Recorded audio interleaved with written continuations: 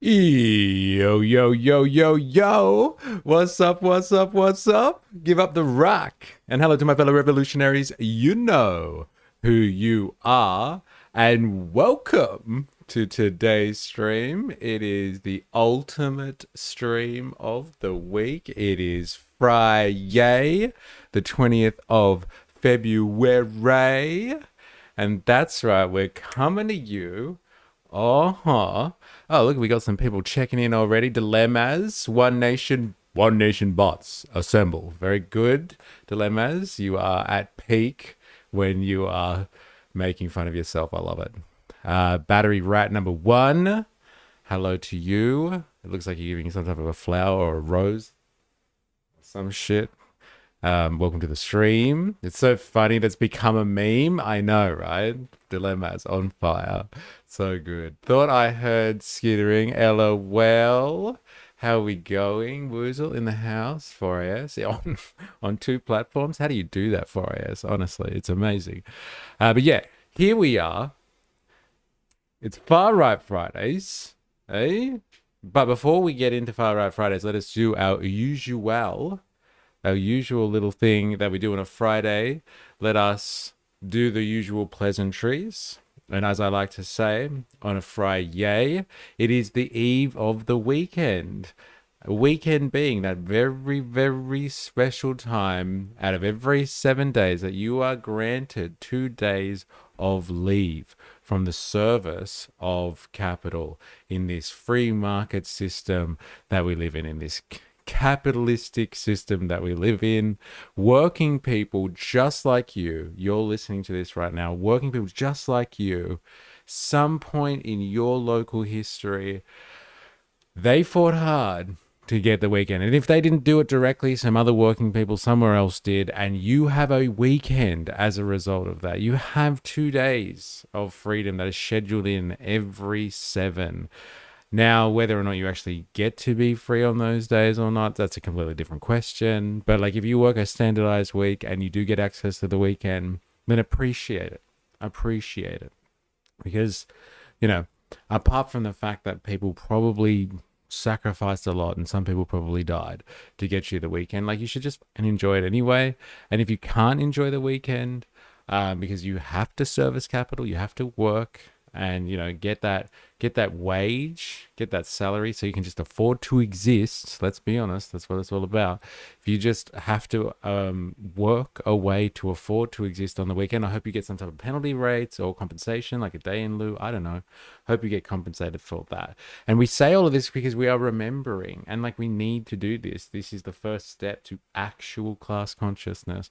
We just need to acknowledge how fucking amazing we are as working people. We just have to just start to appreciate that. Like we do everything. Let's be honest. You, right now, it's the entire modern world is built on your shoulders or people just like you.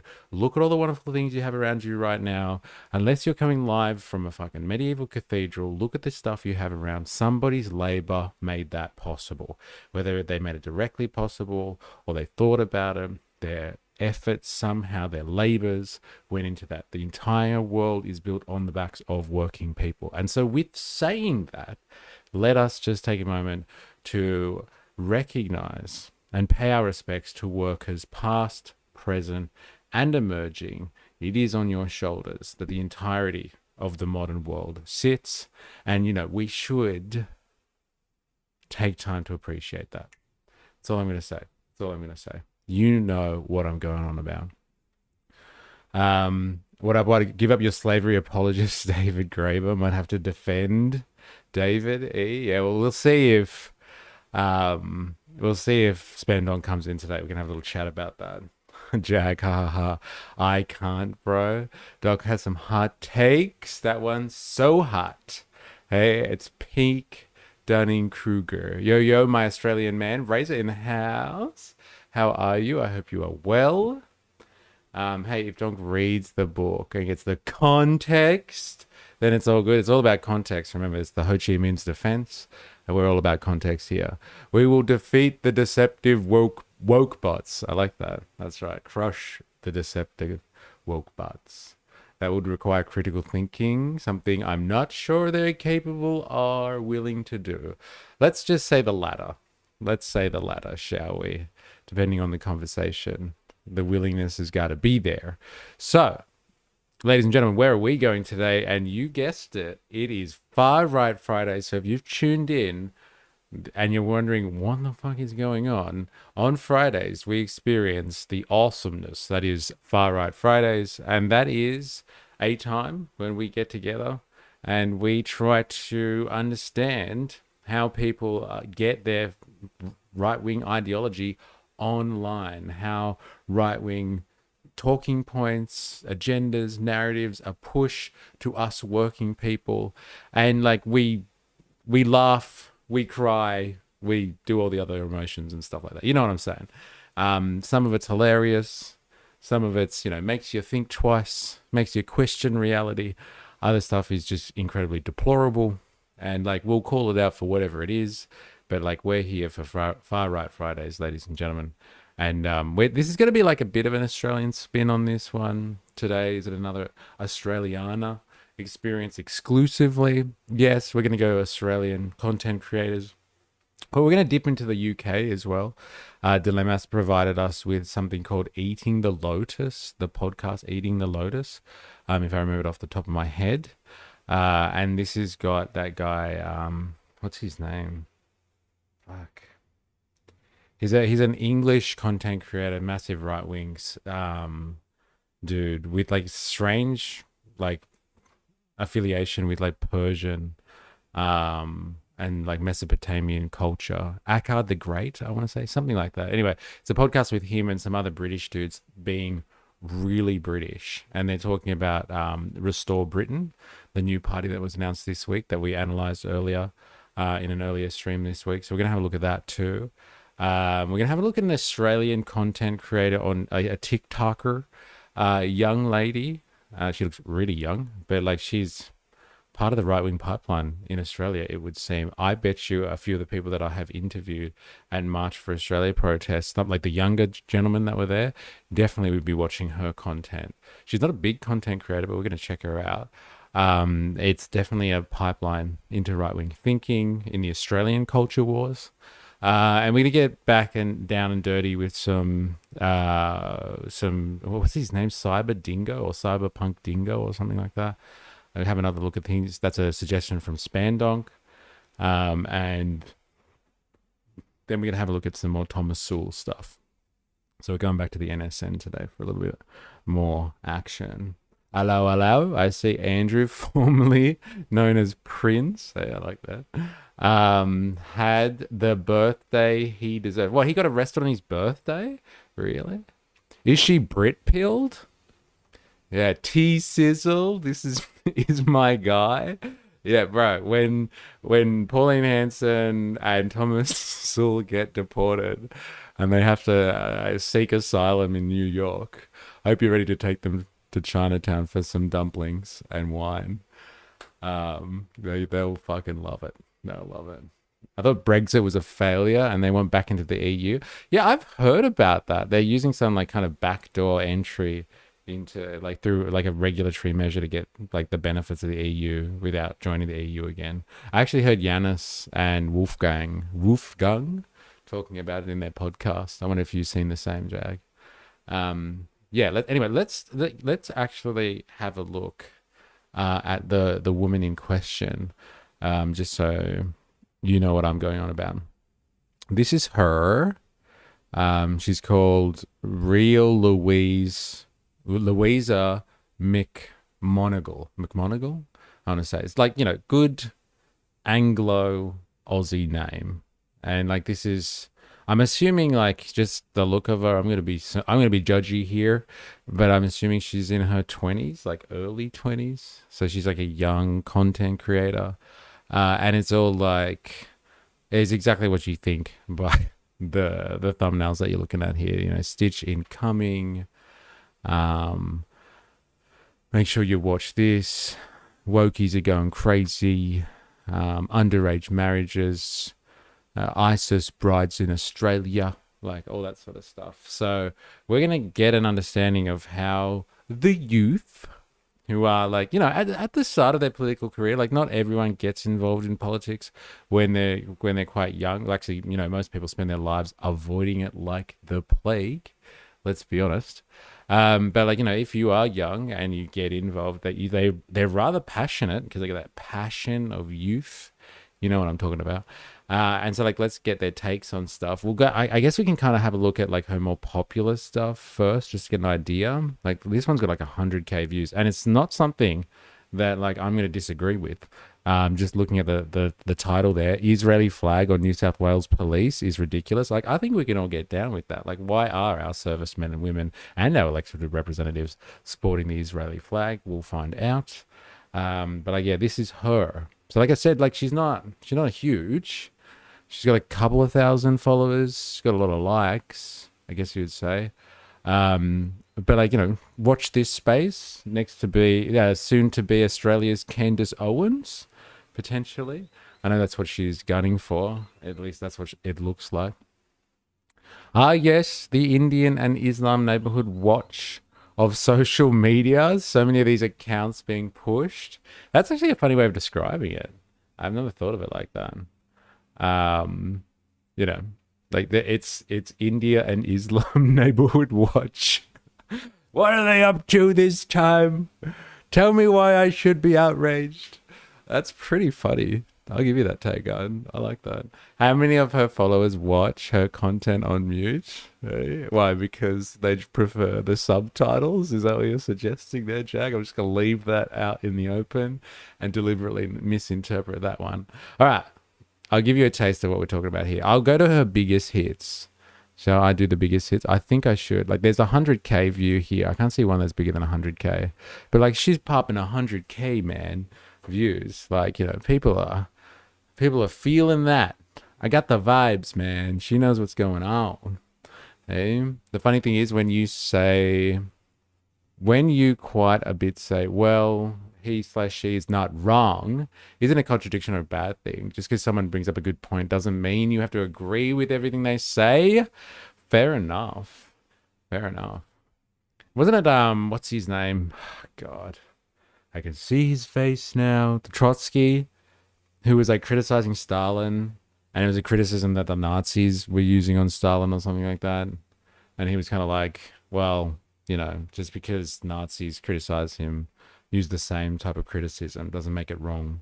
Just because the Nazis are saying it, it's still an adequate criticism of Stalin or something like that. It's an interesting point. Con in the house. How you going? Hope you're well. Rennick? Oh, right. No.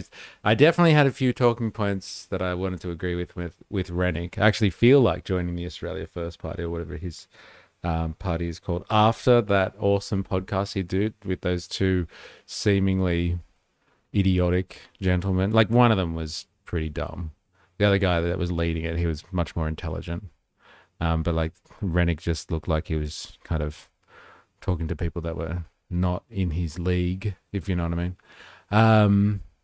Yeah, let's go the 100K. And this is the most popular one. It's people are outraged about Aussie cops wearing the Israeli flag. Why are they wearing the Israeli flag? We're about to find out. The real Louisa is going to tell us. Tell us, real Louisa, why the fuck are Australian coppers wearing an Israeli flag? Let's have a look. Right, everyone, what the hell is this? Why is a New South Wales police officer rocking an Israeli flag right next to the Australian flag? What is happening here? Let's get one thing straight. Police uniforms are not meant to show any other flag other than Australia's. That is the rule. So how the hell did this slip through? We just had the Israeli president meeting Albanese, and now, bam, we're seeing a cop wearing the Israeli flag. Forget all the politics, forget the controversies. If it's not Australia's, it does not belong on our cops. Our officers are supposed to protect Australians. That's the one nation that they serve. This is beyond ridiculous. Our police should be our line of defense, not waving the banner of a foreign country while on duty. I'm furious about this. This isn't a debate. It's basic respect for the uniform and for the country it represents. What about you guys? How do you feel seeing foreign flags on the people who are supposed to protect us? Let's hear it. Leave a comment below.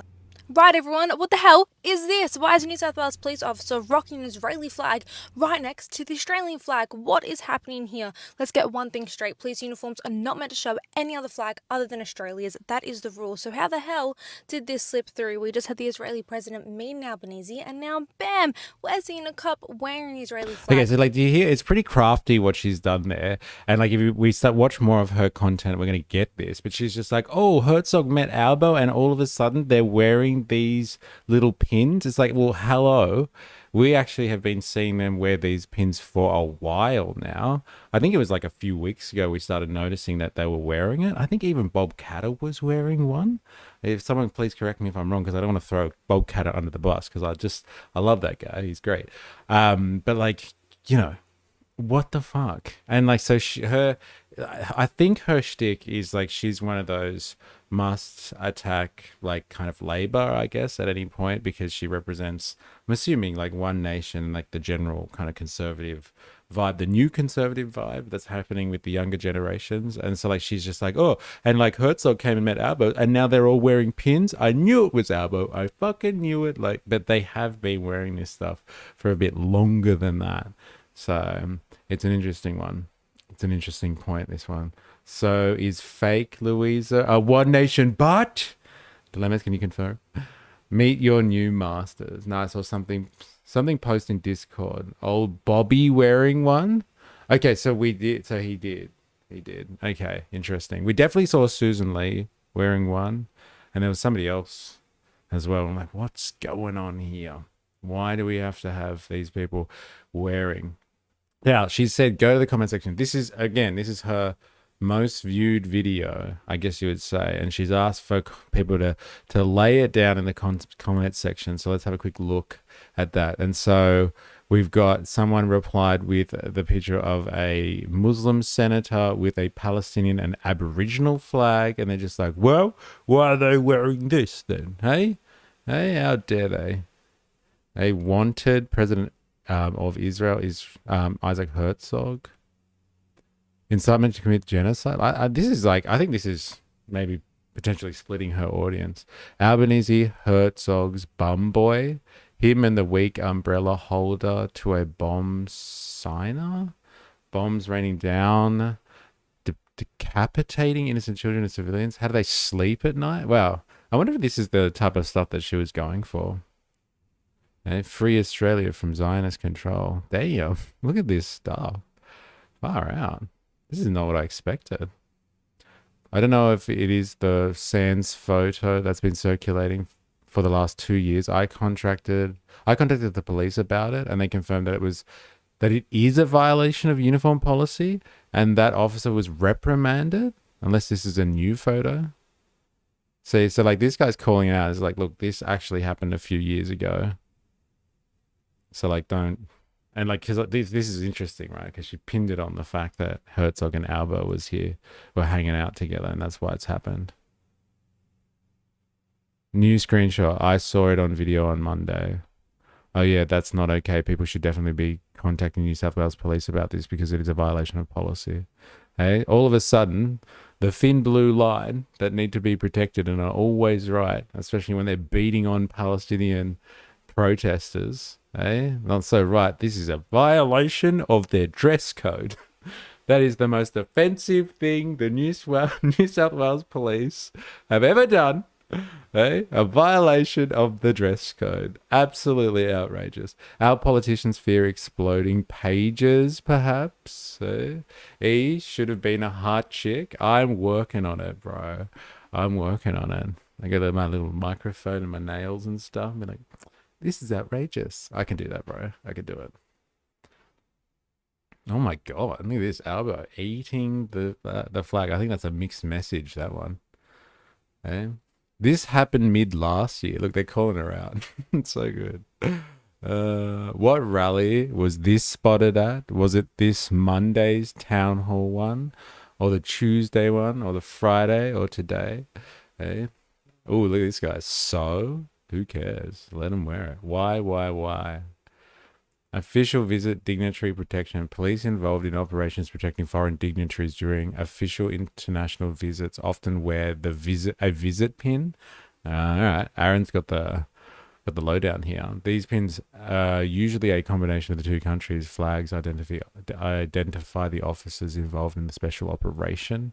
And what about all the politicians that are wearing them like for weeks before the official visit? Eh? White and blue lives matter. Hey, I love people are calling her out. Yeah, they're just like, hey, it's an old photo.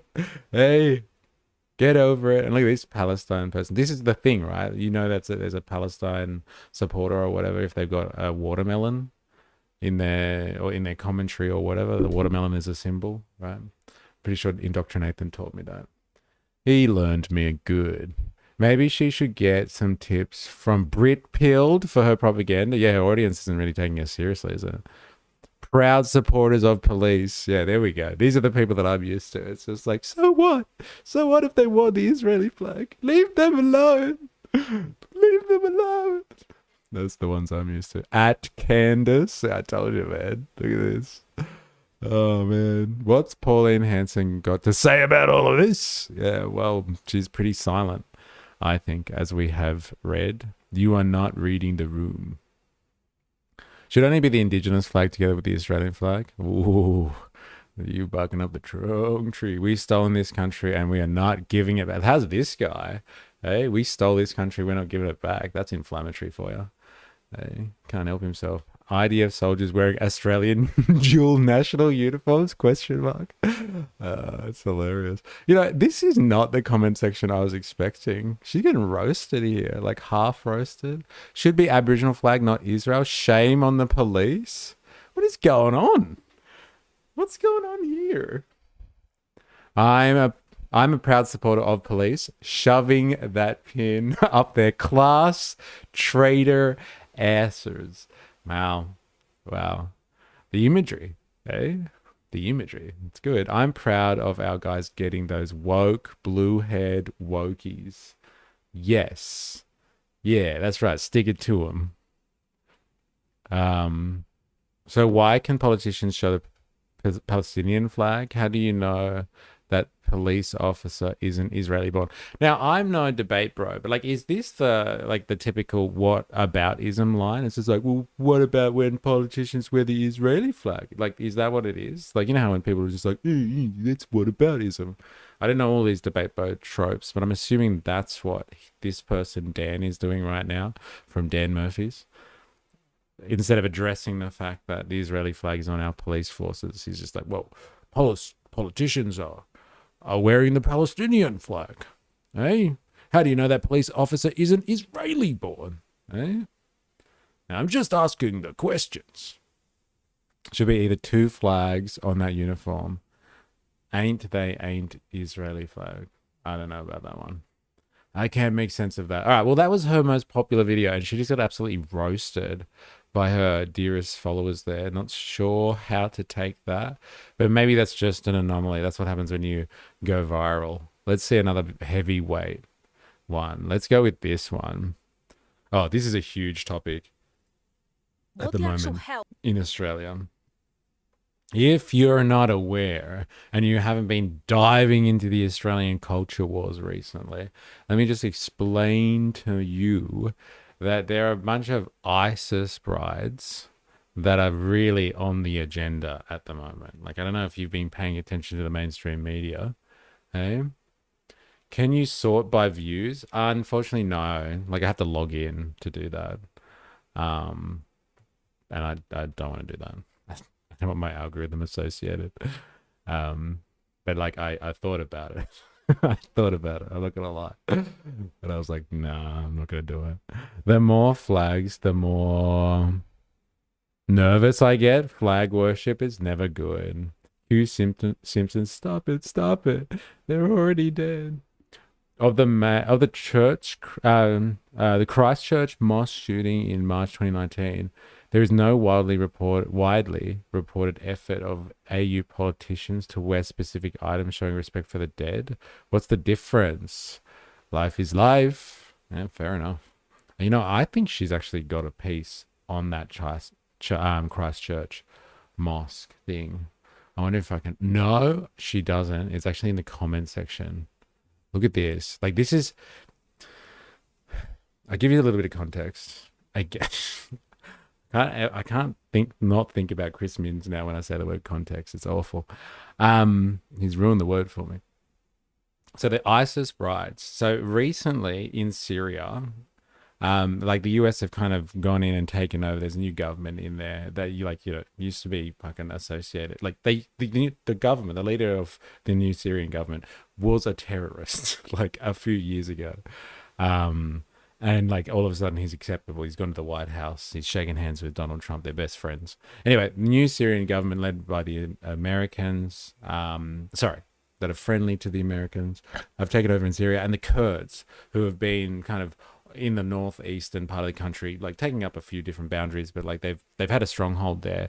There's been negotiations to kind of like the Kurds have to let go of the territory that they've held in Syria, and they'll be given like certain rights and protections under the new like kind of Syrian constitution and like how they restructure society. Anyway, we can get into that separately. But what's happened though is, as a result of like the spread of ISIS through West Asia, let's say, and wars that were happening in that area, like Syria had to fight back to get its territory off ISIS, and the Kurds were incredibly important in that. And so they had like they helped, if not were like a major reason why ISIS no longer exists, the Kurds. And like they've got prisons full of ISIS members, and ISIS have been very active in Kurdistan. Now Kurdistan is like kind of it's leaving Syria, or it's kind of folding into the Syrian nation. And so like these ISIS ex-ISIS people, or they're still ISIS people, but they were arrested, like they're kind of being sorted out now. And so there's these ISIS brides, and they're Australians. So like they were Australians who decided they were going to go and fight for ISIS, and they took their families with them. Like, it was like a fucking family picnic or something like that. Not like they were going to war. Anyway, they took their wives and their families with them, and now the wives, like their husbands are dead. Some of them might still be in prison, but I think for the most part they're gone. And like now that the land, like they're being released, kind of thing, from the Kurdish territory, and they want back, and they've got Australian passports, and so like this is huge. Like the culture wars couldn't get any more like crazy and ferocious and visceral when it comes to like letting migrants in, let alone letting Muslims into the country, even if they do have Australian passports. And so people are going frantic about this one at the moment. Don't let the ISIS brides in. They shouldn't be here in the first place. Scary, all that sort of stuff. And like, fundamentally they are Australian because they have Australian passports. Whether you think they're an average Australian or not, that's another debate, but they do have Australian citizenship. And so like they're petitioning the government to get let back in the country, and like no one wants to touch that one with a 10-foot pole. Like honestly, nobody wants to touch this one. Like usually there's some people out there that are just like, no, it's wrong. We should help everybody who's an Australian citizen. But like the government doesn't want to touch it. Nobody wants to touch this one. Everybody's pretty much distancing themselves from this situation. So that's what she's talking about. And like you brought up the Christchurch thing before, Woozle, like this is her comment section, a guy called Trans Floyd, and that I'm pretty sure that's the Christchurch guy, isn't it? I did no wrong, says the tagline there. This is heavy. These are the type of people that are commenting on her videos, like people that are like, oh well, massacres are okay if it's Muslim people at the end of the day. And like this is the right-wing pipeline of this girl, let's just say. What the actual hell did I just... Now, like, she's not responsible for the people that comment on her videos. Like, don't get me wrong, but like this is the pipeline that she's involved in, right? Yeah, right. Okay. Very good, Jag. I'll let that one simmer in there. And maybe if we get our friend over, they can explain it for it. Define terrorist. Yeah, I agree. The woke flag worship is pretty bad. LOL. What about the black kids that got stabbed? Where was the African pins being worn? You'll have to be more specific. A lot of black kids are stabbing each other lately. The 2 children recently, if they went to Russia to fight with Ukraine, would they be allowed back? Yeah, but that's acceptable, Woozle. Completely acceptable. As long as they were, I don't know, the right complexion, and spoke English, that would be fine. That would be absolutely fine. All right, so let's have a look at this, shall we? Let's see what she has to say about the ISIS brides. Here. 14 children in New South Wales have been subjected to suspected forced marriages in the past financial year. Now, some of these are claims of unofficial ceremonies conducted by Islamic clerics in backyards. Okay, wrong. Not about the ISIS brides. Still kind of relevant, though. Underage marriage in Australia. That's a big talking point for your usual anti-Muslim sentiment. 14 children in New South Wales have been subjected to suspected forced marriages in the past financial year. Now, some of these are claims of unofficial ceremonies conducted by Islamic clerics in backyards. Been 117 reports recorded since 2018-19. Last year, 14 children were suspected of being forced to marry, up from 8 the financial year prior. Sick of hearing this happening in our great nation. We're told if we raise concerns that we're racist, if we question policies, we're intolerant, and if we demand standards, we're somehow extreme. No, this is Australia, and Australians have every right to accept safety, unity, and shared values in our own country. This despicable act is not our values. Multiculturalism was sold to us as enrichment, as something that would strengthen the fabric of our nation. But this is not something a Western society should accept as multiculturalism.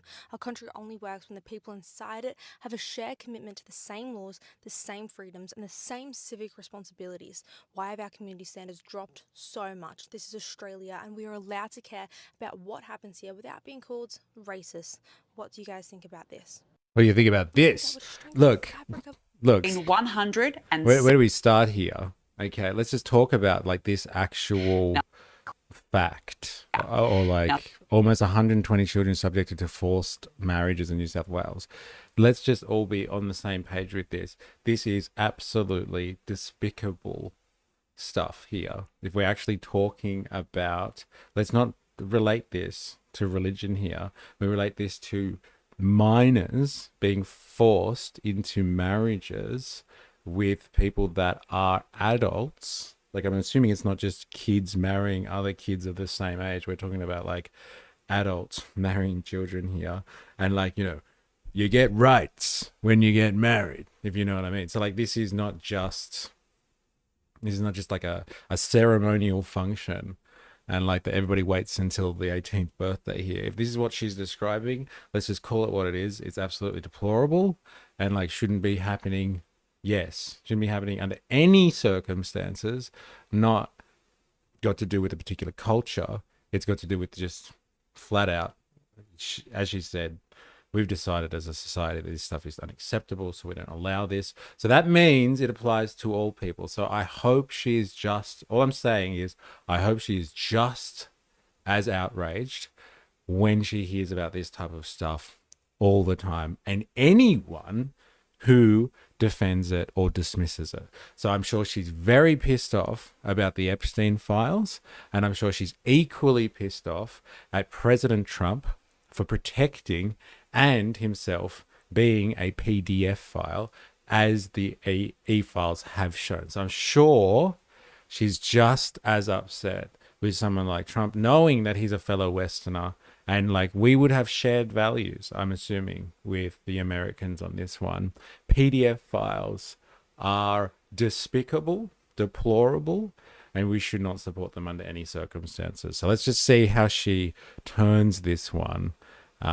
Exactly. Last year, 14 children were suspected of being forced to marry, up from 8 the financial year prior.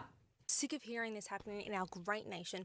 We're told if we raise concerns that we're racist. So like, if you raise concerns about this, but on a particular culture, not generally, you're a racist. So I don't hear her moral outrage exactly about the kids getting married and being subjected to this predatory behavior. It just sounds more like I should be able to think what I want about this and say what I want about this in the context of this happening in Muslim within the Muslim community in Australia and not be called a racist. I don't think she gives a shit about the actual kids themselves. That's the scary part. Like, let's just be honest. What she's just said is fucking scary stuff.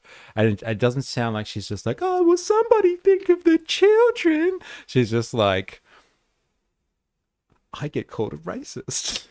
This is outrageous. Why should I be called a racist? A group of ISIS-linked families reported. Like, the sound is all over the place with her stuff. Watch this. I'm gonna have to fix that. Watch this. Oh, well, there's good more. Her sound is all over the place. Now let's get back to it. This is 20,000 is the big views What the here. actual hell did I just hear? We're told if we raise concerns that we're racist, if we question policies, we're intolerant, and if we demand standards, we're somehow extreme. No, this is Australia, and Australians have every right to accept safety, unity, and shared values in our own country. This despicable act is not. So, like, do you reckon she goes out and advocates for these people? Like, you know, if you're pretty upset about this, right, like about shared values, unity, protecting children, I wonder if she, like, petitions her government or, like, you know, organize some type of rally for women's rights and ending child weddings, child brides, like whatever it is. Like, I wonder if she is like some form of an activist. I wonder. I'll put it to you. I have my suspicions. Not gonna lie. Wookie in the house. How you going? Hope you are well. Welcome to Far Right Fridays. We are analysing the Australian right-wing pipeline, trying to understand how people get radicalised. That was for you, Dilemmas. I know you love that word. If we as Aramex, if we Aramex to bring the brides back at least, there's 50% chance we'll just lose them anyway. I might have to get you to rewrite that one, Wookie. I missed that. Jesus, she's a big culture warrior. Kirky boy would be proud. Getting a little ahead of yourself there, mate. Broader scope, official reports emphasize that forced marriage is not exclusive in any single religion, culture, or ethnicity. Honor, money, and gender inequality are major factors. Yeah, this is a pretty broad-ranging issue, but, like, you know, it does happen culturally, and, like, it's happened everywhere. Like, a lot of cultures have dealt with this issue and had to move beyond it. And so, like, you know, no judgment on, like, one culture being singled out for this practice, because, like, you know, it's been pretty institutional across many cultures. And so, yeah, she's right. It should be stamped out. And, like, you know, is it an affront to our values? Yeah, bloody oath it is. You know?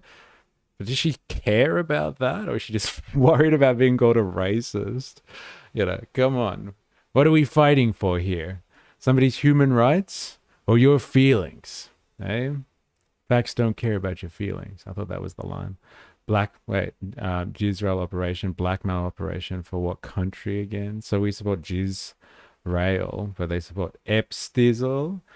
We care a lot about our children, so we are focusing on policies at the moment that aim at creating the conditions for children to succeed. Right? I think you know the answer to that one, Volta. So I'm just going to leave that one hanging. Eh? What religion was Epi's temple again? Eh? Oh, but Joe in the house. Yo. Been here but lurking. She sounds like she's just spitting out the points of the right to get some kind of internet clout. I don't believe that she's out there fighting for what she believes in. Yeah, I know. I just left that one hanging because, like, I'm not too convinced either that she actually cares about fighting for women's rights or something like that. Or the liberation of children from, like, you know, very untoward circumstances. But it is culture warsy, and you're right. You can get some great clout from this type of stuff. Actually, I'm watching you to de-radicalize. How you going? Oh, really? Is that what's going on here? This is interesting. That's the far left for you. Outrage without principles. Views. She is fighting for views. Her cookie cutter version of hate preaching isn't intelligent enough to hook people, as her comments show. Well, the comments on the other video weren't good, were they? We'll have a look at these ones and we'll see. Mamupa, I think it can be cultural. I think it can be cultural without religion. female something something. You can read it for yourself. Isn't just a Muslim issue, for example. Okay. Yeah. Interesting point. Yeah, there's definitely cultural trends that move inside a religion itself, and so the cultural issue is important. Dilemma, she is racist. The most important thing to her is her lens of the world. Dilemmas? What's going on there? Main character syndrome. I haven't heard of that phenomenon. You might have to explain that one for me, Woozle. All right, so let's just see if she comes out with any other gold that we should talk about. Our value. Multiculturalism was sold to us as enrichment, as something that would strengthen the fabric of our nation. But this is not something a Western society should accept as multiculturalism. Our country only... Okay, so multiculturalism was sold to us as something that's going to be an asset, and it looks like it's not an asset because we have people here that are doing things that are undesirable, to say the least.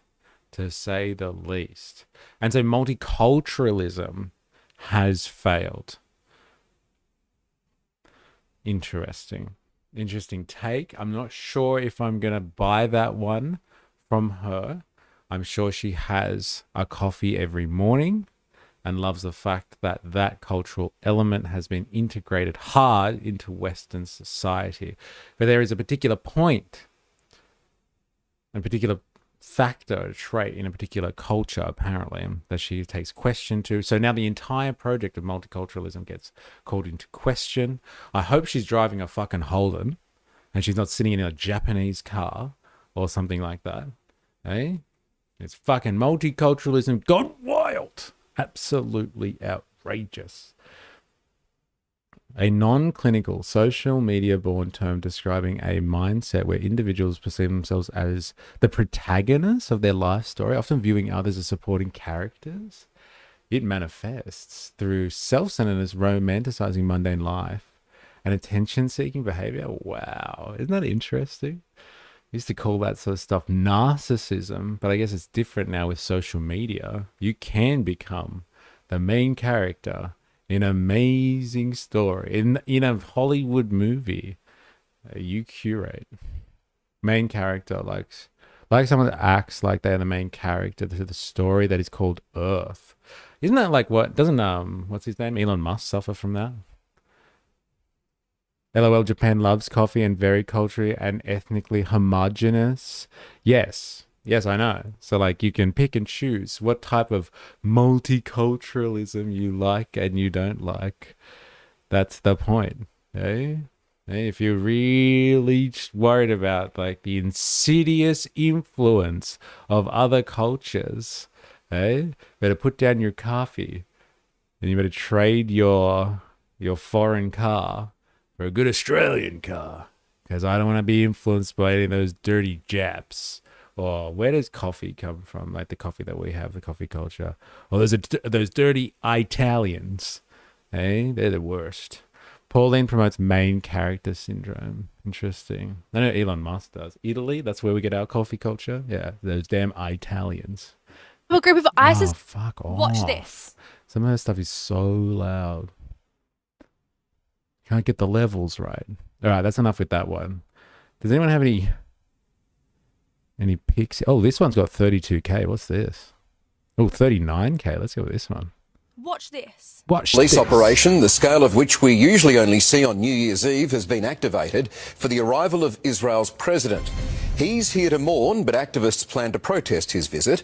The Premier and Police Commissioner are having none of that.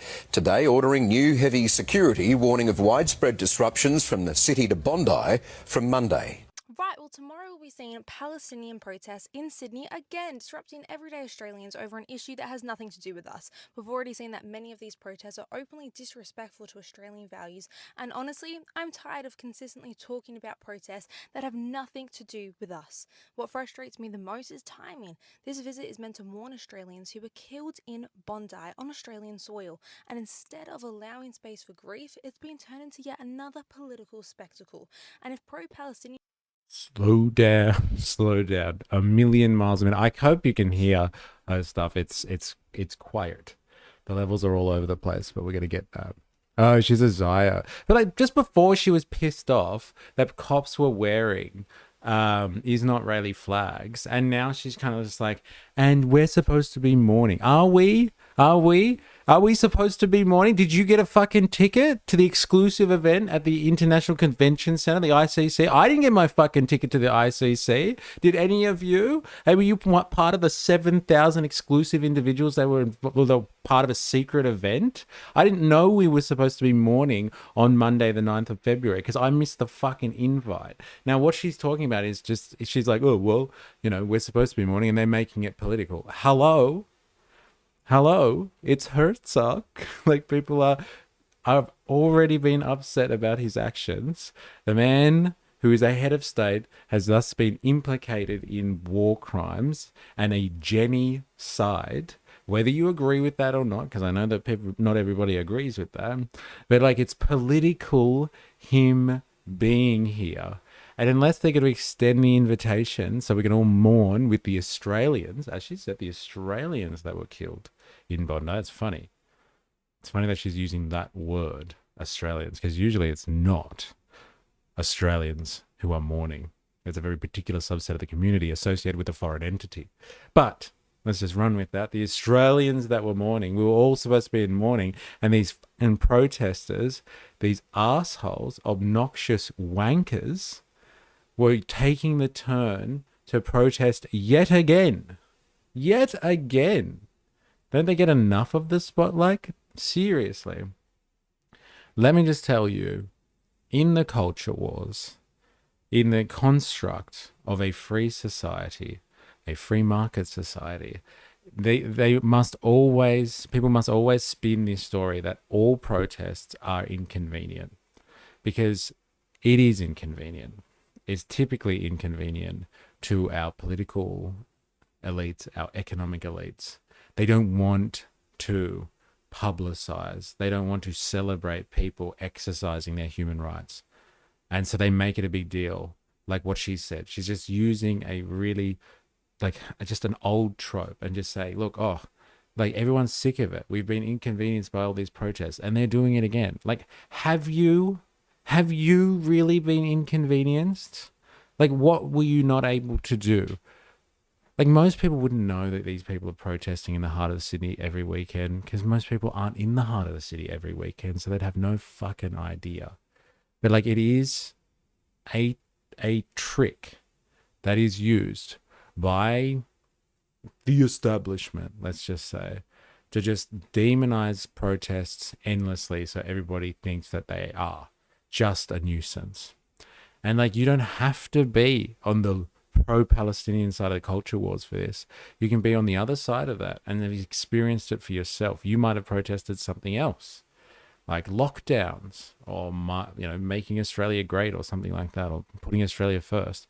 And you would have seen the way that the media talks about protests, and, like, talks down about them and tries to discourage them, and talks about how they're just an inconvenience. This happens across the spectrum. They don't like protests, and she's regurgitating the line. Say the line. Say the line. It can overlap with narcissistic tendencies, I just read. Yeah, well, like, it's a narcissism for the social media age, right? The world is you, and, like, everything revolves around you, and now you're the main character. Scary stuff. We can show solidarity to things only I care about. Yeah, I didn't RSVP. Hey, this is the real reality. It says Hookstagram. G'day, Hookstagram. How you go? This chick, the Tommy Wiseau culture war rage baiting. Tommy Wiseau. That's interesting. Hey? Is today how to be a bad culture warrior? Well, a particular type of culture warrior, it would seem. That's the perfect question for every person who uses the line about protests. What couldn't you do? Like, fair enough. Like, you know, it's a fair question. Like, her sitting in her fucking car, sitting in her Japanese car, most likely, or maybe Chinese. Eh? Maybe she's bought an electric vehicle, the little Wokey herself. She's going to sit in her BYD. Yeah, like,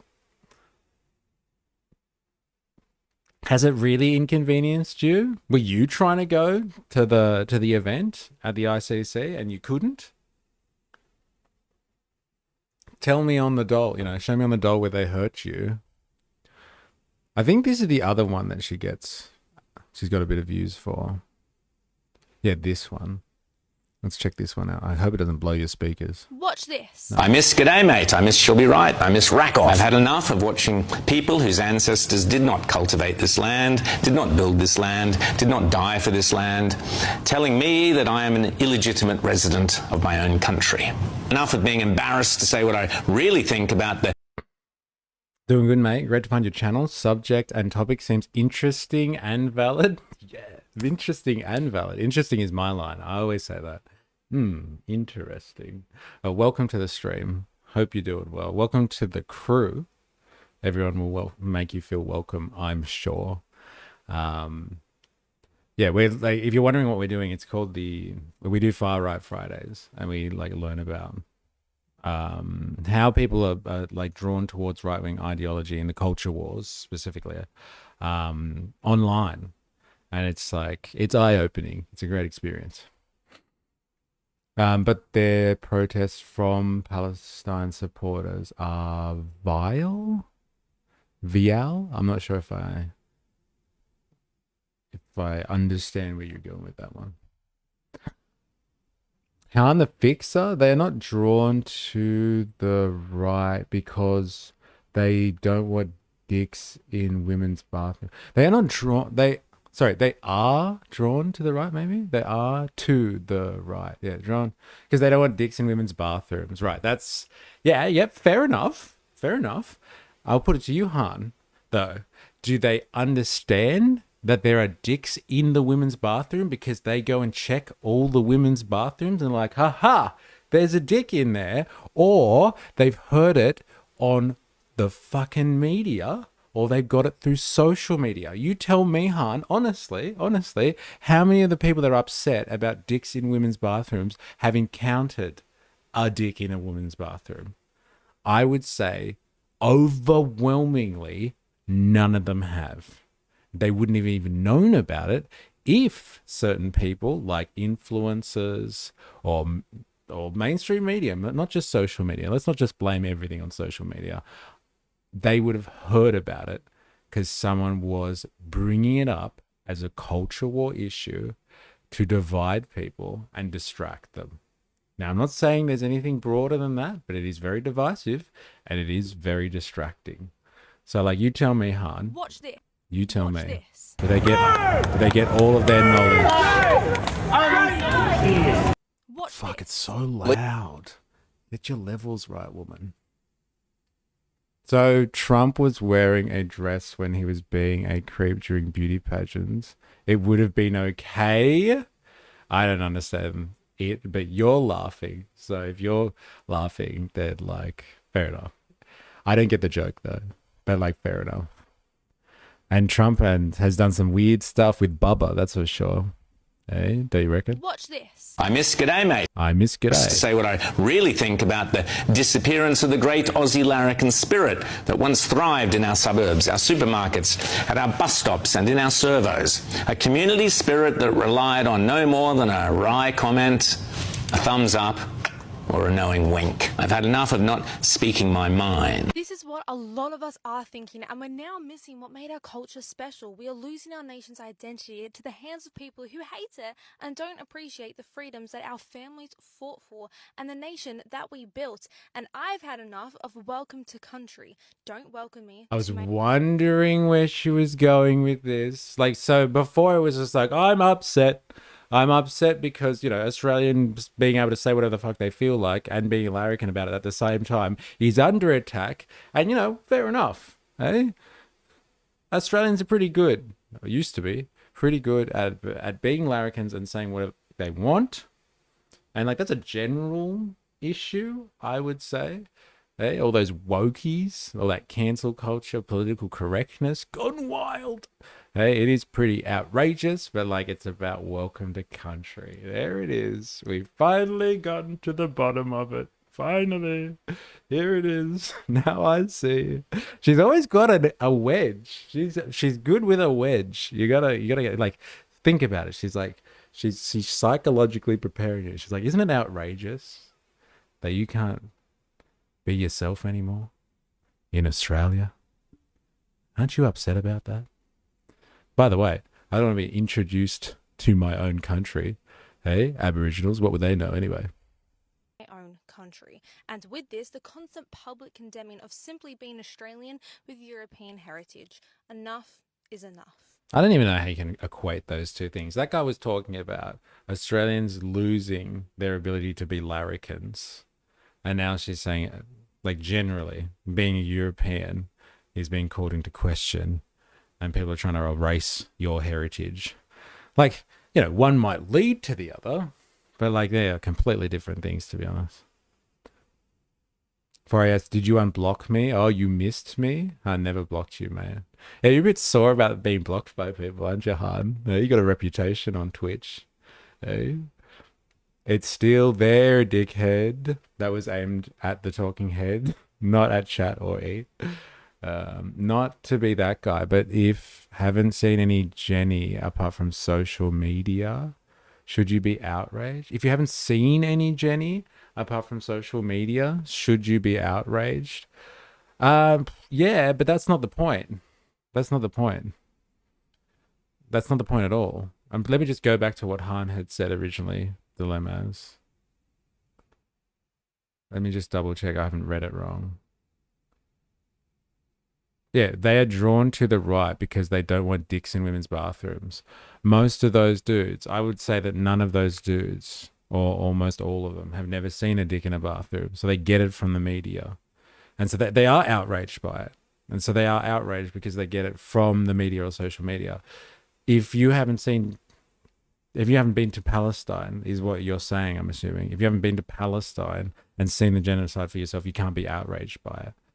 I'm not saying that you have to see it for yourself to be outraged. But I'm saying where they get the story from, they got it from the culture wars, not from their own personal experience. I think that's a fair point. Unless you're making another point, I'm not sure. My bad might have been Indoctrinathan. Yes, I think it was Indoctrinathan. What am I being accused of by Hard now? It's so good. Some people just appear in the stream. Their timing is incredible. Indoctrinathan, how you going?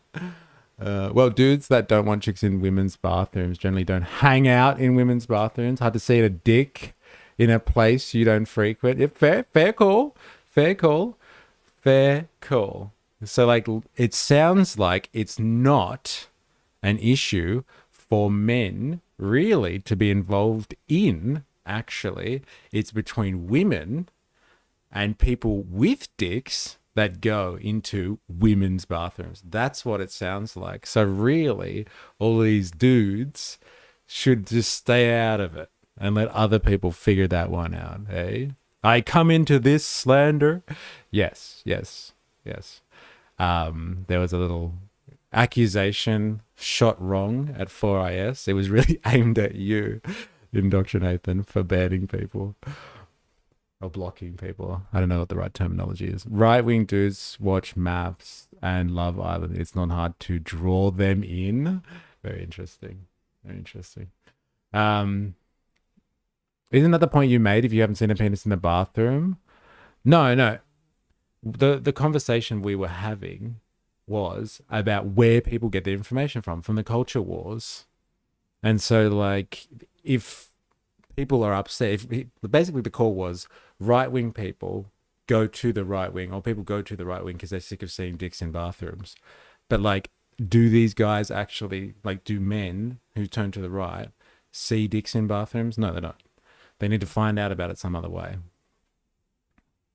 So, like, if they're outraged by it, fine, but they don't see it for themselves. And they come across it through people like her. She talks about it. And then everyone's outraged.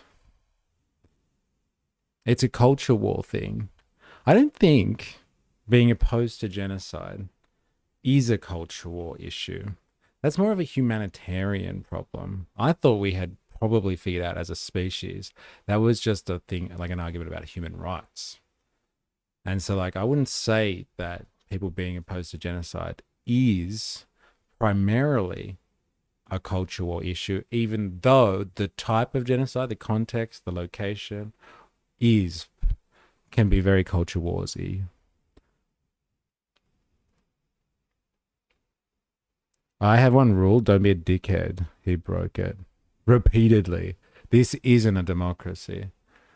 Does Indog ever stop crying? Bought this channel, by the way.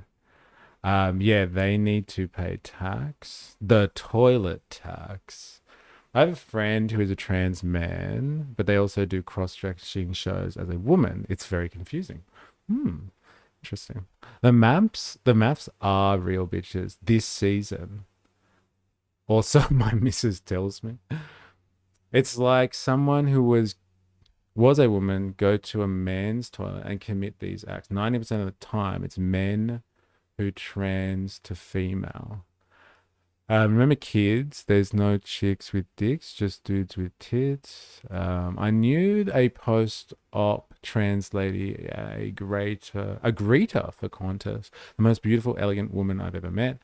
I envied her femininity, her grace, everything about her actually. Fuck all the haters.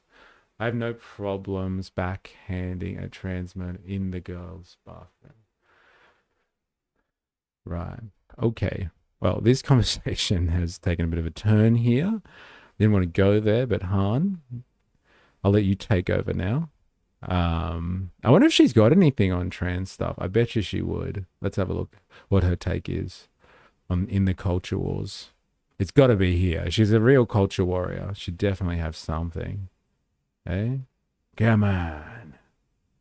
I don't want to go through all of your content, for God's sake. It's just awful. Oh, here we go. Oh my God. Here we go. Are you serious? Trans people are mentally confused, and allowing a man into a woman's and girl's bathroom is ridiculously dangerous. Boom. She's already done it in like 10 seconds. She said the thing. It's about the bathrooms. Eh? It's straight to the bathrooms. I thought she was going to talk about mental health. Hey, that's how she started. It's just straight to the bar. This is perfect. Like, whether you like this stuff or not, you understand or you don't, you have a side in this debate or not, this is the culture wars of the 21st century. She said the thing. She said the word bathroom. Hey, this is what is really important, ladies and gentlemen. Not the housing crisis, not the state of the economy, not that, like, I don't know, people have absolutely no prospects for the future given how horrible capitalism is failing us all as a society. No, it's not these massive existential problems. She's getting clout because she said the bathroom line. Eh? And like, look, people have opinions on this. And so it becomes important. But like, this is a device. This is a device, remember. Is a device to distract you and divide you. It's double D's. It's double D's for days. And she's in on it, bro. She's in on it. You were asking why people go to the alt-right. I gave you one reason. Fine. I'm sure it's a thing. I'm sure it's a real thing. But all I'm saying is, where do they get it from? Where do they get it from? From people like this. That's where they get it. That's where they get their talking points. Because somebody has to disseminate the story. What are we pissed off about today? Like that South Park joke when they come out and they're like protesting. It was like, what are we protesting today? And he has like a flip thing and he goes through the issues on the picket.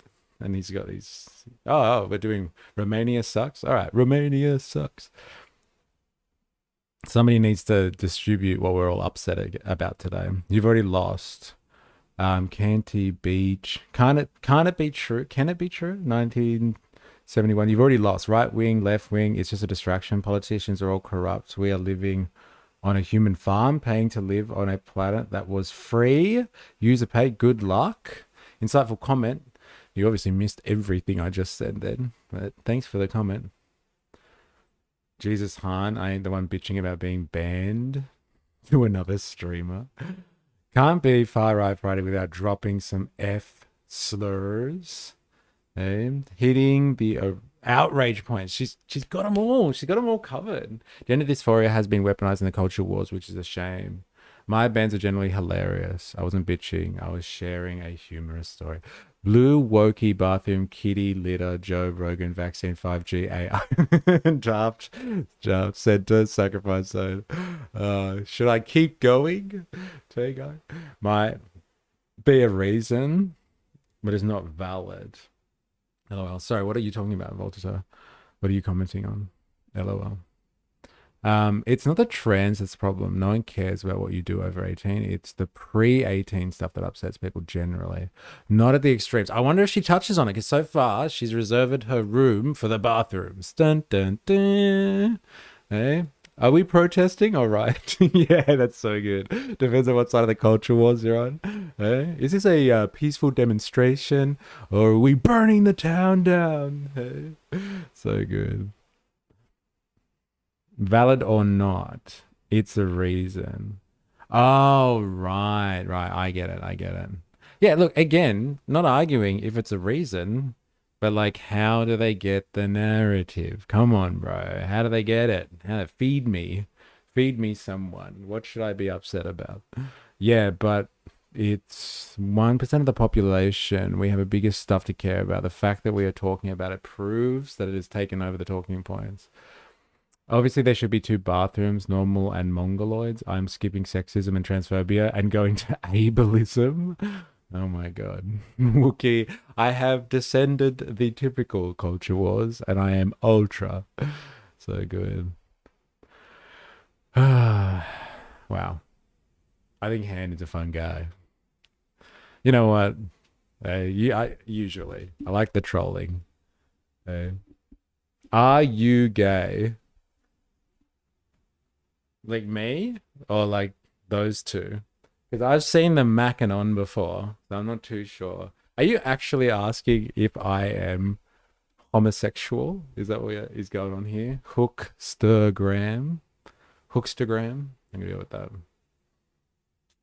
I would first like a qualifier. Why are you asking?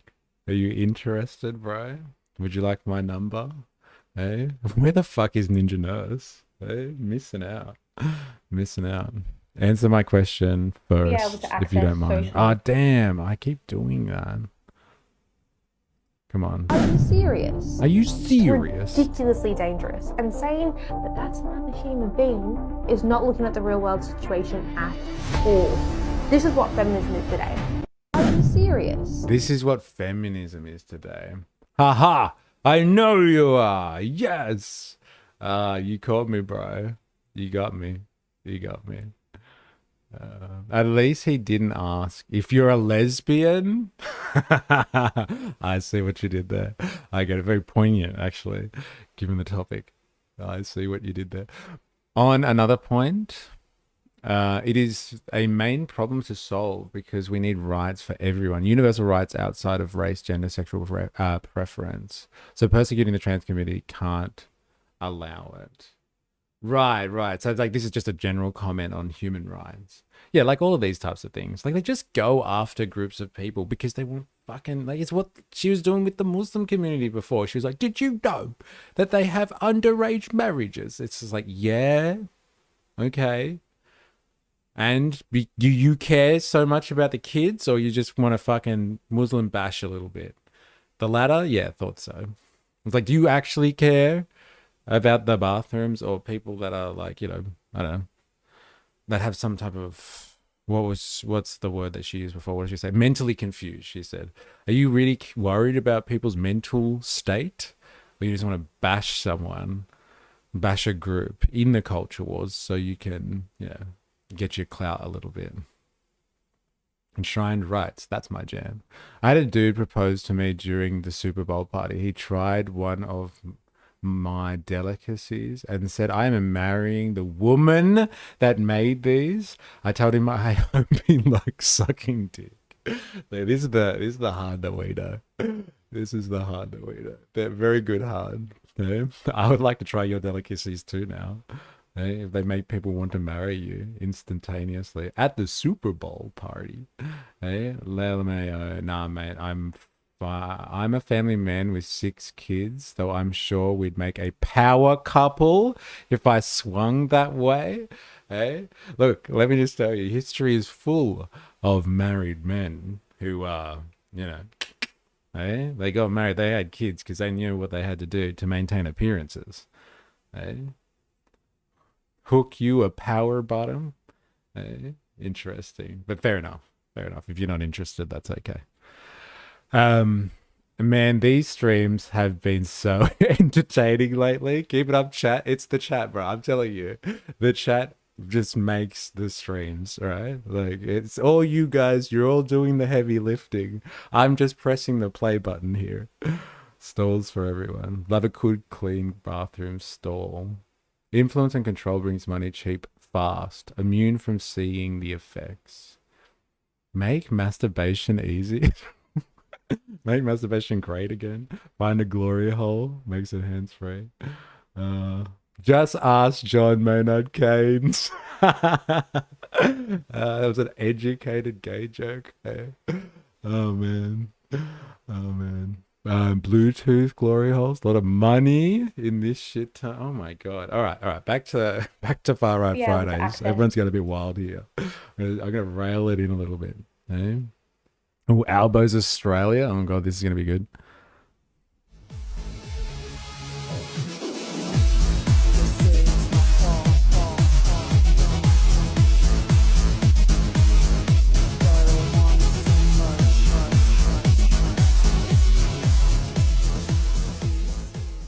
I love the TikTokers, like they do these like mashups and stuff. It's interesting content. Fake feminism. All right, this one's for the ladies. Hey, Ravy, are you still in here? Woozle, I need your opinions on this one. It's fake feminism wrapped in designer outfits and bad writing. As for Rotten Tomatoes, All's Fair has a brilliant 3% on the tomato meter. It's fake feminism. What? Was she saying that because there's people that advertise exclusively to women? And like it's kind of sold as empowering femininity. It's like fake feminism.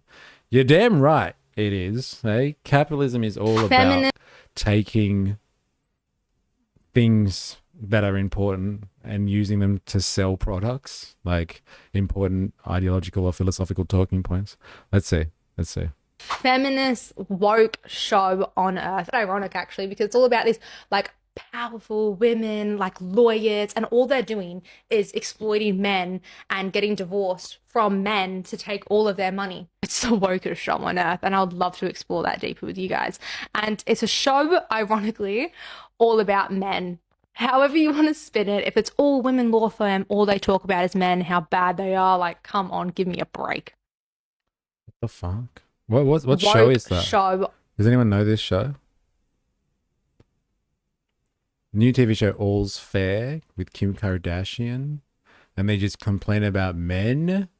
Hey, goddamn feminists complaining about men. Hey, that's the first time in history, I'm sure.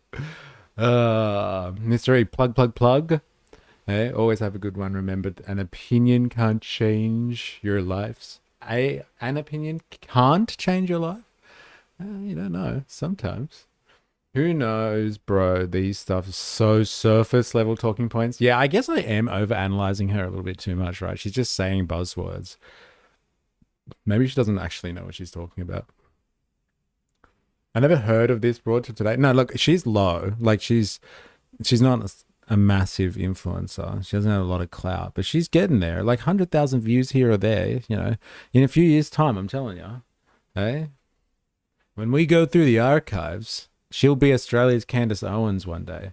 And we'll be like, hey, remember when we watched her on Far Right Fridays? Do you remember that? Do you remember that? I found her by accident. I was like, you know what? We always go after big fish on a Far Right Friday. Let's see where people start their journey and like start to influence the right-wing pipeline.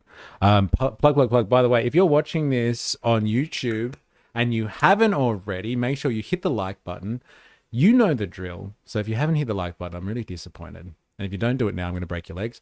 If you're watching this for the first time, you like it, hit the subscribe button on YouTube, hit follow on Twitch. You know what it's like. If you want to come and join our online community where we share propaganda, actually some of the propaganda that we're going to be looking at today, I stole it from Discord. So people are just doing the work for me. It's fantastic. Headed to a show. Have a good stream. See you all next week. Good luck. I hope you enjoy it. You lucky bastard. Have fun. Discord, you need a stream bot. Yeah, I know. One day. So yeah, go and join our Discord, etc., etc. And make your chat live, not to. Every Friday we go to hell. Sorry I'm late. I twisted my ankle running from the fake news. Bro, you missed out. You missed out. We've been talking some points that I thought you would have been across. I've been propositioned. Somebody asked for my number. I needed you. Far Road Fridays. Yeah, we're in, and we're in deep, bro. We're in deep. US is a forced far right via Trump. US is a forced far right via Trump.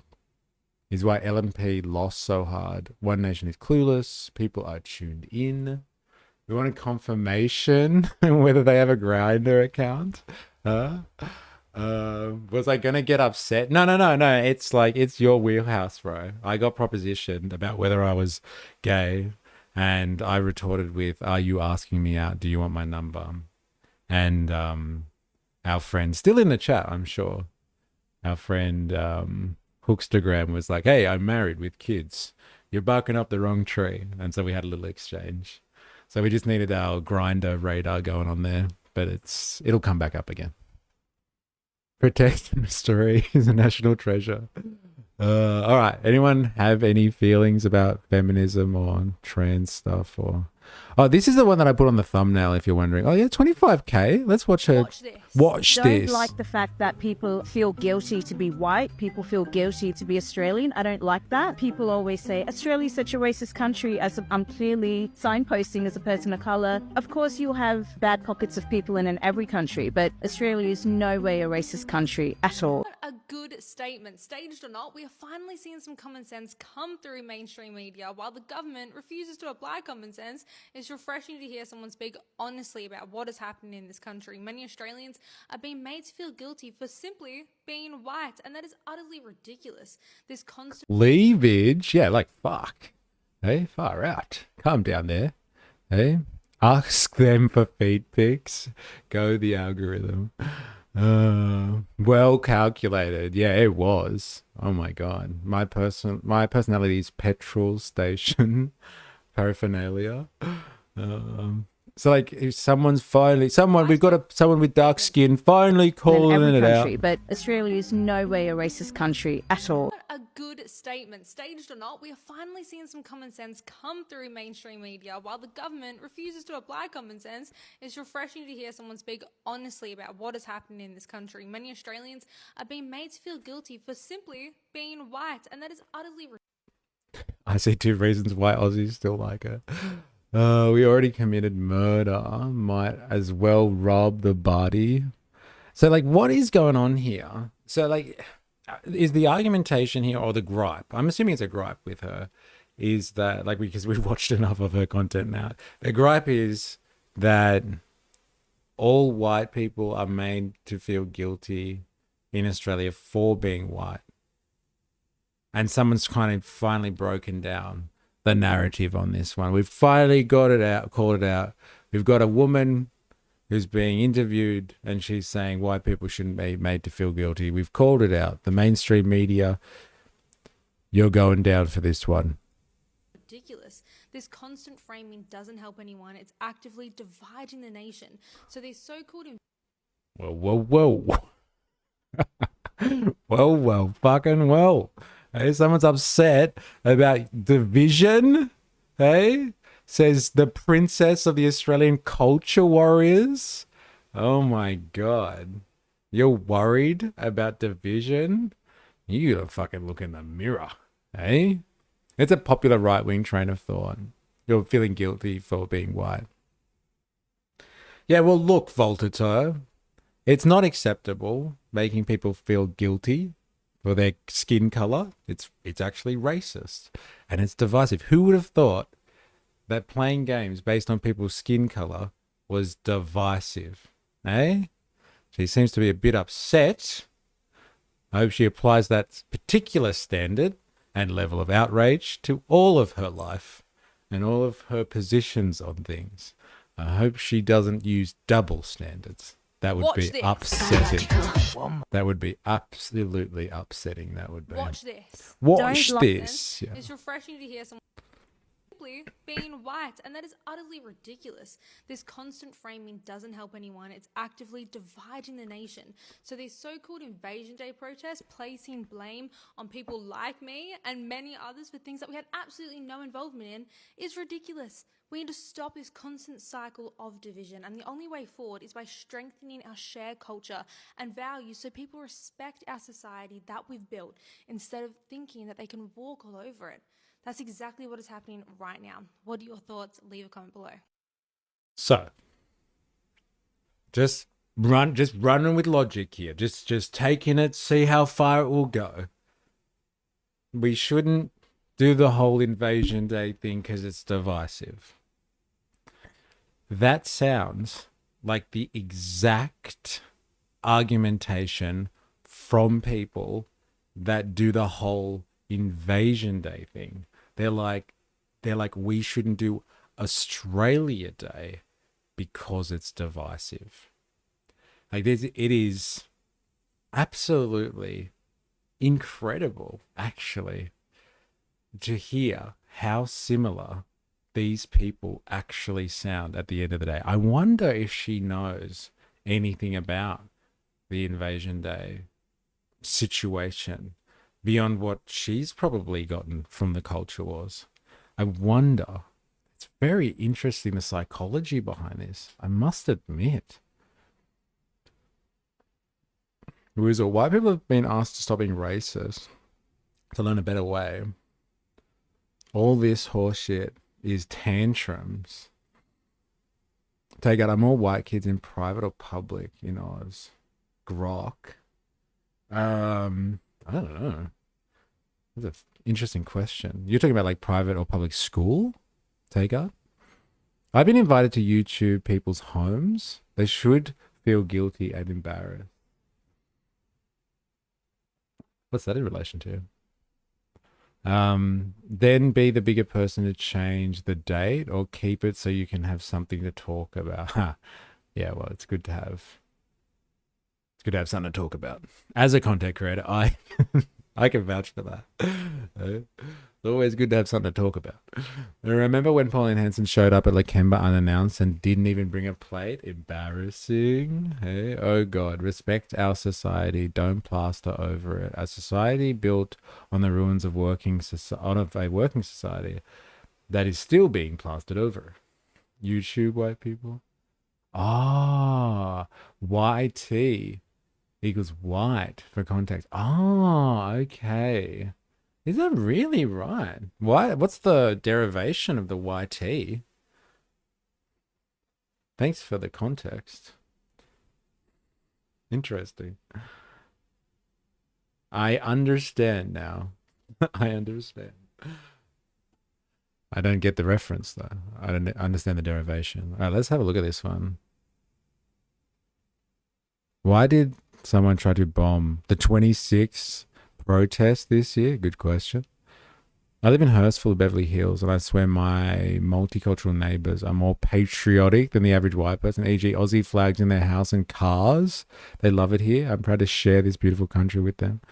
What a beautiful, intelligent woman. Yes. Politicians, be they Fed or state, are pandering to the minorities and causing this division. I'm proud to be an Aussie. Yeah, good on you, mate. Yeah, mate. I don't think government pushes the narrative. Media companies do. Any attempt at reconciliation or raising awareness is met by frenzied division. Interesting. Oh, YT. White. All right. Oh, yeah. Okay. Oh, thank you. I feel educated now. Eh? I feel educated. Oh, in school systems are more white kids in private or public. I don't think there's really a gap like that. If anything, some people would argue that, like, the ethnics try really hard to get into private schools because there's better facilities for them and they get better grades. And so if they get better grades, they can get better placement in, like, university systems and stuff like that. So I don't know if there is a demographic distribution. I think it's more geographic, like locational wise, where you are would determine whether you go to a private school or a public school. There are some pretty good public schools, I would say, but for the most part, private education gets a lot more resourcing, if you know what I mean, or the right type of resourcing, let's say. And so yeah, it's an interesting question, but I don't know if it's actually that simple or that black and white, to be honest. Tago. So was this lady equally outraged when people threw a dirty bomb for being black or supporting black people? Was she? I don't know. I'm sure she has a great response. You have educated us so much. It's only fair that we return the favor. Our schools have a rich-poor gap, not a non-white gap. Yeah, I would say, yeah, it's like geographical, and like the geographics, like what suburb you're from, what area you're from, are definitely delineated by, like, your wealth, if you know what I mean. In Australia, a significant number of private non-government schools receive more government funding per student than comparable public schools. Isn't it mental? And they pay all those goddamn fees? Outrageous. AKA the WA Invasion Day protest. The bomb that didn't go off? Yes. Take it. I'm just thinking, if she is arguing for Australians being kept behind, she could argue for the gutting of public and private school. That's a bit much for her, I guess. Yeah. Potentially. It seems like it's more just picking up on good culture war points at this stage. It's a good point. Most educators in the public system embrace diversity. The class gap, not an ethnic gap in public schools. But if rich immigrants move here to live. Gonski for the win? Yeah. All right. I wonder if she's ever been reviewed by this before. If people do reaction videos to her stuff. Pauline Hanson proposes coalition with the Nationals and the Liberals. Did she? Let's have a listen to this. Pauline Hanson, the leader of One Nation, has proposed the idea of reforming a coalition with the Liberals and the Nationals ahead of the 2028 election. On one hand, One Nation has become increasingly popular for its Australia First, Australian First stance. But because of that, some people may see this move as a bit of a betrayal, especially joining with the Liberals, who many believe went behind Australians' backs by supporting the hate speech laws. On the other hand, many may see this move as the only realistic way for One Nation to gain real power and influence in Parliament within this time frame. Like it or not, politics comes down to numbers, and a coalition may be the only path forward. So what do you think about this proposed coalition? Leave a comment below. Wait, what do you think? You still, yeah, Dilemmas, what do you think? Has anyone heard about this? I didn't know about that. Is that true? Is One Nation proposing a coalition with the coalition to form a multi-coalition? Yes, bigger, faster, stronger. Sorry, I meant gutting of TAFE and public school under Morrison, who she seems to love. Oh, you've checked her out as well? Or you just see Scott Morrison pictures in there? I just want to quickly rant. What a boss move before the last election that Albanese ratified Gonski in full. Yes. Okay. Yeah. Just in case, let's just make sure that this goes through. Protect this bad boy. Coalition doesn't exist. This is wishful thinking from the far right. If anything, most of the Liberal Party still want to distance themselves from One Nation. Yeah, I heard about it. It was like 2 weeks ago. Oh, she did. She's tabled this. Oh, okay. I didn't know. I thought she was writing the fact that she's killing the coalition at the moment. She's not interested in doing anything. She's going to wait for them to come begging. Eh? This isn't true at all. A lot of kids back The uni party kept a lot of kids back during COVID. Dilemmas. Do you know about what she's talking about? Have you heard about One Nation or Pauline Hanson trying to talk about a coalition with the coalition? Any brownie points Gonski earned, he lost recently with this. Gonski and Siegel are close. Segal are close. They have known each other since emigrating as children from the 60s, apartheid South Africa to Australia.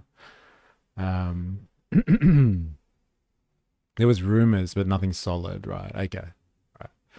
On the flaws in the One Nation, one of the flaws in the One Nation model is that Pauline Hanson, as leader of the One Nation Party, is not democratically elected. The leadership of One Nation is solely determined by Pauline herself, as per their constitution. This lack of transparency and democratic process makes the rest of the coalition nervous. Oh, okay. So they have their, have you seen it? Like their party constitution? Remember we were going to get our hands on the NSN one, but I guess the NSN can't exist anymore. What was the name of the party that they're going to produce? The White Australia Party, I think. They had to write their own party manifesto and stuff. It was in an interview. It was her saying she would work with the parties that align with her, but won't bend to those parties. That's a rough summary. Okay, thanks. As our official One Nation spokesperson, it ain't true until Dilemmas has covered it. We lost so many brain cells in the 10 years of Libs. The newest state polls for Victoria show are interesting. One is showing One Nation at 31% preferred. There you go. Do they have runners in all seats then? I saw that. Who's this? Emma Rant? Are those hieroglyphics? Are you ancient Egyptian? Emma Rant? I would like to know more. All right, let's see what else she's got here. Oh my God. The heavyweight himself. She's got Big Barnaby. Watch this. They should. Right, everyone. What the hell? What the hell, bro? This one.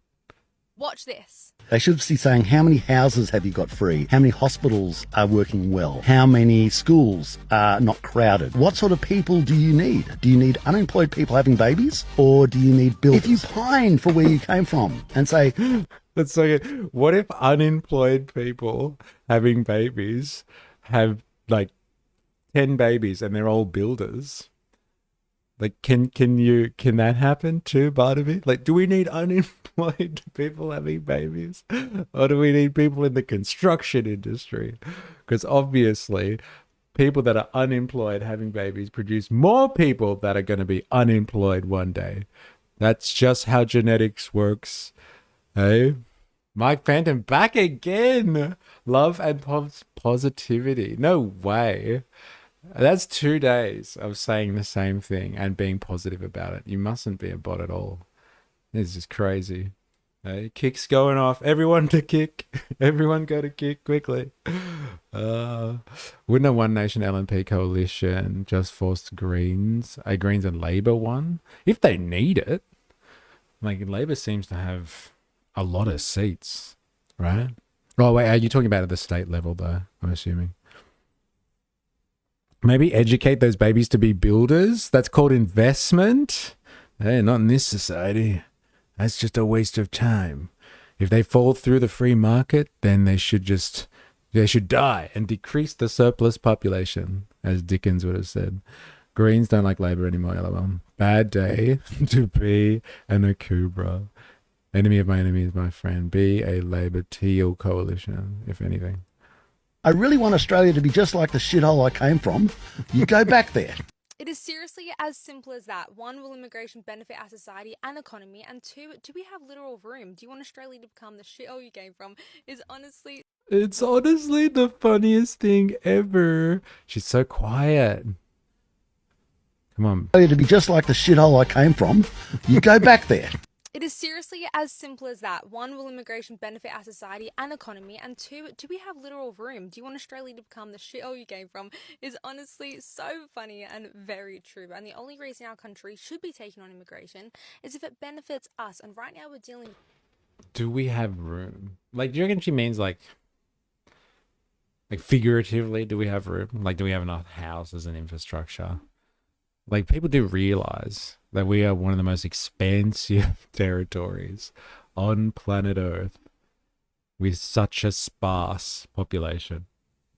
Like, we have so much room in Australia. Even if, like, most of the countries are in desert, we have a lot of room. A lot of fucking room. The shithole they came from, moments later, they're eating yum cha. Hey? Yeah, and she's speaking on a microphone that's designed where? Hey, in another country, in a car from another country. Hey? All these shithole places overseas. She sounds like someone who goes to an Indian restaurant and pretends to read the menu only to order butter chicken in the end, like she has every other time. He's not wrong though. How many spare houses, including ones people land bank? Hey, I love how that's in your fucking rhetoric now. All right, fine, including the land banked ones. I'd get rid of capital gains and negative gearing. Yeah, mate, let's get down with that. Hey, I don't know about capital gains, but like, let's get rid of negative gearing. Let's go with that one. Hey, and like, not make it make it retrospective too. Like, no protections. Let's just fucking let's smash the economy. See what happens. Shake the tree. See who falls out. We need more Aussies being born into a gutted public school and TAFE system while hospitals are constantly full. Houses and infrastructure. Right, everyone. Why what the hell does it keep is doing that? Stop it. Watch this. No. They should be saying, Is honestly so funny and very true. And the only reason our country should be taking on immigration is if it benefits us. And right now we're dealing with immigrants here that do not benefit our society and are now creating more problems. And people take so much offense to hearing Barnaby Joyce saying this because they don't hear politicians speak as freely and speak plainly. One Nation seems like the only party wanting to seriously take on mass immigration and the only people telling the truth. What are your thoughts? No, but like, aren't those separate issues though? Like, mass migration is a problem because it takes away from infrastructure and services that are not available. And it like clogs up the system with too many people. But like, she's also been like, you know, if you don't like Australia, come back from the shithole that go back to the shithole that you came from. Like, aren't those two separate things? What if like the entirety of Britain decided to migrate to Australia? That would be a mass migration crisis. But like, you wouldn't be able to say, well, it's a mass migration crisis and they should come back from the shithole from whence they came. Like, they're two separate things. So like, you could have very minimal migration, but you could have people coming from a shithole country that just like makes your society even worse. You know, I think somebody said it before. I think I am overanalyzing this woman. I think she's just throwing in culture war points, not even tying them together. It's just like, oh man, I've heard people talk about this. I'm going to talk about it too. Hey. But we don't build dams, etc., to supply for more people. Where's our Bradford scheme? Oh yeah, how condescending. People take offense when you attack them. Who would have thought? It is lazy, but like, you know, like lazy for us, I have a feeling it's like different to that. Like, lazy kind of implies that you know better. Like, you just do it because you're like, oh fuck, I'm gonna be fucked. Like, I'll just make something quickly and I'll just say some buzzwords, right? But like, this isn't just lazy. It's just like, she has synthesized, like, she's taken on the culture wars through her short existence on planet Earth, and like, she's regurgitating simply what she's synthesized without any actual foundation for that. She's just like, mass migration is a problem, and also people who mass migrate must automatically come from a shithole. And like, not everyone that migrates here that's causing mass migration problems comes from a shithole country. Like, I'm assuming a lot of people actually don't want to migrate. Some people come from war-torn countries because there's other people that we talk about constantly wage war on them and displace them. And like their country probably isn't a shithole. It's just been bombed into the Stone Age. And so it doesn't really exist anymore. But I'm sure they would love to stay there if possible. But yeah, it's like, I think she, lazy is interesting because it's like she would know better. And she's like, whatever, I just need to mock up I need to put something out today. It's part of my content schedule. I don't think she understands like how these things are all connected to one another. She's definitely not in my market, but she looks like someone that would be a dud in the sheets. I was like, what market? What are you talking about? Just saying there's a reason why your boyfriend has a grinder. Stab. Well, she's going to get offended at that. When you attack someone, they're going to take offense. Indonesia is a bunch of big islands and has hundreds of millions of people. But Australia is full? Yeah, it's an interesting point, isn't it? Right? Emma Rant. Emovere as a Latin root and something HR to know Emma Arant. The state of union between what is known and what is felt. Oh, this is some deep shit, man. Treat the sojourner as your own kinsman. Damn. But when I say something that people get offended, like that, people get offended for some reason. With a population of 28 million, we're so cooked. We've fallen for the propaganda so hard as a society. We've let the politicians convince the masses that we can't progress. The propaganda is a good word, but I just call it, it's the culture wars, man. It's the culture wars. And it's taken over. Like one part of the culture war narrative has completely dominated now. I think the ISIS bride thing really demonstrates that really well. KK, China's population growth was unprecedented, and yet they have pulled more people out of poverty than any other country in recent history. Any other country in history, actually.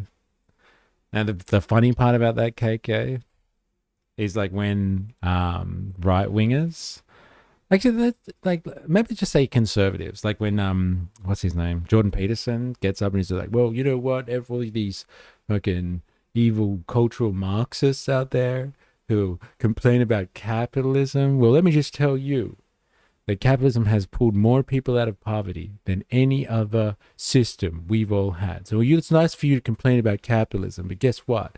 It's solving poverty, man. And like little do people like him know that when he states those figures, it is fucking China. It is China that gives him the ability to say something like that. I wonder if he understands the delicious, delicious irony in what he's really saying. Probably not. Probably not. Dilemmas. We don't have a cost of living crisis. We have a cost of government crisis. We have a cost of capitalism crisis. Yeah, let's go with that one. And Dr. Nathan, I don't think it matters whether or not she knows better or believes what she's saying. She's willing to profit off and stir up hatred of other humans to take attention away from real perpetrators. Then she's earned her spot on the wall next to them. It's a fair fucking assessment, isn't it? It's pure grift.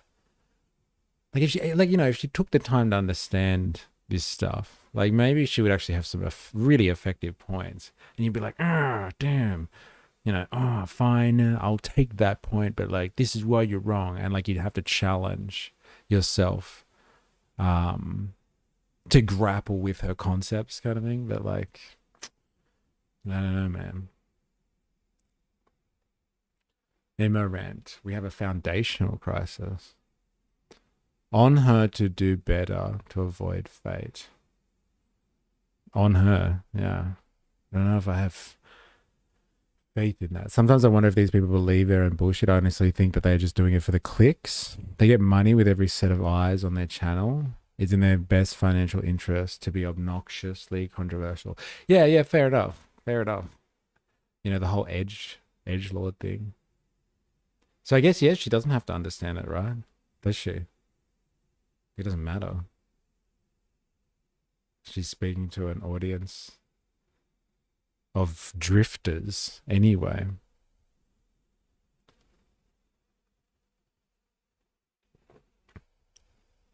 One side of the culture will benefits financially more than the other, so it's only natural to see one side that is amplified more. Interesting. Do you really reckon that's the case, Voltaire? Because I reckon, like, people that listen to her and like right-wingers, conservatives, they would say the exact same thing. They'd be like, well, the culture war is perpetuated by, you know, universities and the media. And the media is woke anyway. It's a liberal media. And like they have all the money and the funding, and they're the ones that perpetuate the culture war. So they're benefiting from it. So like they have more sway, and they get their points amplified more by the woke media, the liberal establishment. Emirant, money originated as blood debt. People worship capitalism. The old gods are dead. Truth, justice, liberty. This is some deep stuff here, Emirant, I must say. Spandonk? Hey, just got here finally seeing through Grace Tame's Grace Tame, are we? It's like, I don't actually know what you mean by that. It's good to have you, but like seeing through Grace Tame? You might have to explain that one a little bit more for me. This is what's her name again? Louise? Oh no, that's her name. Real Louisa McMonigal. Let's go with that. She's a small-time TikToker who's deep into the right side of the culture wars. So it'd be interesting to know your opinion on some of her takes. Like I said, so the audience of a grifter is known as a drifter. Oh, I like that. Yeah. Well, definitely in the TikTok world, right? 4AS, they fucking drift in and out. Like there really is not much allegiance in the TikTok world.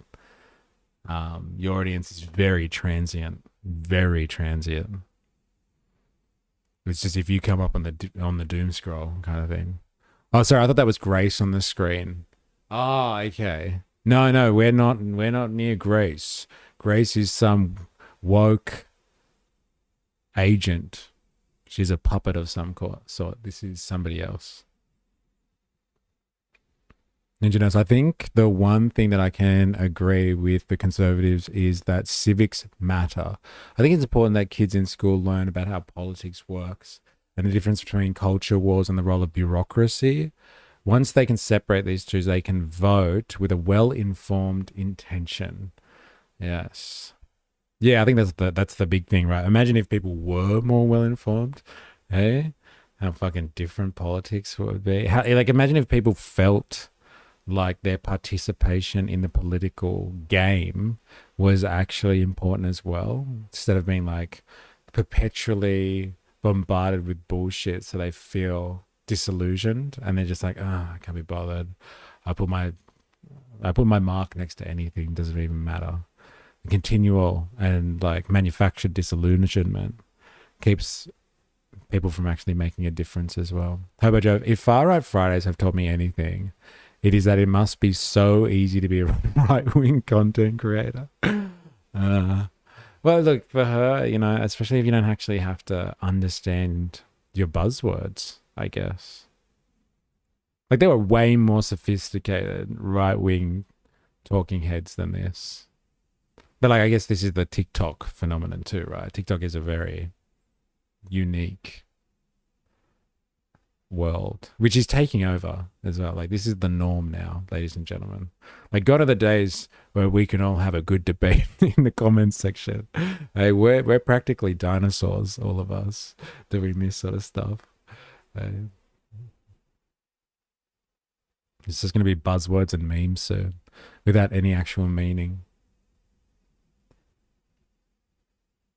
Woozle, the creature they traced us back to survived the asteroid that nuked the dinos.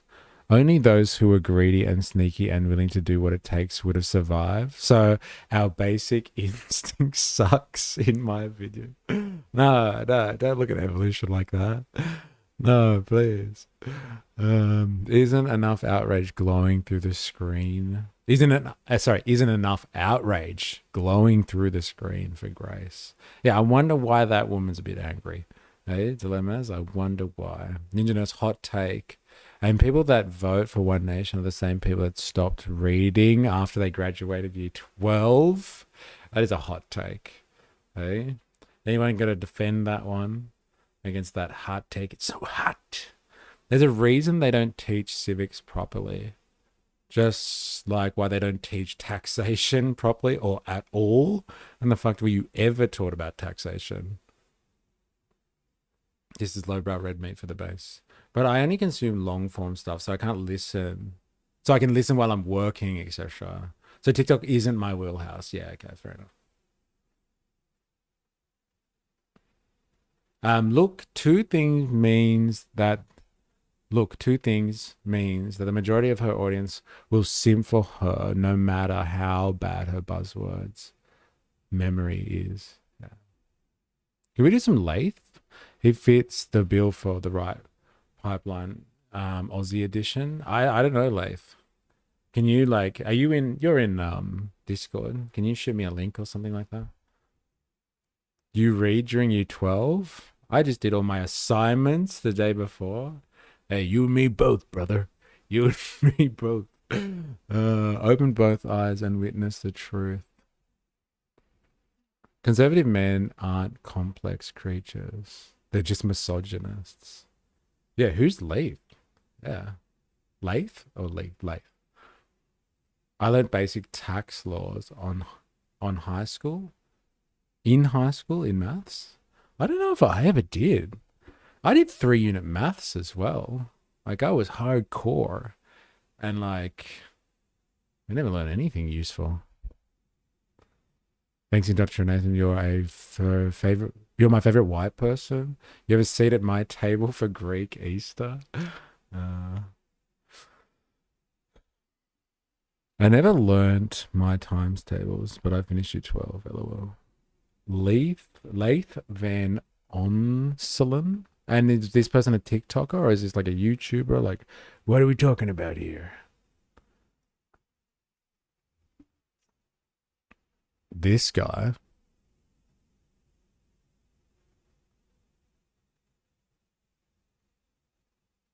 He's on LinkedIn.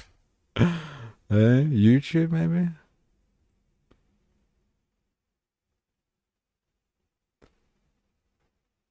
I'm just over here watching Emerend's philosophy in the comments. I'm expecting Socrates to be reincarnated and for us to start some dialogues. Yeah, what's going on with Emerend? I'm expecting for some type of, I don't know, remember The Mummy? That was a sick movie. I'm expecting some type of mummy style situation coming on here. Leith Van Onsen, subprime. 77 views 22 minutes ago. What will Australia give up for a high-rise future? Oh, this is interesting. Australia's politicians refuse to fix the housing crisis. Australia blew through its population targets. Oh, interesting.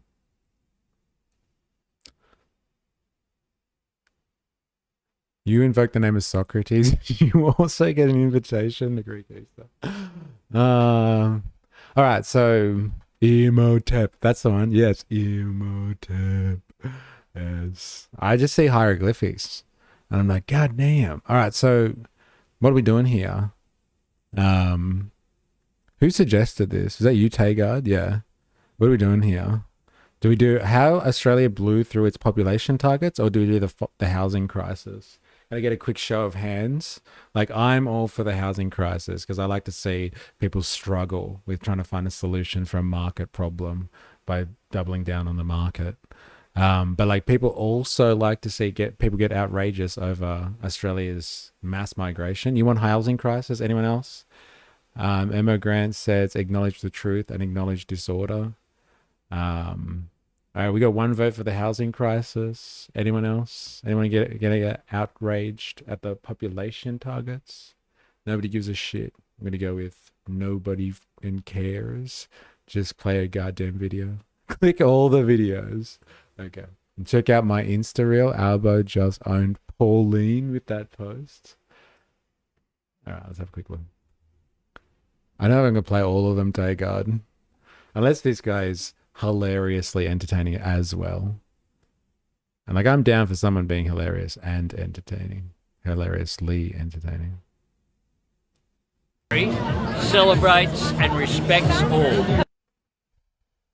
How good's this country? We've got all of these celebrations and we're stronger for the fact that our country celebrates and respects all. Let's just trust fucking SBS, eh? The woke SBS with their world news. Generations of Muslim Australians have enriched our country, and tonight we celebrated with the community in Dandenong. Over the month ahead, may your faith sustain and comfort you, and it may surround you with the love and nurture of others. Oh, there you go, Albo. Take that, Pauline Hanson. Someone looks pretty welcomed. Eh? They're kind of the same video for Lath. Yeah, okay, fair enough. Oh, so you know Lath. Okay. What's white though? I'm Celtic Anglo Pacific Islander. Well, eh? All right, let's go this one then. Housing crisis, because it's got more views.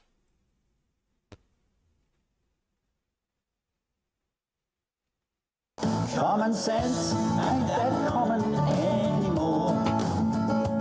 Seems common sense is past tense, just like the dinosaur. Is this legit, bro? What is this? What's going on? Is this a joke? Oh no, it's serious.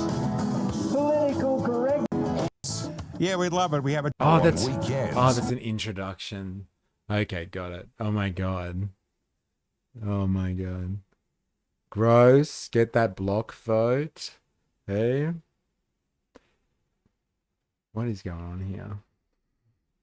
All right, fine. I'm just gonna listen. The treasury of common sense. Yeah, we'd love it. We have a chat with Leith Van Onsel and macrobusiness.com.au. It's where I get my economic and finance news and opinion every day. It's brilliant. macrobusiness.com.au. And Leith Van Onselen is one of the prime movers and shakers right there, and he joins us each week. Hello, mate.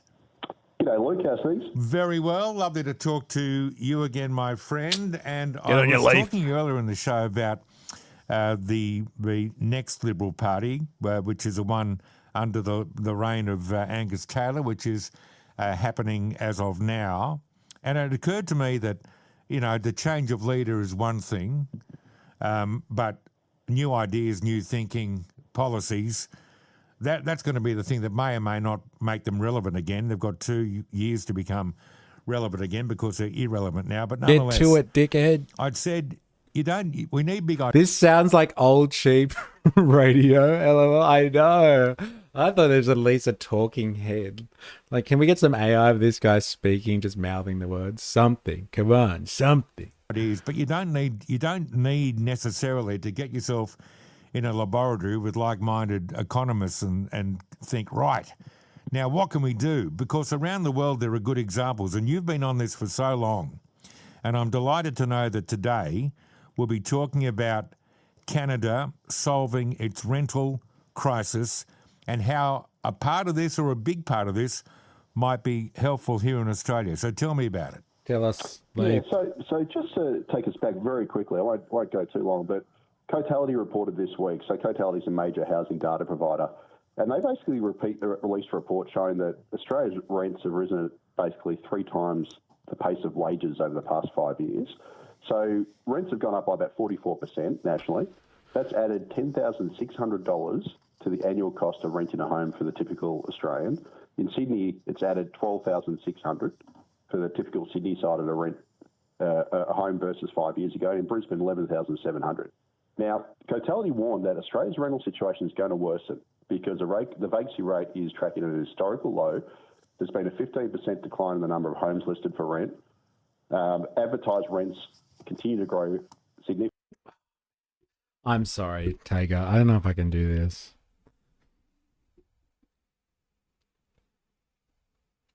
The radio phone call and the tone is so Australian for some reason. I know. It feels like that, doesn't it? Oh, man. He looks like he's eating Maggi 2-minute noodles. His ethnic food. Sounds like crap. But he's not wrong. This has been the worst government for housing prices. Definitely faster than wages. They grew by about 5.5% last calendar year, in the year to January. And the principal reason is because demand via population growth continues to run well ahead of supply. Now, the National Housing Supply and Affordability Council, which is the government's own advisory body, and KPMG have both recently released reports saying that over the next several years, housing demand via population growth is going to continue to outpace new dwelling construction. So as a result, we're going to get a worsening housing shortage, right? So it's a basic numbers game. Now, over in Canada, which I'd argue... So, the market is failing to meet up with the one thing it's supposed to do, is to meet our needs. Is anyone, like, do I have to say this repeatedly? This is the market in action. It is failing. This is a crisis. Hey? What are we going to do about it? If the market won't solve the crisis? If he's literally fair income about this and there's not going to be enough houses for people and the government know this, then the government should start providing the houses. Seriously? Just listening to this guy is drying up my secretions. Housing prices have grown less in the last 2 terms of government than even 1 term of ScoMo. Rampant population growth and Housing Australia Future Fund that has built 0 houses. It's been such a joke. It's the most similar economy in the world to Australia. Its population is concentrated in a few major cities towards near the border of the US. It has a similar structured economy, and it also experienced an extreme rental crisis after the pandemic because it too, like Australia, had an unbelievable immigration boom. And as a result, rents soared, homelessness rose, the housing situation got significantly worse, infrastructure, all those sorts of things. But unlike Australia, in mid-2024, the centre-left Canadian government, which is the equivalent of the Labor Party, they implemented deep immigration cuts with the aim of stabilising the population growth. And these measures include they cut the permanent resident targets by about 1/4. They also want to cut the number of temporary migrants in Canada by 1/3, so from 7.5% of the population to 5% by the end of 2027. And these reforms, and they've principally targeted the student visas, the asylum seeker visas, all these sorts of visas. Yep. And Canada's immigration reforms, they've proven incredibly effective. So population growth in Canada has tanked since mid-2024. In fact, the 3rd quarter of last year, which is the most recent data. Let's just stop for a second. Just hold up, buddy. Hold the fuck up. Like, let's just say this is true. Let's just say, for argument's sake, we're all on the same page with Leith. Leith or Leith? I don't know. Let's go with Leith. We're all on the same page with Leith here, okay? That Canada was able to claw back its migration by 1/3, and then all of a sudden the rental crisis went away. Now, I'm no capitalist. I'm no construction magnate. I'm no property developer. But isn't that their fucking job? If people are coming in and looking for houses, shouldn't they be building houses? That is supposedly the one benefit of a market system that justifies its whole existence. The invisible hand of the market will sort things out in all circumstances. So just live in a free market society and all will be well. If you have the money to buy said product, you will find it on the market. And so, like, yeah, okay, fine. Cut the population. You know what you should do? You should start culling human beings as well. Why don't you just walk around and shoot every 10th person that you see in the street? That'll reduce the population and there will be less demand for housing. That's a solution too. Like, honestly, that's a real solution. If, like, people are the problem, there's too many people, then, like, when there's too many kangaroos or too many sharks, if you just cull them, there will be less demand for housing. Like, it's a solution, but, like, that doesn't make sense. This is what we're talking about here, is that humans need housing. And the way we get housing now is to hand it over to developers. So people that make money building housing, if they suck at their job, then, like, primarily, I would say talk to them. Talk to them first and get them to figure out the problem. Get them to figure out the problem, and then you don't have to go to other measures, as extreme as they may be, depending on who you speak to, but, like, you don't have to fix it that way. It's obviously an option. Obviously an option. There's too many people trying to come in for the market. No, that is not correct. That's the promise of the market. What you're saying is there's too many people for the market. Okay, good. Well, the market is failing then. Derp. That's the real derp. If the market can't do the one thing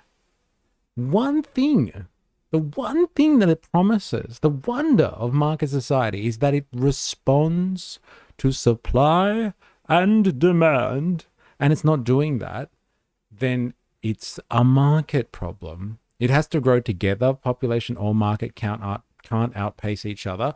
Well, that's the promise of the market. The market will respond and the market will deliver. If the market is outpaced, it must increase pace to satisfy demand, or it's not living up to its expectation. And death is the much. I prefer just stopping boats, but you do you, man. But it's the same idea, Spandonk. And the extremity there is purposeful to paint the picture that we shouldn't be blaming people for seeking housing. We should be blaming the people that are supposed to supply the housing. And, like, governments can do it. Governments can do it. We just, for some reason, won't let go of the fantasy that the market is the only option. So, yeah, I would put it to you. The market is failing. And if it can't keep pace, then it is failing. It's failing. It's a failed market. So we need to find a way to deliver the same housing, because, like, you just turn off the tap of people, and then he's just like, oh, and it helped with the rental crisis. Okay, do they still have a problem? Like, can everyone buy a home in Canada, or is it just a rental crisis that they've fixed? I agree.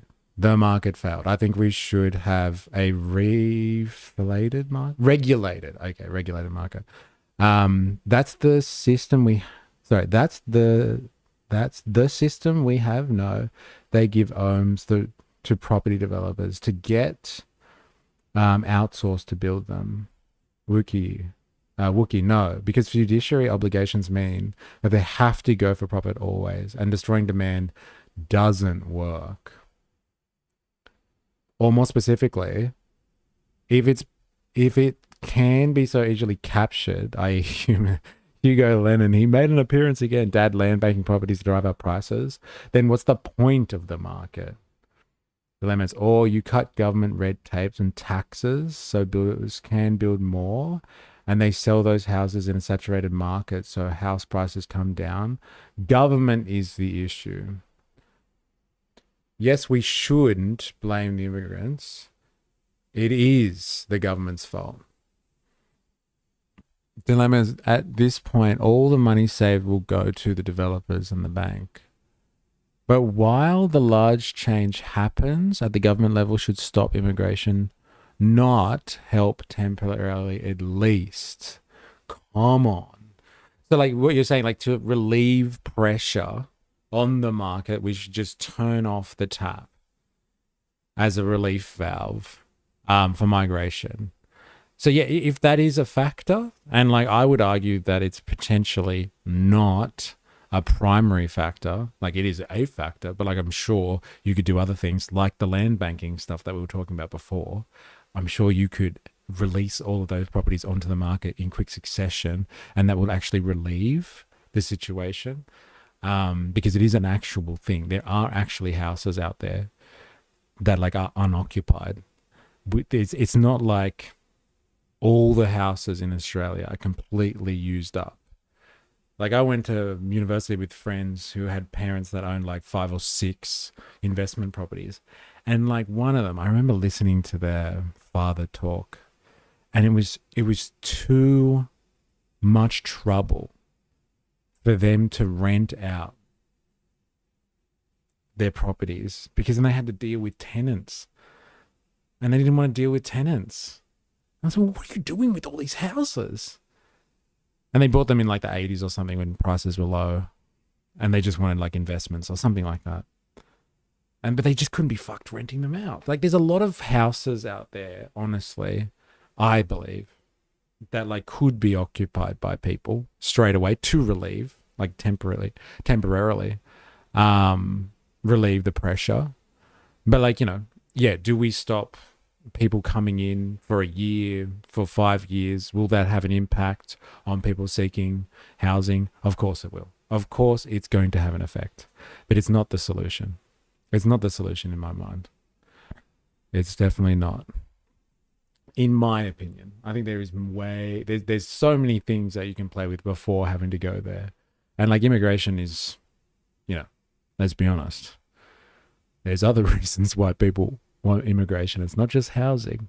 It's because of issues about the erasure of Western culture and all the other stuff we've been hearing about today.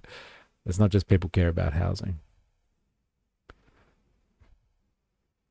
I don't think the issue with building is red tape. There's just an easy take to ignore building companies who would love to build tofu concrete, and they do it anyway. They purposely slowly release land. Too many pedos in government, too much corruption. Honestly, saying red tape is such a broad term. Like, what red tape are you referring to? You want quality homes, not building more slums? Red tape is only a factor, and much of it is there for a reason. Why not turn off the market? That's my line. Yeah, just turn off the market. If the government is the problem, then get the government, to do its fucking job and provide services to its people. Stop saying red tape. It's a catch-all term. I don't know why they can't do both. Release the houses and slow migration. Tackle it from supply and demand. Okay, look, I need to look this up because from what I understand is they are slowing migration anyway. Let's just get this. I need to just get this one out of the way because my understanding is migration has slowed. Let me just double check this. Can you confirm whether migration levels in Australia have slowed, stayed the same, or increased in the last 12 months? Brief answer, please. Provide sources if able.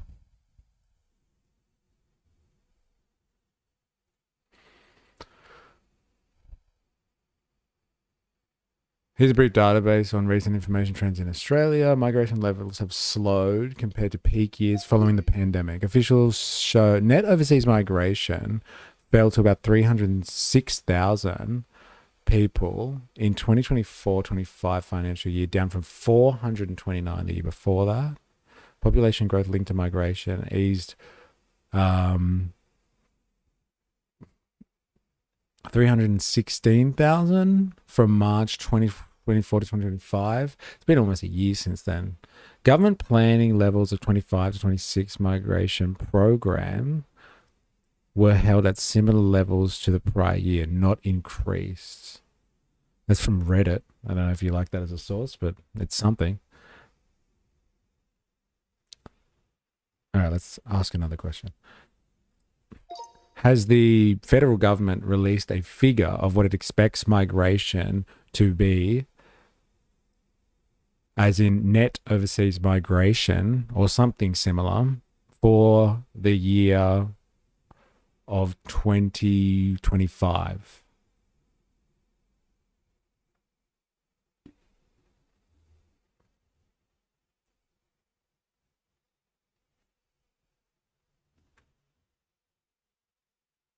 Migration remains high by long-term standards, but not in comparison to the high COVID levels.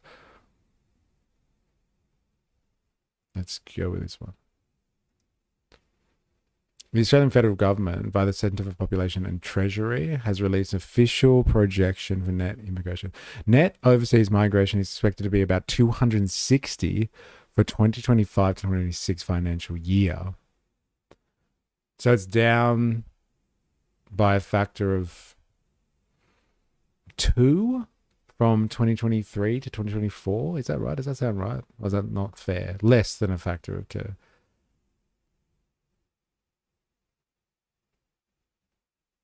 Well, that's what they're projecting anyway.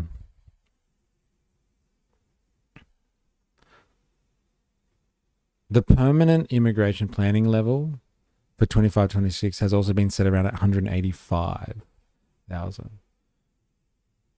For everyone, 1% added to the population through immigration, it impacts on property prices about 1%, so equal impact. Our population went up 500,000 last year due to migrants. That is about 1.5%. The same year, housing prices rose 8.6%. This has been constant over many years. Where is the 7% coming from, as immigration only counts for 1.5%? Where did you get that study from, Dr. Nathan? It's pretty interesting, pretty relevant to the discussion, I might add. Did you get it from some woke report? Some woke rubbish? Outrageous. It all boils down to wanting continual growth instead of a stable society. It sounds like a market problem. It's not that direct. Sounds like a market problem. Look, Tagard, I'm going to give old Leith Van Onselen a little bit of a rest here. Interesting discussion point, might I add. But I'm just not feeling the whole fucking talkback radio vibe today. It was in a deep dive video. I'll go grab the reference. Fuck yeah. Okay. Something for some homework for your span dog. Pictures talk and numbers scream. Yeah, but like, what's the level? Like, what do you want? What do you consider not to be mass migration anymore? Is 200,000 okay? 100,000 okay? 50,000? 2,000? Where are they coming from? Etc. etc. Right, watch this. Look at this. Look at this. Watch this. Look at this. Oh, this one's for you, Dilemmas. Let's have a look at what she says about gun control. Look at this. The general population struggle to understand that the solution does not come in 1 year, 1 term, over 1 decade. It takes multiple decades. Just like it took decades for us to get here since 2000. Oh my God, he's right. It's taken 2 decades to get here from the turn of the century. Gun license. All right, this one's gun control. Let's do this one. Gun licence applications have exploded across New South Wales. Of course that was going to happen because Australians aren't naive, and the United States has the Second Amendment for a reason, to protect against a totalitarian regime, which we have to remember, and one of Albo's decisions is to attempt to disarm his citizens. Oh my God. Here comes the volume control. Aren't naive, and the United States Wales. Of course, that was going to happen because Australians aren't naive, and the United States has the Second Amendment for a reason, to protect against a totalitarian regime, which we have to remember. And one of Albo's decisions is to attempt to disarm his citizens, and then only a month later, he's having to sit down with Israel's president. Sounds a bit strange to me, but I'm just pointing out the facts. People can see the direction this government is taking and are beginning to wake up to the true intentions behind the gun reforms and behind the hate speech bills, which is to disarm us and censor us at the same time, in both doing nothing but criminalise everyday Australians and targeting the wrong people. What are your thoughts on this? Look at this. Gun licence. Interesting call there. Immigration is just a capitalist scapegoat. Well, it's a culture wars thing. That's why it's fucking culture wars all over the place. 100%. It just gets people fucking pointing at other people and be like, they're the fucking problem. It's definitely not the system. It's definitely not our economy. Why is our economy struggling to provide houses for people? No, it's not our economy at all. It's because we let in all those fucking other people. Shouldn't have let them in the first place. But I'd say back down to like a 10 to 20,000 per year. Most immigration included is temporary visas, people staying here for long holidays and backpackers, etc. It's all good. The reason I showed Leith is he's part of a bigger pipeline. While he makes some good points, I think he doesn't say the quiet part out loud. And that's why Sky News host him. Interesting. Yeah. Reasonable pre-takeoff levels. I think it's just a lot of people going, oh shit, I need a license for my gun, and running to get their license after the terror attack. Interesting. I never take anyone seriously when they are trying to educate from a car instead of a lecture theater. Hey, what about a room? What about a converted bedroom instead of a lecture theater? There you go. That one's for you, Spendong. Go check it out. I'll put it in Discord for you, actually, so you can have a look. Thank you, Indoctrinathan. Another public service, as always, my friend.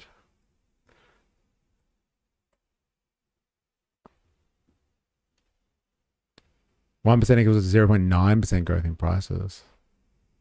At least you made the effort to convert a bedroom. What's easier, convincing the population and representatives to scrap their entire market or get them to change migration policy? We need immediate relief, and one gets a result faster. Like, if you believe it's immediate, like, there is a lag time with everything.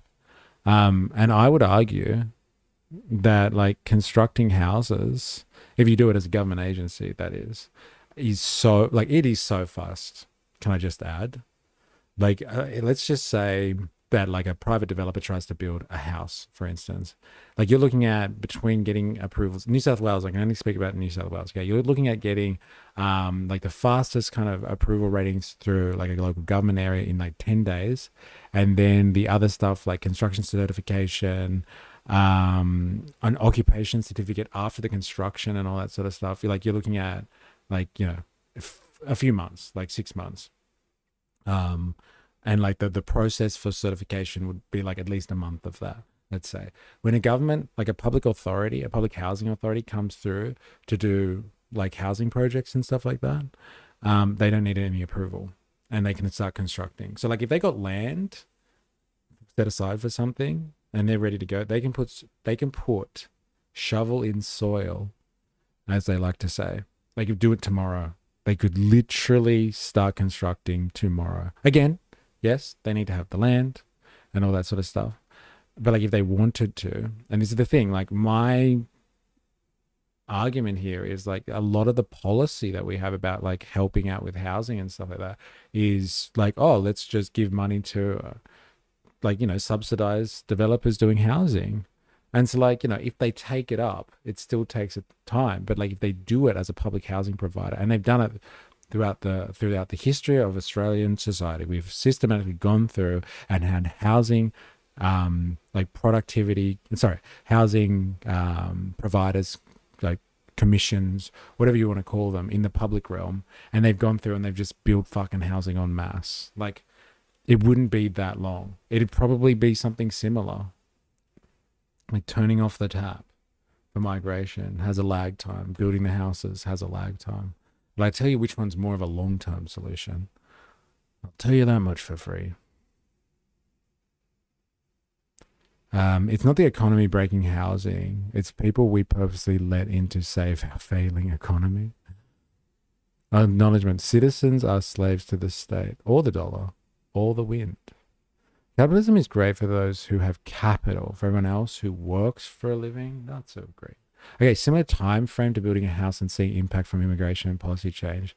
Then do both at once. No, as in question mark. Like I said, it's a crisis. Yeah, well, fucking, if that's the solution, like you want to hit it hard, then just go for it. Yeah, go for it. Go for the migration and build the houses. Why not? Why not? Ninja calling out your bedroom. Can't stand for that. If you scrap immigration under this current economic system, you will collapse the Australian market. Unfortunately, we have thrown ourselves into this position. Just saying stop migration won't fix our problems. If anything, it will lead to overall market collapse. Wait, you actually think slowing migration would destroy the economy? There is a lot of people that come and migrate to this country and add to the workforce that we need. That is, I thought that was undisputable, that there are like required and necessary workers that like we don't have capacity for because we don't make them. We don't make them in Australia. And so like they fill the gaps in the economy massively. I thought that was pretty obvious, actually. Like, it was definitely like that in my workplace. I remember during COVID, when we couldn't fucking hire anyone, I was just like, do we actually rely that much on people from overseas to do this job? Like, damn, we do, don't we? Oh my God. Why not? Well, because it empowers those people who want to re-migrate, people who look different. Before government could ever break ground, they would need a memo to let people know that they are having a meeting to decide whether a committee is needed in order to draft a plan for housing. Yeah, okay, fair enough. Wow, okay, yeah. Guess us Aussies just aren't educated or skilled enough. I think we've got like a good diversity, but we don't have the numbers, to be honest. Doesn't sound like government education problem at all.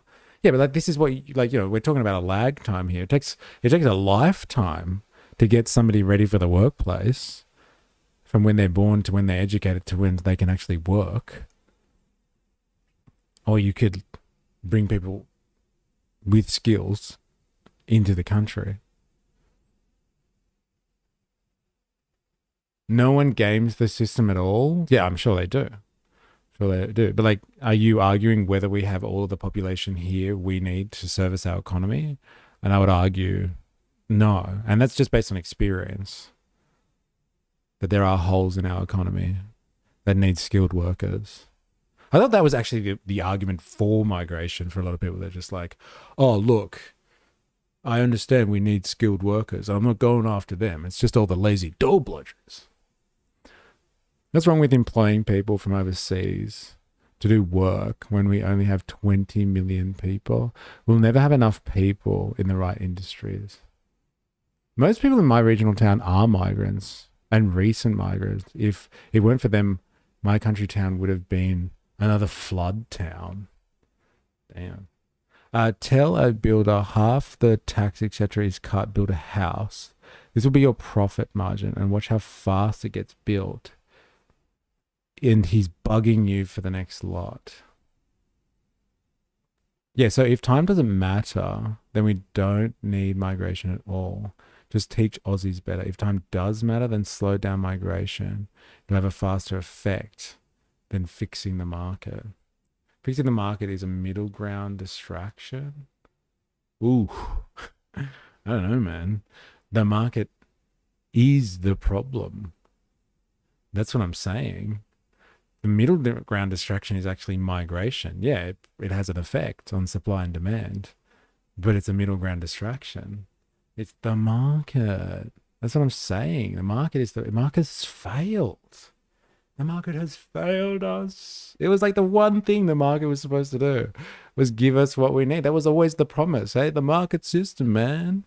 It's the best, man. You don't need anything else, baby. You don't need that communism. Hey, come on, baby. I love you. Let's come back to the market. Oh, those dirty commies. What would they know? Now we have some of the big stores that the cities get, as our population can actually validate the need for these stores. Hey, it's been great. It's interesting, isn't it, how they do their feasibility studies, like the big chains and stuff like that. They know the market. Like, they've done all the studies. They know how many people that they can get to service their store. And yeah, they've made the decision well before they talk to anyone about developing. Immigration is a lever it can pull immediately to start relieve pressure on the market. Migration is and has always will be a crutch. Lemons and Spandock want to retrain to work health and care. Like, they don't seem capable of that. Not work. If we had bulk illegals like America, it would be a different conversation. The elite set the board. If you are not Epstein class, you are a pawn. Hey, the bourgeoisie. Hey, who's the real bourgeoisie? All right, let's see if she's got anything about the housing crisis. Actually, she probably did speak about the housing crisis, right?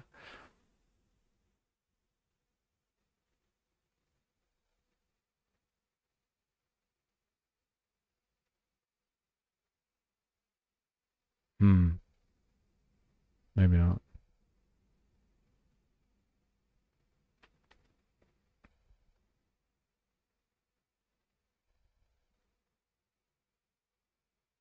Interesting.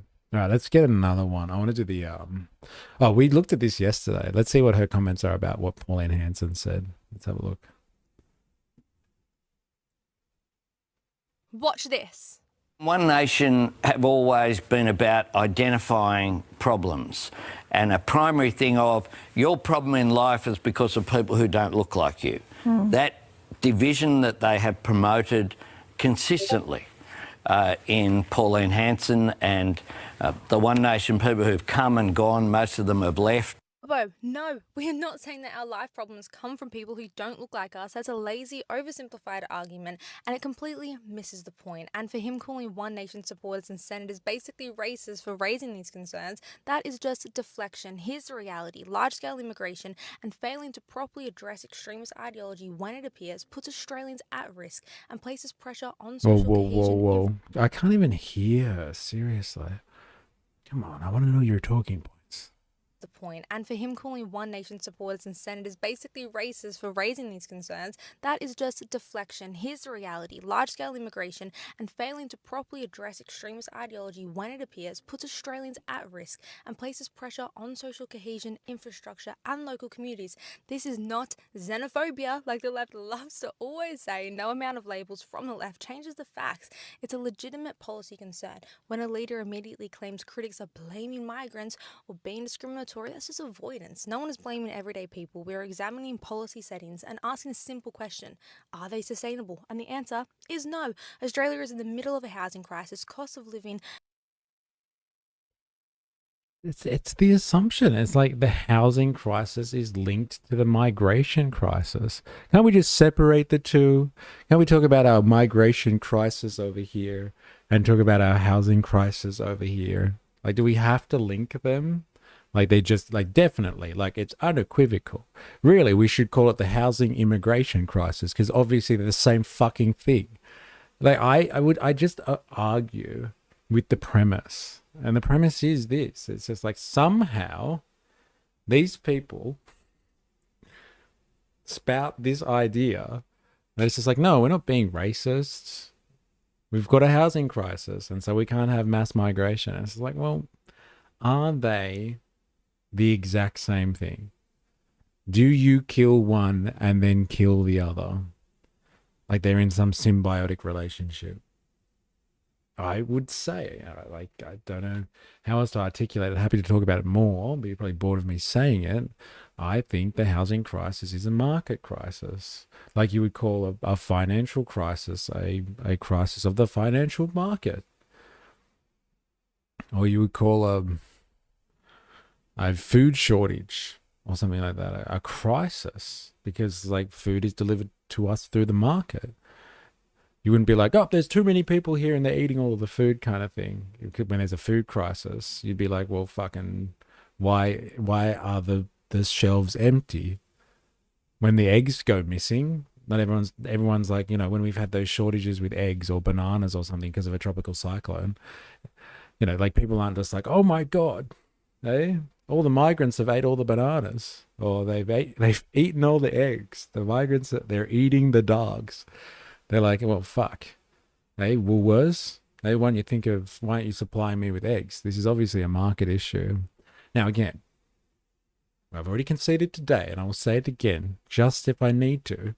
You know, yes, I'm sure it's a factor, and it puts extra pressure on the situation. But, like,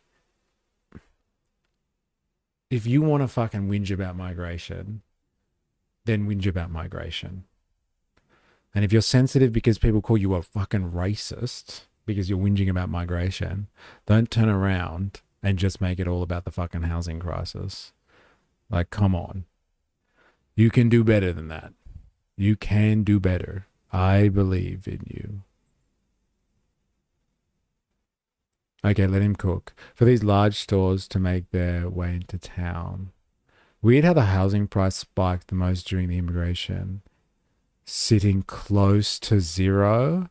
Yeah, that's like they don't actually relate to each other. I don't think strongly, anyway.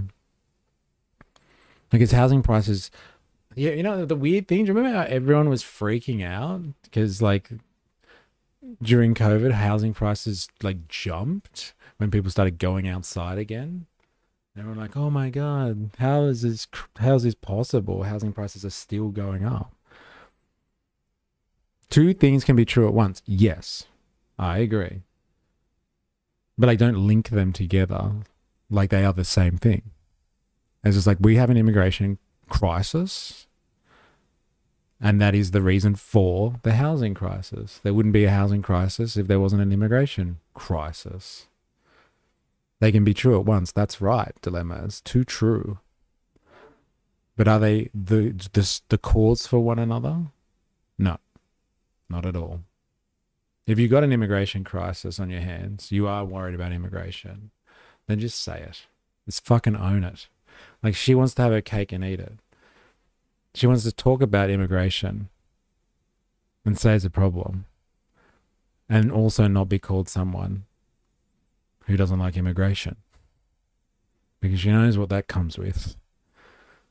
It comes with the insinuation that she just doesn't like migrants. It's got nothing to do with numbers. It's just she doesn't like fucking migrants. Which is fine, but just call it out for what it is. Just own it, woman. Own it. So housing gets done by developers and food gets handled by Coles and Woolies and Macca's. Pretty much. Oh my God, dumbest senses. You can say housing issues need context. And, like, look, it's a factor, okay? I'm sure migration is a factor on the housing market. But, like, they're not interchangeable terms, honestly.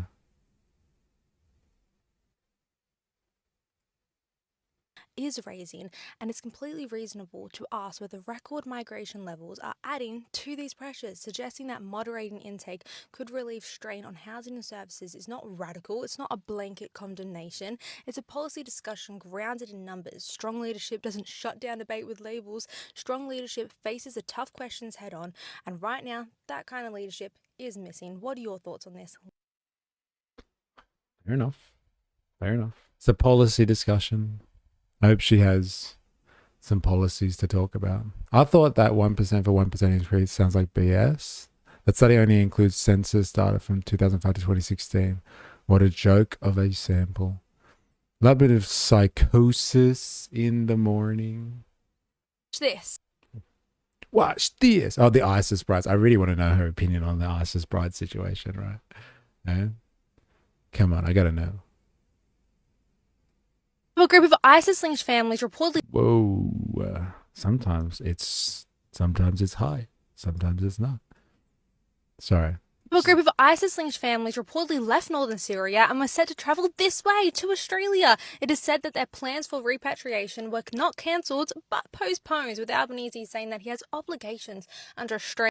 What the actual hell did I just hear? 14 children. What the fuck? Why did they do that again? A group of ISIS-linked families reportedly left northern Syria and were set to travel this way to Australia. It is said that their plans for repatriation were not cancelled but postponed, with Albanese saying that he has obligations under Australian law. These women are in full support of a terrorist organisation, and if any of these people are Australian citizens, they are linked to terrorists. The same must apply, as it's an issue of national security. If they return, prosecute. Australia does not accept this way of life or beliefs and needs to set a strong precedent that we do not accept terrorists or affiliates to terrorists. If you choose to support a violent extremist group, you do not get any sort of sympathy. You get the full force. Like when she was criticizing Is Not Rail before. You must think that police officer. I wonder what she thinks there. Do people know that, like, the situation with this, like the ISIS brides thing? That's like another peak culture war issue. Like, they're Australian citizens, and so like what she's talking about is like, well, it doesn't matter if you're an Australian citizen. If you're associated with a terrorist, then you're a terrorist. So like, should they not be repatriated and then thrown in prison? Like, they're Australian citizens, so like if they are found guilty of terrorism and being affiliated with terrorists, shouldn't we bring them here and throw them in prison?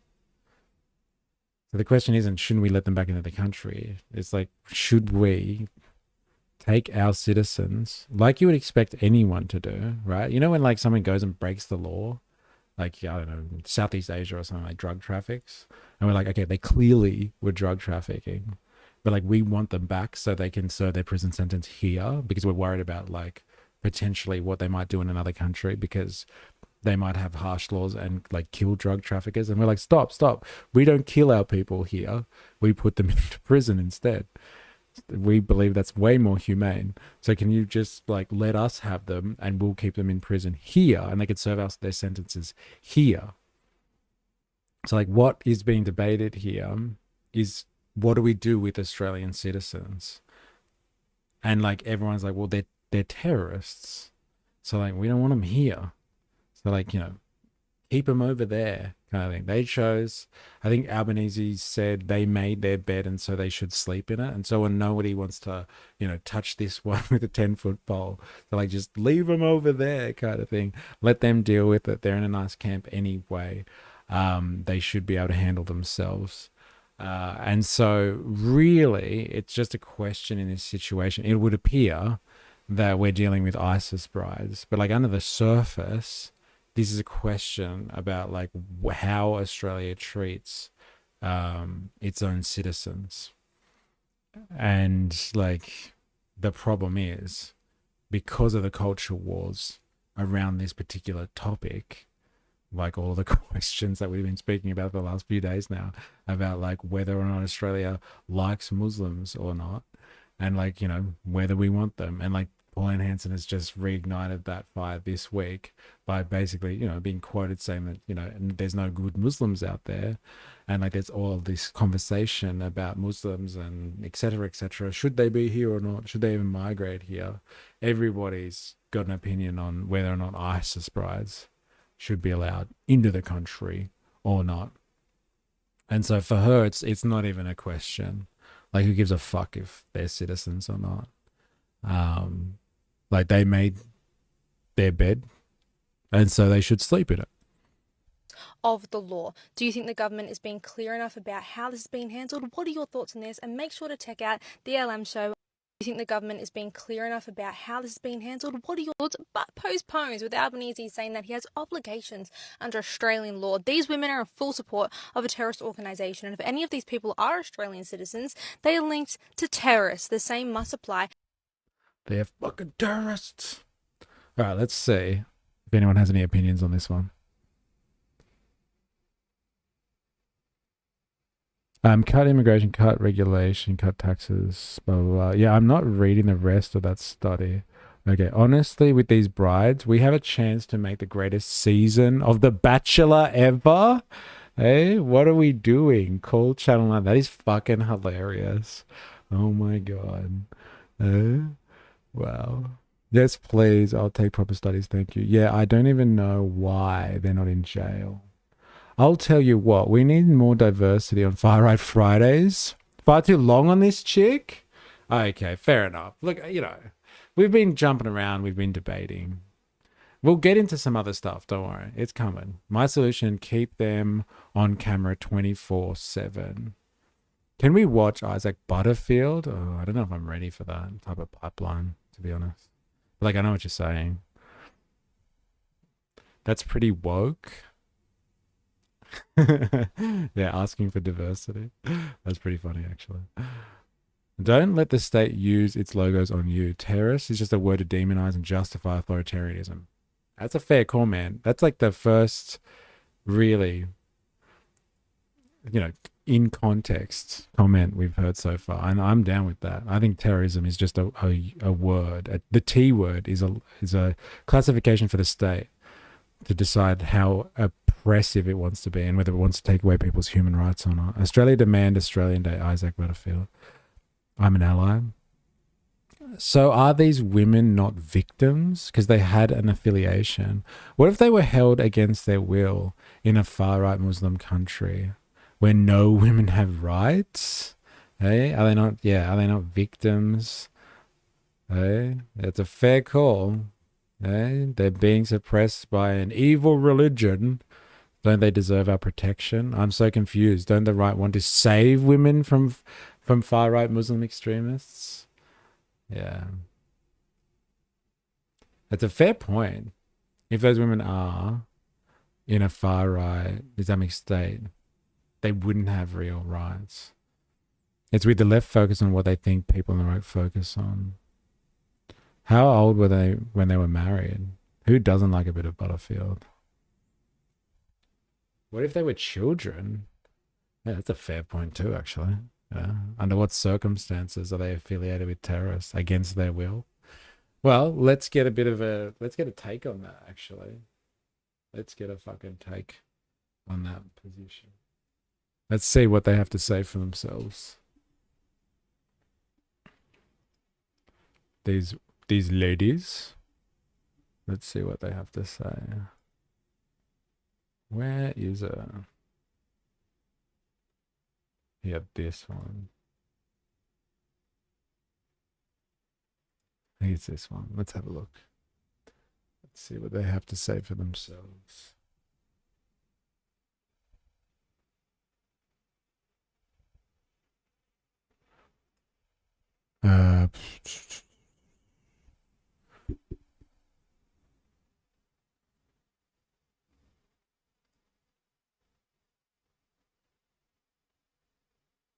It's really short. It's from yesterday.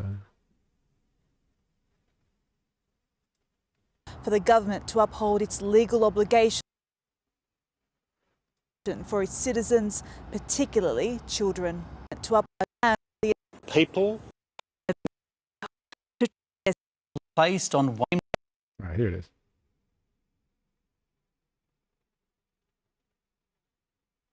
Whoa. Defeated 3 other little-known candidates to take over the revolving door presidency. The country's general election is again demanding in April. Back home, and the federal opposition is again demanding a briefing from the government on the case of 34 Australian women and children with links to the IS group who are attempting to return to the country from Syria. A temporary ban has been placed on one of the women. They all had failed to return home on Monday after a logistical issue. Where are you from? Australia. This northeastern corner of Syria. It's interesting when you hear their accent, though, isn't it? It makes it a little bit more real. Hey, are they Australian? Does it matter that they're Australian? Are they people? No, they're just ISIS brides. Hey. The place 34 Australians have lived in a detention camp. Their future now at the centre of a political storm. SBS Dateline met some of them in 2024. We were trafficked We were tricked into coming in here. We didn't come here because on our own two feet because we wanted to. 11 of them women. Some say they were either tricked or coerced to travel to Syria with their husbands, who pledged allegiance to the IS group. Their kids had no say. How come he's never been to school? Because he was only 2 when he left Australia. The group spent 7 years in Al Roj camp, leaving on Sunday with hopes of returning home. A communications issue with Syrian authorities forced them back on Monday. The government is providing no support for the repatriation of these people or any support whatsoever. I have nothing but contempt for these people. A temporary ban of up to 2 years now issued to one of the women, despite passports already granted to the entire group. The reality is anyone who's a citizen is able to apply for a passport and receive a passport. The opposition pointing to powers the government has to revoke passports. But like, what were they talking about then, do you reckon? Are they saying like, why did you give them fucking passports for? And he's like, well, anyone who's a citizen can get a passport. Is that, do you reckon, the question that was posed to him? In Australia, are there any conditions or barriers for a citizen to get access to a passport? Like if you are a criminal or have done something wrong in the eyes of the state, can you be rejected from having a passport?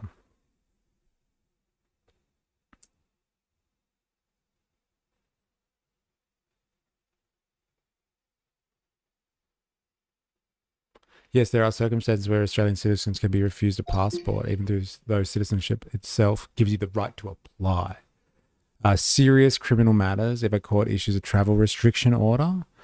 Okay, outstanding child support debts. Whoa, if you have a large unpaid child support debt and the child support register requests a refusal. National security concerns, the minister can refuse or cancel a passport. Cancel a passport on security grounds. For example, foreign fighter concerns. Well, that's the exact matter, I would say, that we're talking about here. Court orders. Family law courts can request that a passport be refused for children abduction prevention. Well, I guess that makes sense because people might just take the kids and run kind of thing, right? Identity or fraud issues, false information or an inability to prove identity. Yeah, well, that makes sense. Important. Being a criminal in general does not automatically bar you from a passport. It usually requires a court order restricting travel or a specific legal basis under the Act. Interesting. Okay.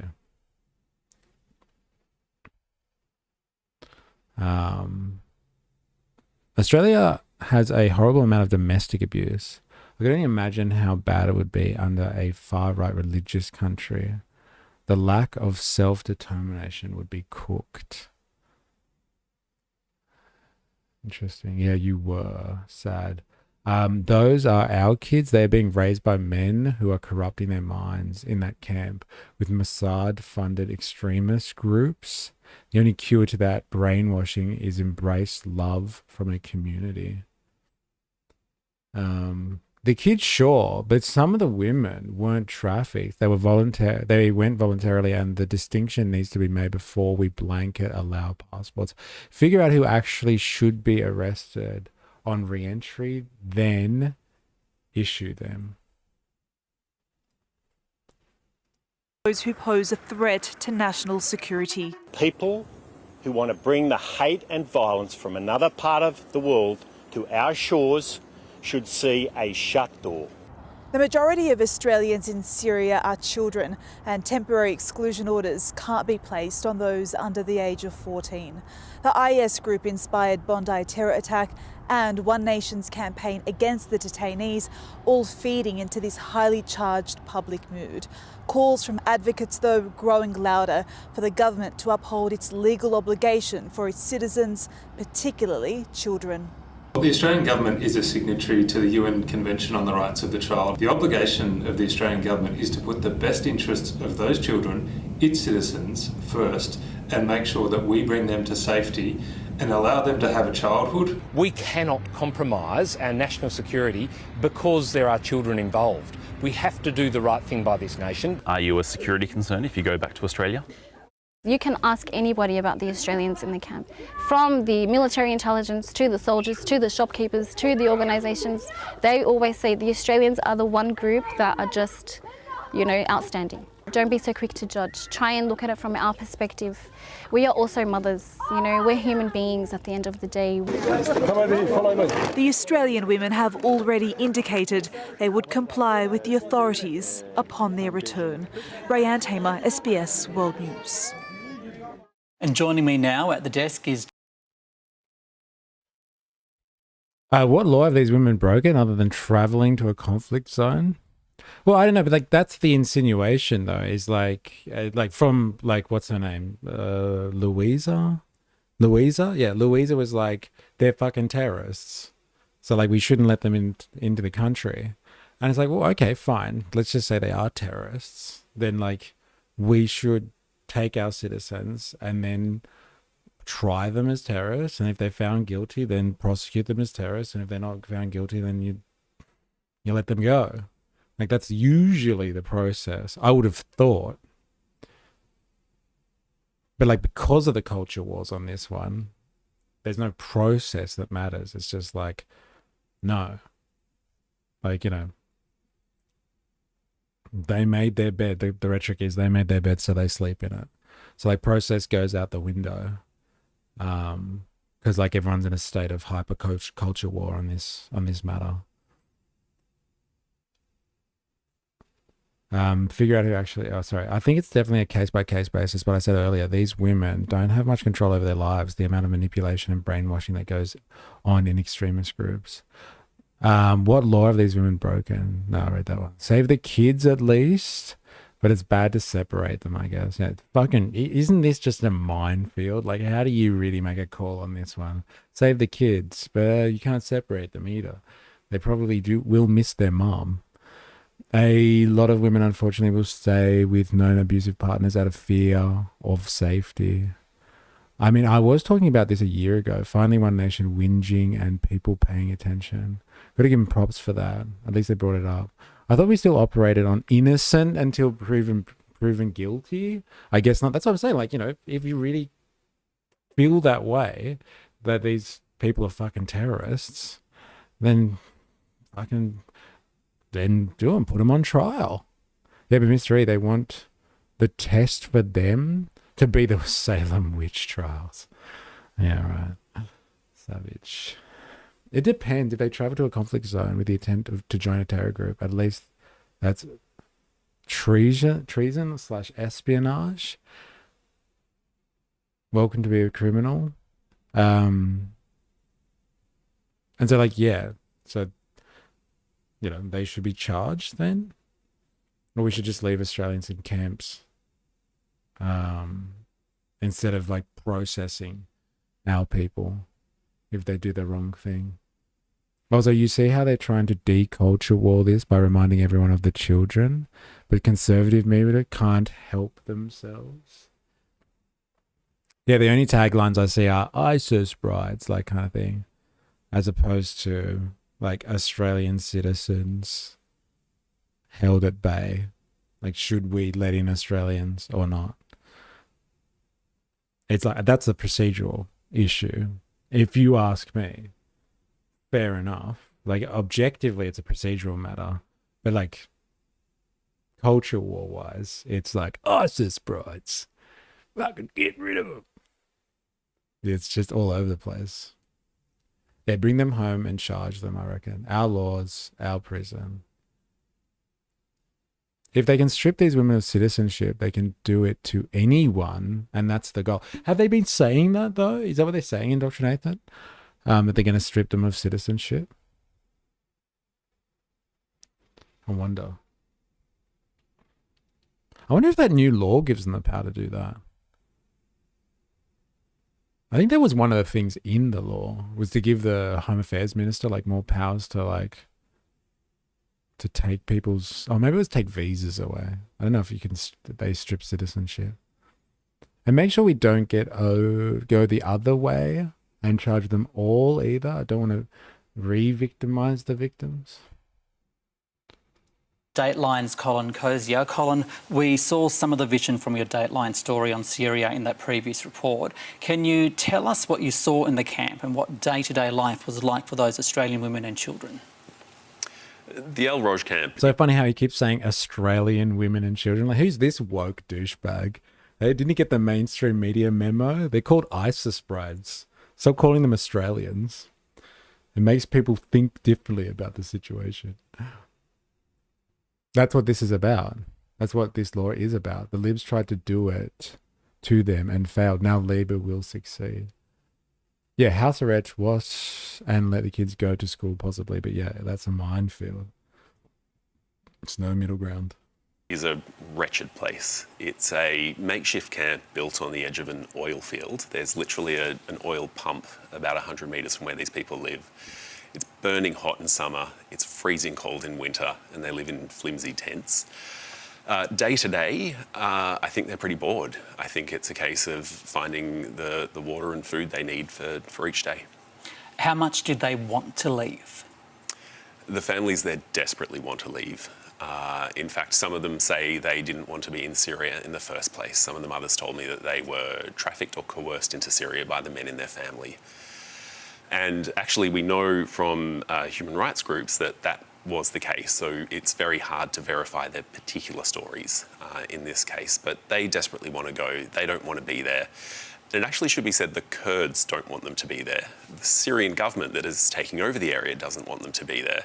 The US State Department wants countries to take their nationals back. We've heard from the Prime Minister this week say, if you make your bed... The US State Department said that? Let's see if that's true. When it comes to the case of Australian citizens in ISIS detention camps in Syria, known affectionately by the media as ISIS brides,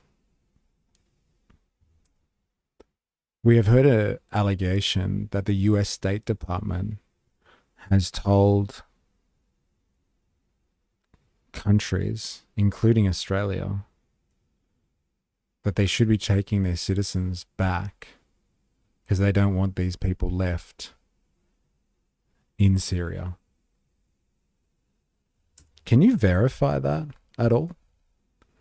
That this is what the US State Department wants?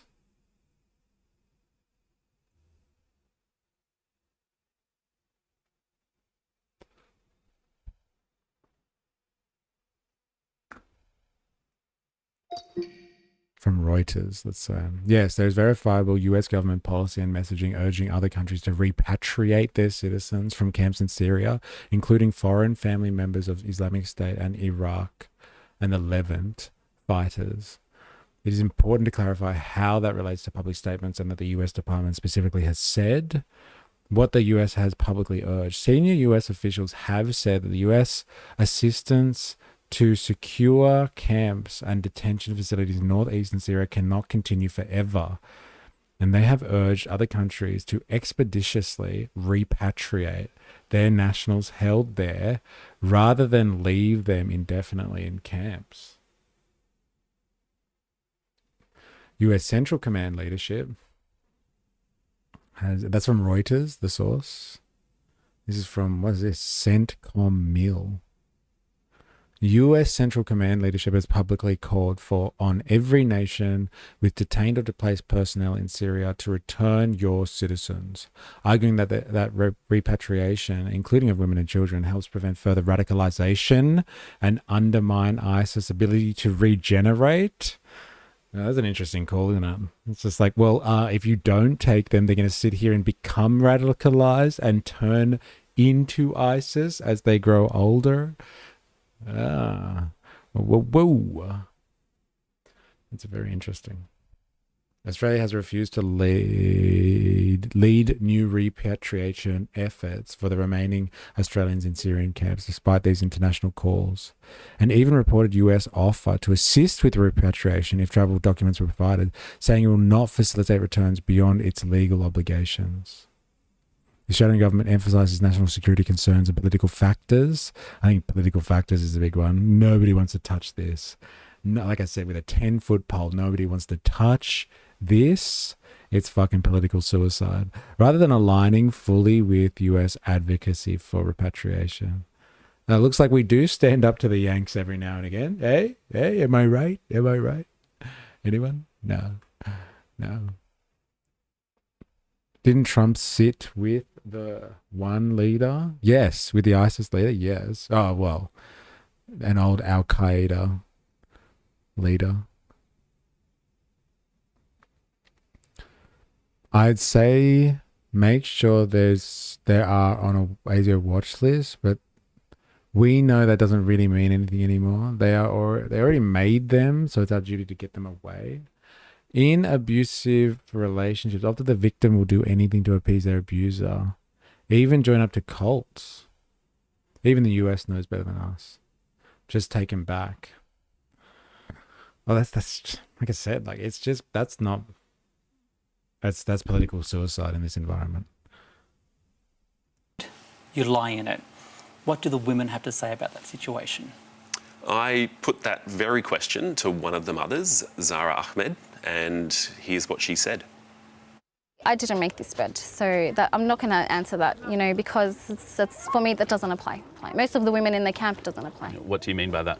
I mean that we're now forced to suffer for the decisions that other people, other male influencers have made on our behalf, and now they're all gone, and we're left to suffer.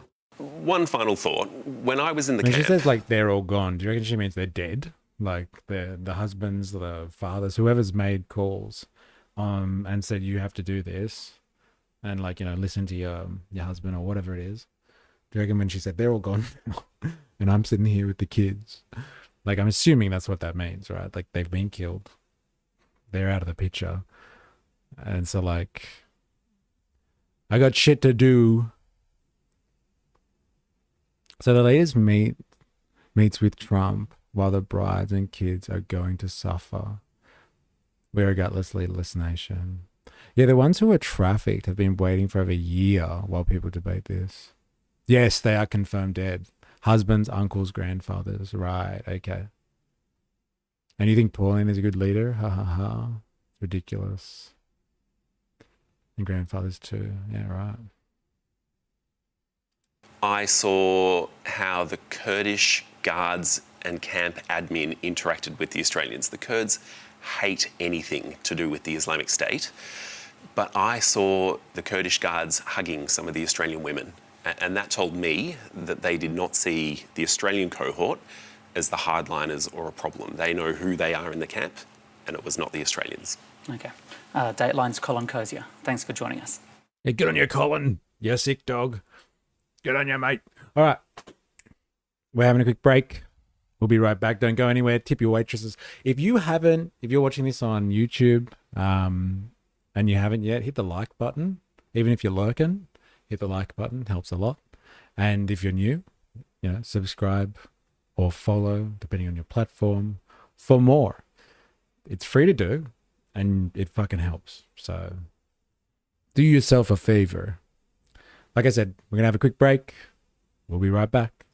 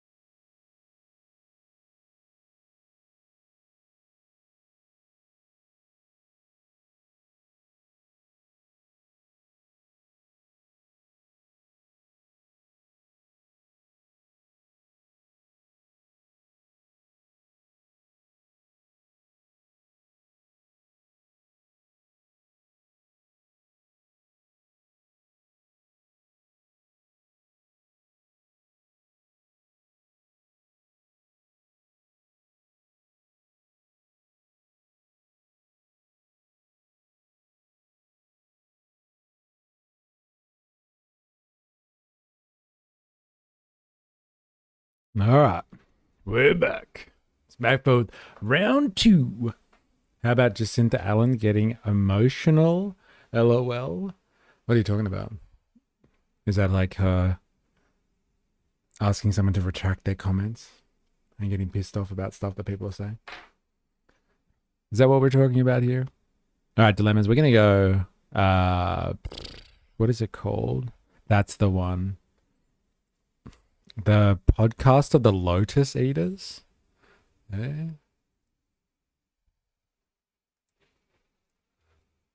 What's that guy's name?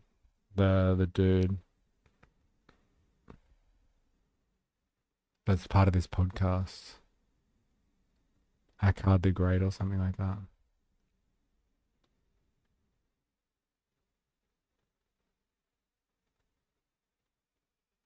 Yeah, that LOL. You know that guy? You know the guy I'm talking about, right?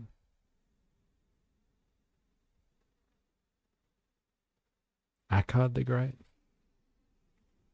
Anyway, if you weren't here this week, we spent a bit of time having a look at this dude. I didn't even know he existed before, but his name is Rupert Lowe.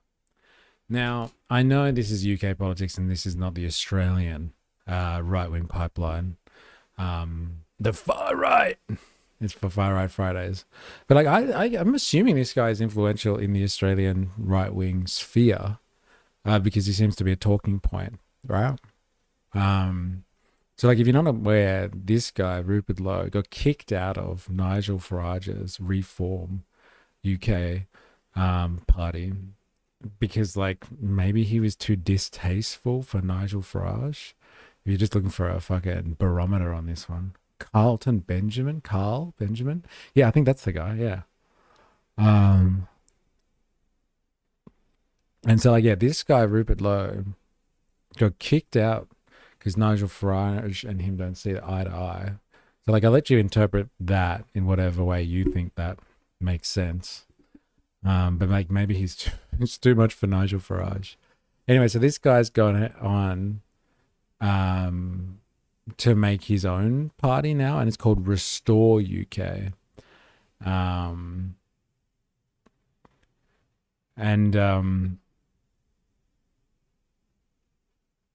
We watched the promo video the other day, and it's just all of the best culture war talking points that you can find in a British style, right? Like if someone was telling you that they were going to help you make, yes, Sargon of Akkad, that's the guy. Yes, thank you. Okay, now you are more in my sphere of bullshit. Yeah, so this guy, Sargon's in this podcast. It's called, the podcast of the Lotus Eater. Very interesting literary reference there, can I just say? Like, that's from the Odyssey. Very interesting literary reference. But that's what Sargon seems to be. He seems to be a high, intellectual, sophisticated man, and he's going to restore Britain.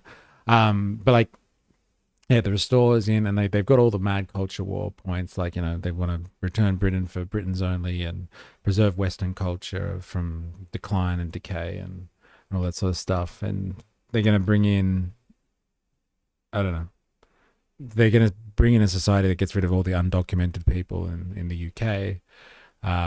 So a lot of the MAGA type tropes. And so, yeah, this party is called Restore Britain. And it's just started, and like they're doing an analysis of it from a right-wing perspective, obviously, or if that wasn't obvious, then let me just make it clear. And so we're going to get, I guess, a UK explanation of why the Restore Britain party, or is it Restore Britain or Restore UK? I think it's Restore Britain, I want to say.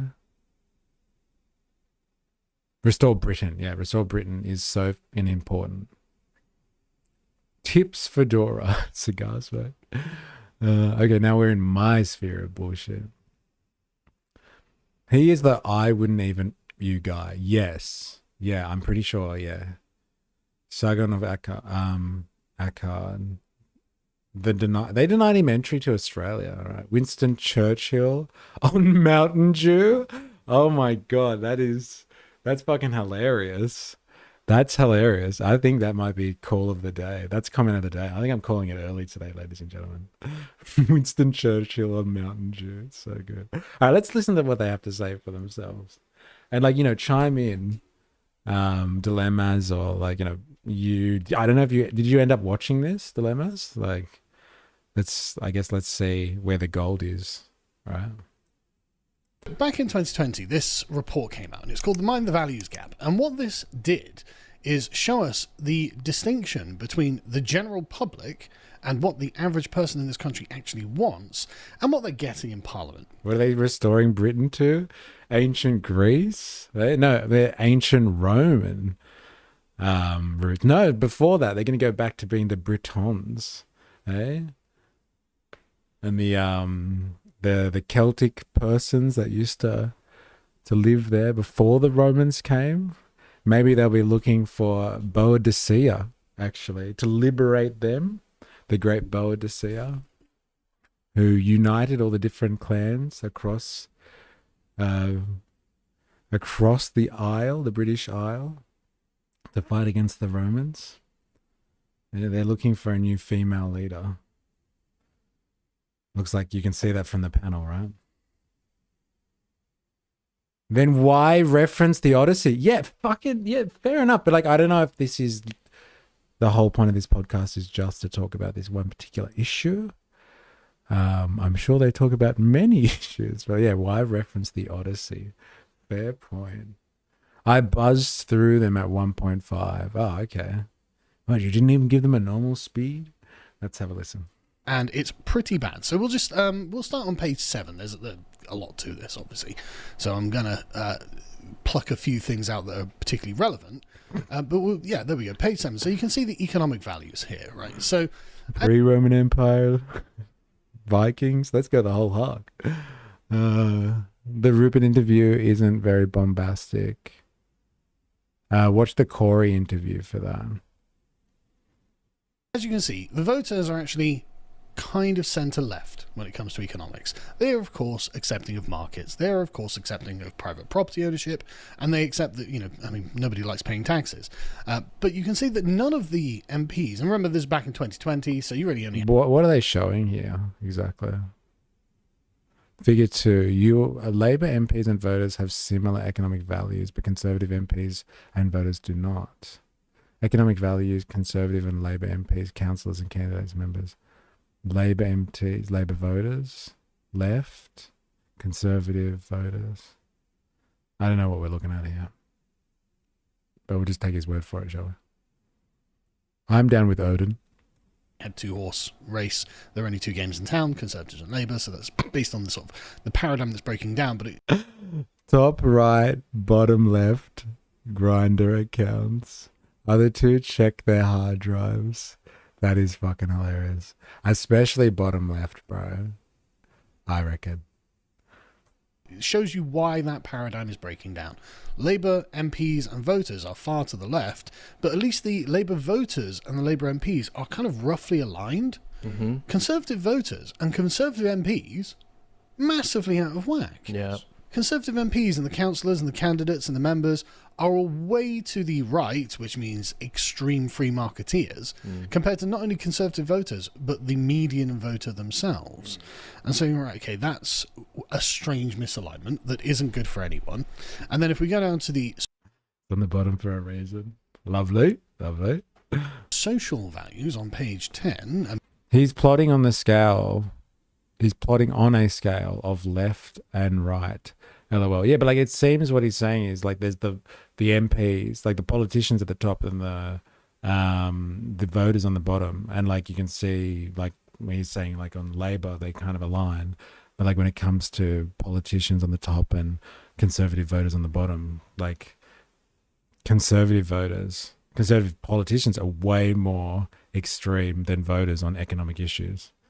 So like extreme as in like they're way more free market fundamentalists. Like neoliberal, basically. And like, who would have thought even Conservative voters don't like neoliberal policy? Who would have fucking thought? I was drunk last night, so I hope what I watched and what I shared are the same. No, I think you shared this actually during a stream. yesterday, or the other day when we were talking about Restore. I mean, here's just like a more detailed, granular point on that. So, as you can see, like the average voter is just not really getting at all what they want, and management will always try to get the better of employees when it gets the chance.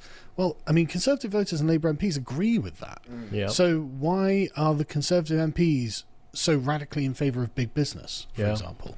So you know what's so funny? You know what they're analysing? If you're not following here, they're analysing the fact that Conservative voters agree with Labour MPs on economic issues.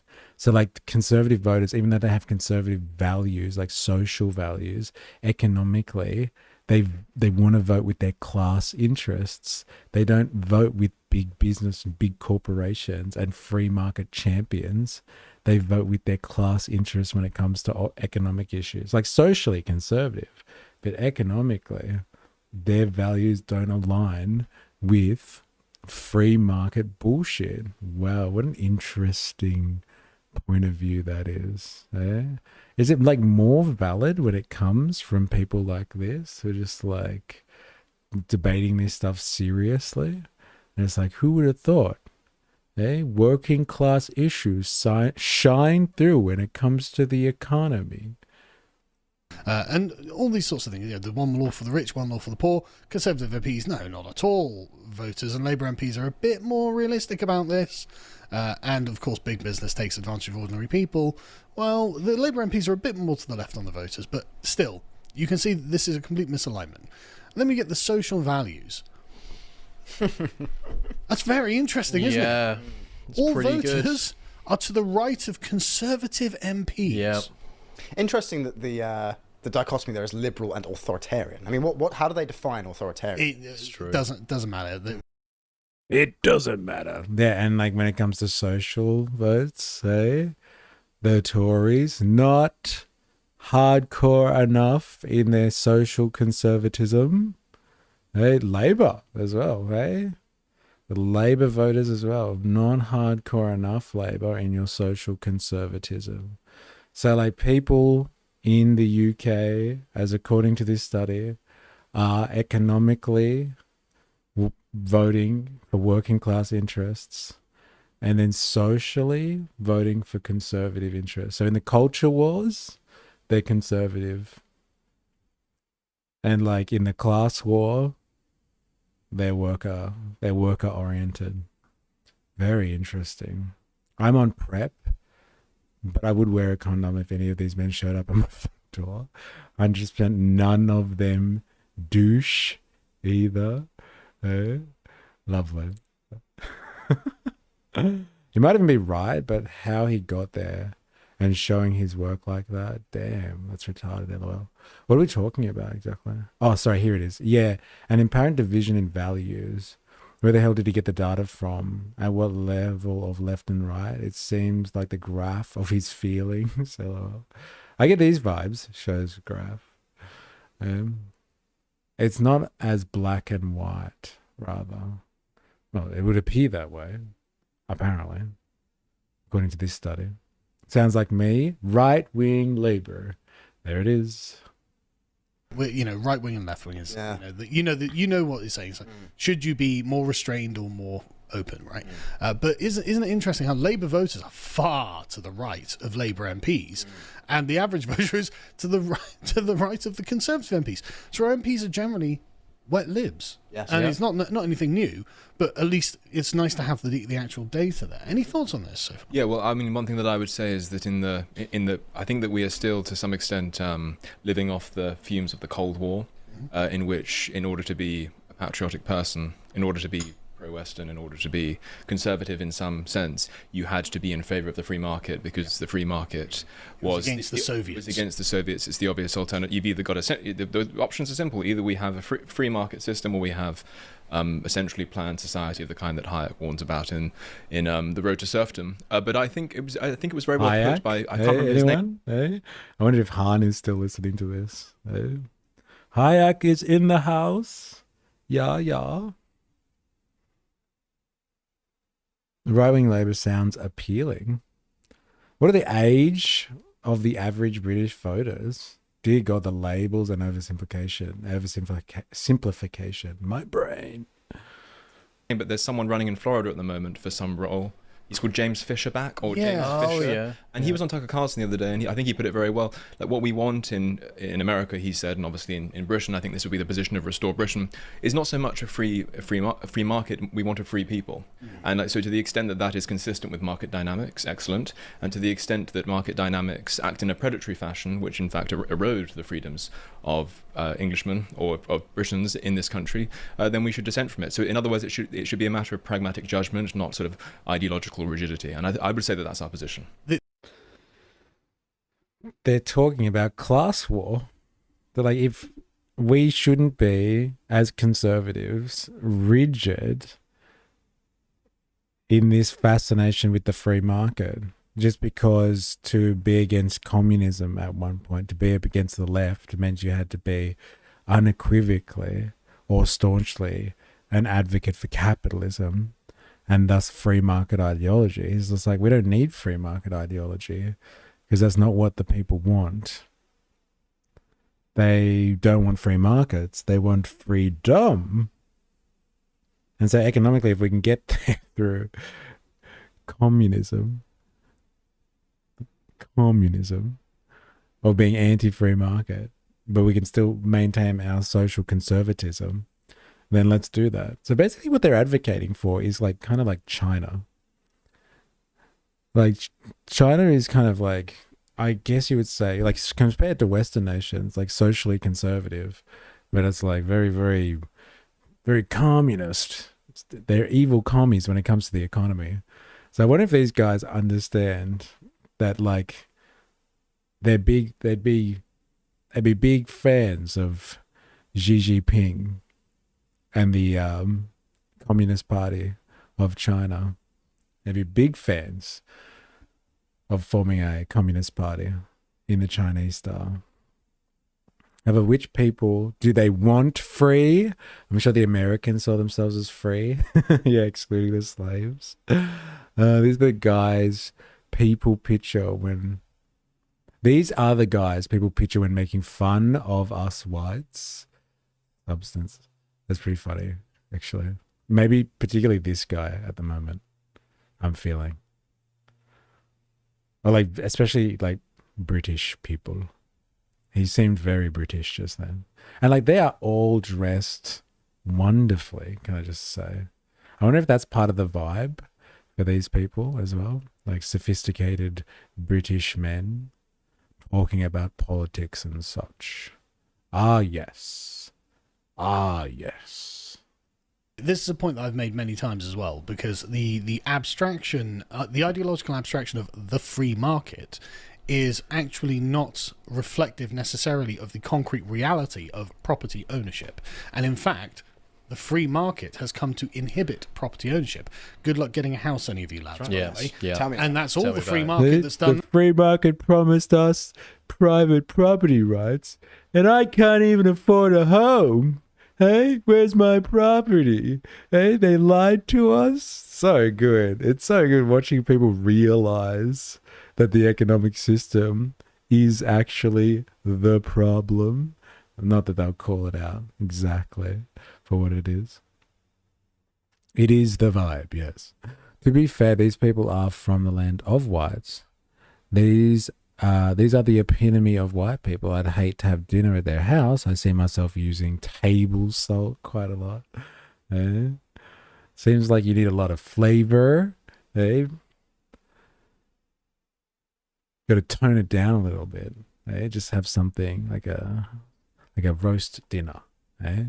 Meat and 16 veg. Just keep it at that. Maybe gravy if you're lucky. I mean, far more bogan and proud. All right, let's do this. That's not socialism. You know the bangers and mash are going to be bland as hell. I am far more bogan and proud. So he's absolutely right. What is the market actually useful, and is it serving its function, and has it been used to exploit the countries or actually serve them? And so I'm like with everyone else, I'm of course a standard Englishman on this. I own my property and you don't get to tell me what to do with it. But I don't want to see the country at the whims of predatory international capital. That's not a good thing for anyone. Yeah, I would summarise our position. Yeah, as you know, Carl, Rupert is a man of the city. He was a businessman, but he recognises, unlike I would say more or less every other politician of the so-called right, that Britain is not just an economy, and this is something that this is what he said in his video directly. Yes, he recognises that Britain is a people, and we are not just an extension of an economy, and therefore the economy needs to serve the people and not the other way around. And so I would sort of summarise our position by saying, oh my god, have these guys been reading some type of socialist literature? The economy is for the people, eh? Not the other way around. Oh my god, this is some interesting stuff, man. I guess they are national socialists. I'll leave that one with you. Oh my god. On the assumption that these guys are straight with quotation marks, can you imagine how much happier their lives would be if they had nice ethnic women in their life? I bet they would have much big smiles on their faces and well fed too. As the resident healthcare professional, get yourself a nice ethnic partner in your life. They're a bit dramatic, but your life will be so much better for it.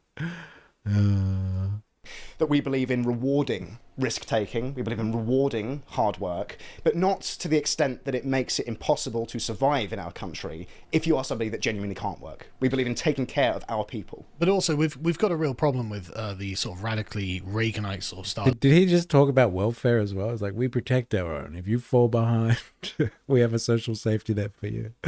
This is so good, man. Aren't you glad I'm here to educate you on the real opinions of the people? I am. I am so ready for you to show us how working class the right wing really is. And they just need to understand. They just need to put two and two together. Like, these guys are struggling to do here. That, like, it's like the free market.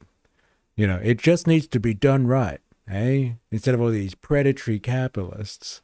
If we just did the free market right by the people, it's like, hello, that's the problem. It produces this situation. So unless you get rid of this market system itself, you're not going to get rid of this problem where it's not looking after your people. They're like so close to making sense of what they're critiquing. They're so close.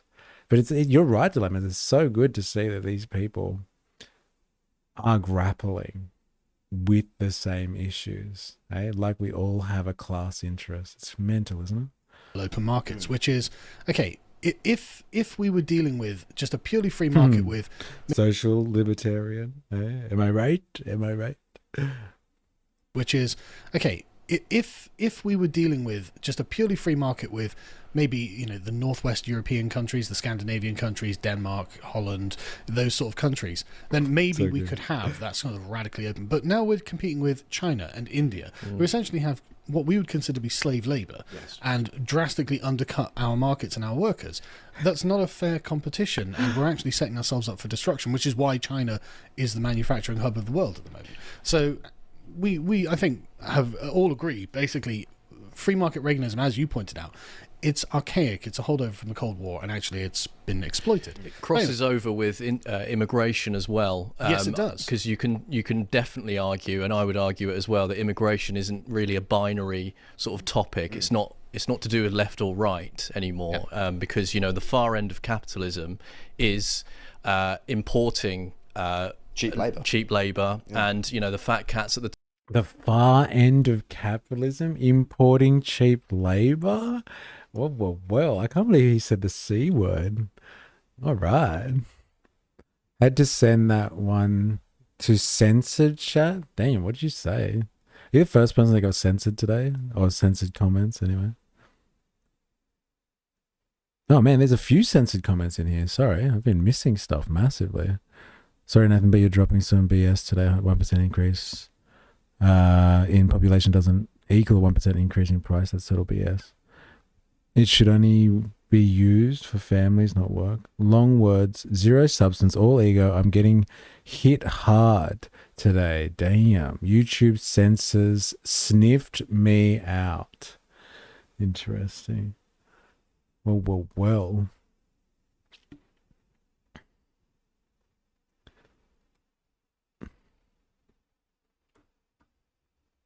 Is that you, Wookie, though? I didn't see your comments to censored chat. I've only seen Spandonk stuff in censored comments. I haven't seen your Wookiees. They're competing with the colored people? That's what I heard. I'm glad he said it out loud. Yeah, it's funny. It's just like, oh, if we just traded with like people, like nice Northern European types, that would be okay. Let's have free market predatory capitalism then. But we're dealing with China and India, and those people are basically slaves. And then when you have extreme capitalism like this predatory stuff, then they bring them here too because they're cheap. It's fucking outrageous. Sorry, I had a call. I'm back. No, I just read out, like some stuff that you put in censored comments. For the record, I like white people as long as they assimilate with my culture. Fuck, that's hilarious. That's good. I like that. As long as they assimilate. As long as they integrate. Oh, you put it in general. Okay, sorry. Moved it now. Censored comments. National communists? Can I shorten that and call them Nazis? Hey, Nazis. I like that. That's not bad, actually. That's really good. No, let's not do National Socialists anymore. They're going to be National Communists, and we'll call them Nazis. Are you a Nazis? That's good. That's good, Wookie. I'll give you that one. Sorry, but let these guys speak. Importing cheap labor, and you know the fat cats at the top get richer and richer with that. Yes. So when you argue with the Greens, for example, who want to just use us as an economic zone, open the borders as well. Yeah.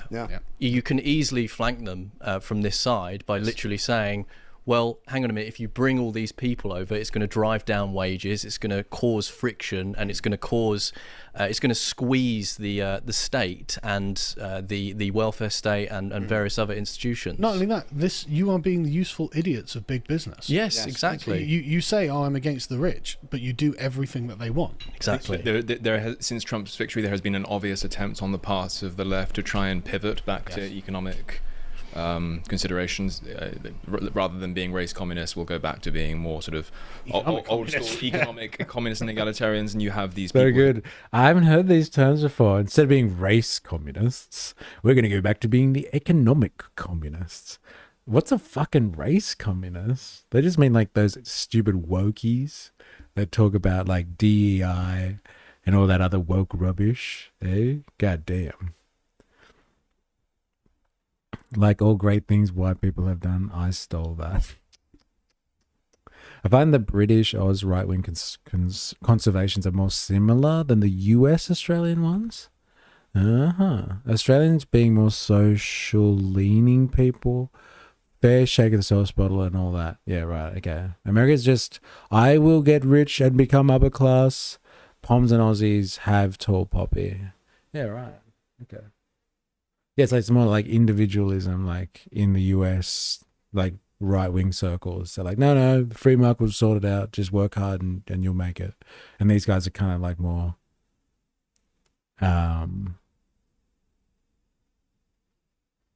more what? What's the word? Yeah, they're more for having a fair go. They want to have a fair go.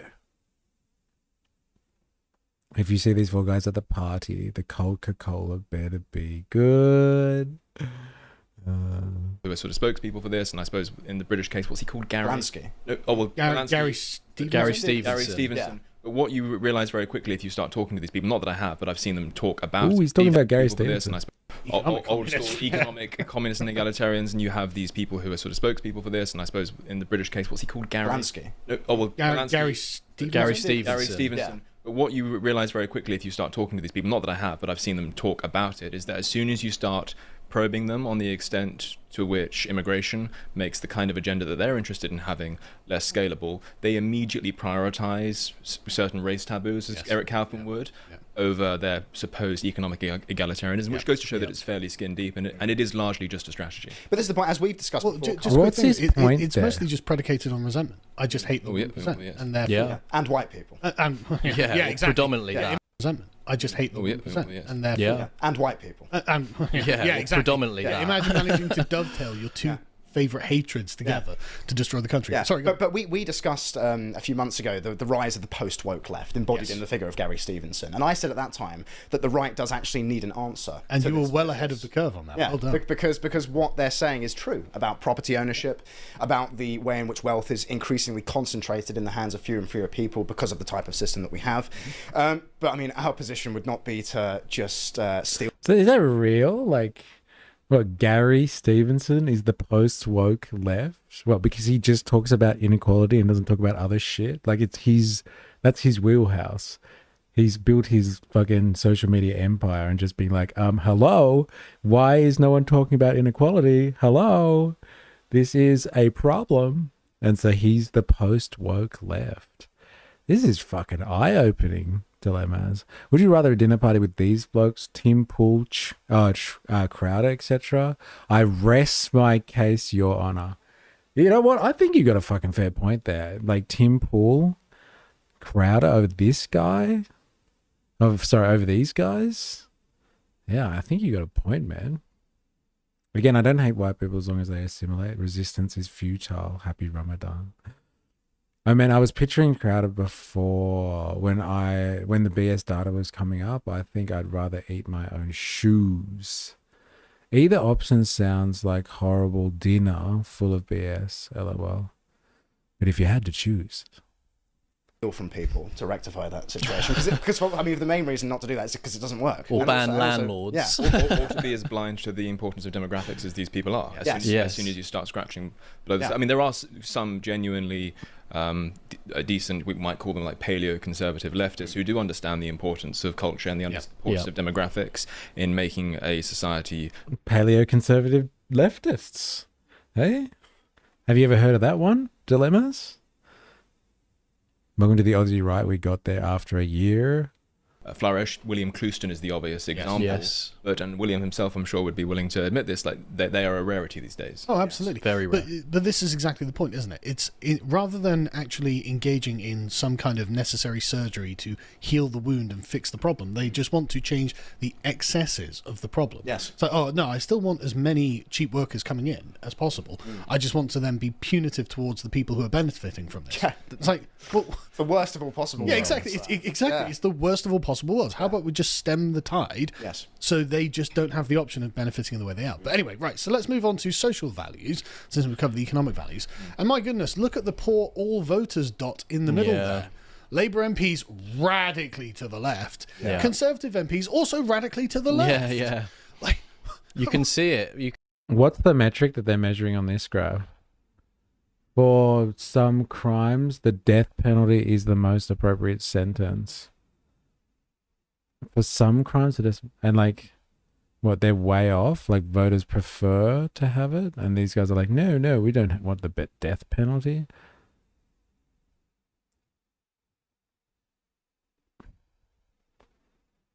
You can see it with your own eyes. It's good to see the data. Yeah. We are not represented in any way by anyone in the establishment, and haven't been for a very long time. And then, so, are these guys advocating for the death penalty? Is that what I'm hearing here? That's pretty crazy. I don't know, the Americans seem more friendly, even if you're poor. These guys seem like they'd assume you'd come to dinner for the free food, LOL. I was paleo-libertarian until I came here. American culture is to pretend the homeless aren't even there. Well, I am open to discussion about the death penalty if we're going to talk about the E-files. That's, hey, let's talk about it. And maybe that's where the voters are with this stuff. Yeah. Interesting.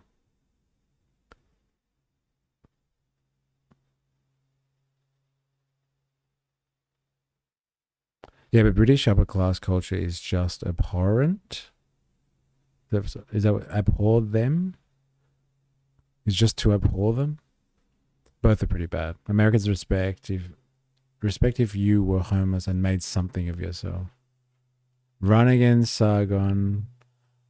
It went so well last time. What's your reference, Wookie? Wookie, I would like to know. I would like to know more.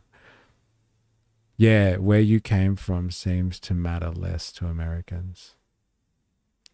I was a libertarian until I was mesmerized by Mystery Movement's hair. Yes. Whereas even if you become someone important in Britain, they still want to know your family ties.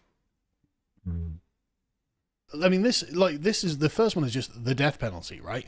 Like, Labour voters are to the right of Conservative MPs on the death penalty for, say, terrorists. Yes. Right? When Sargon ran for office and failed hard. Okay.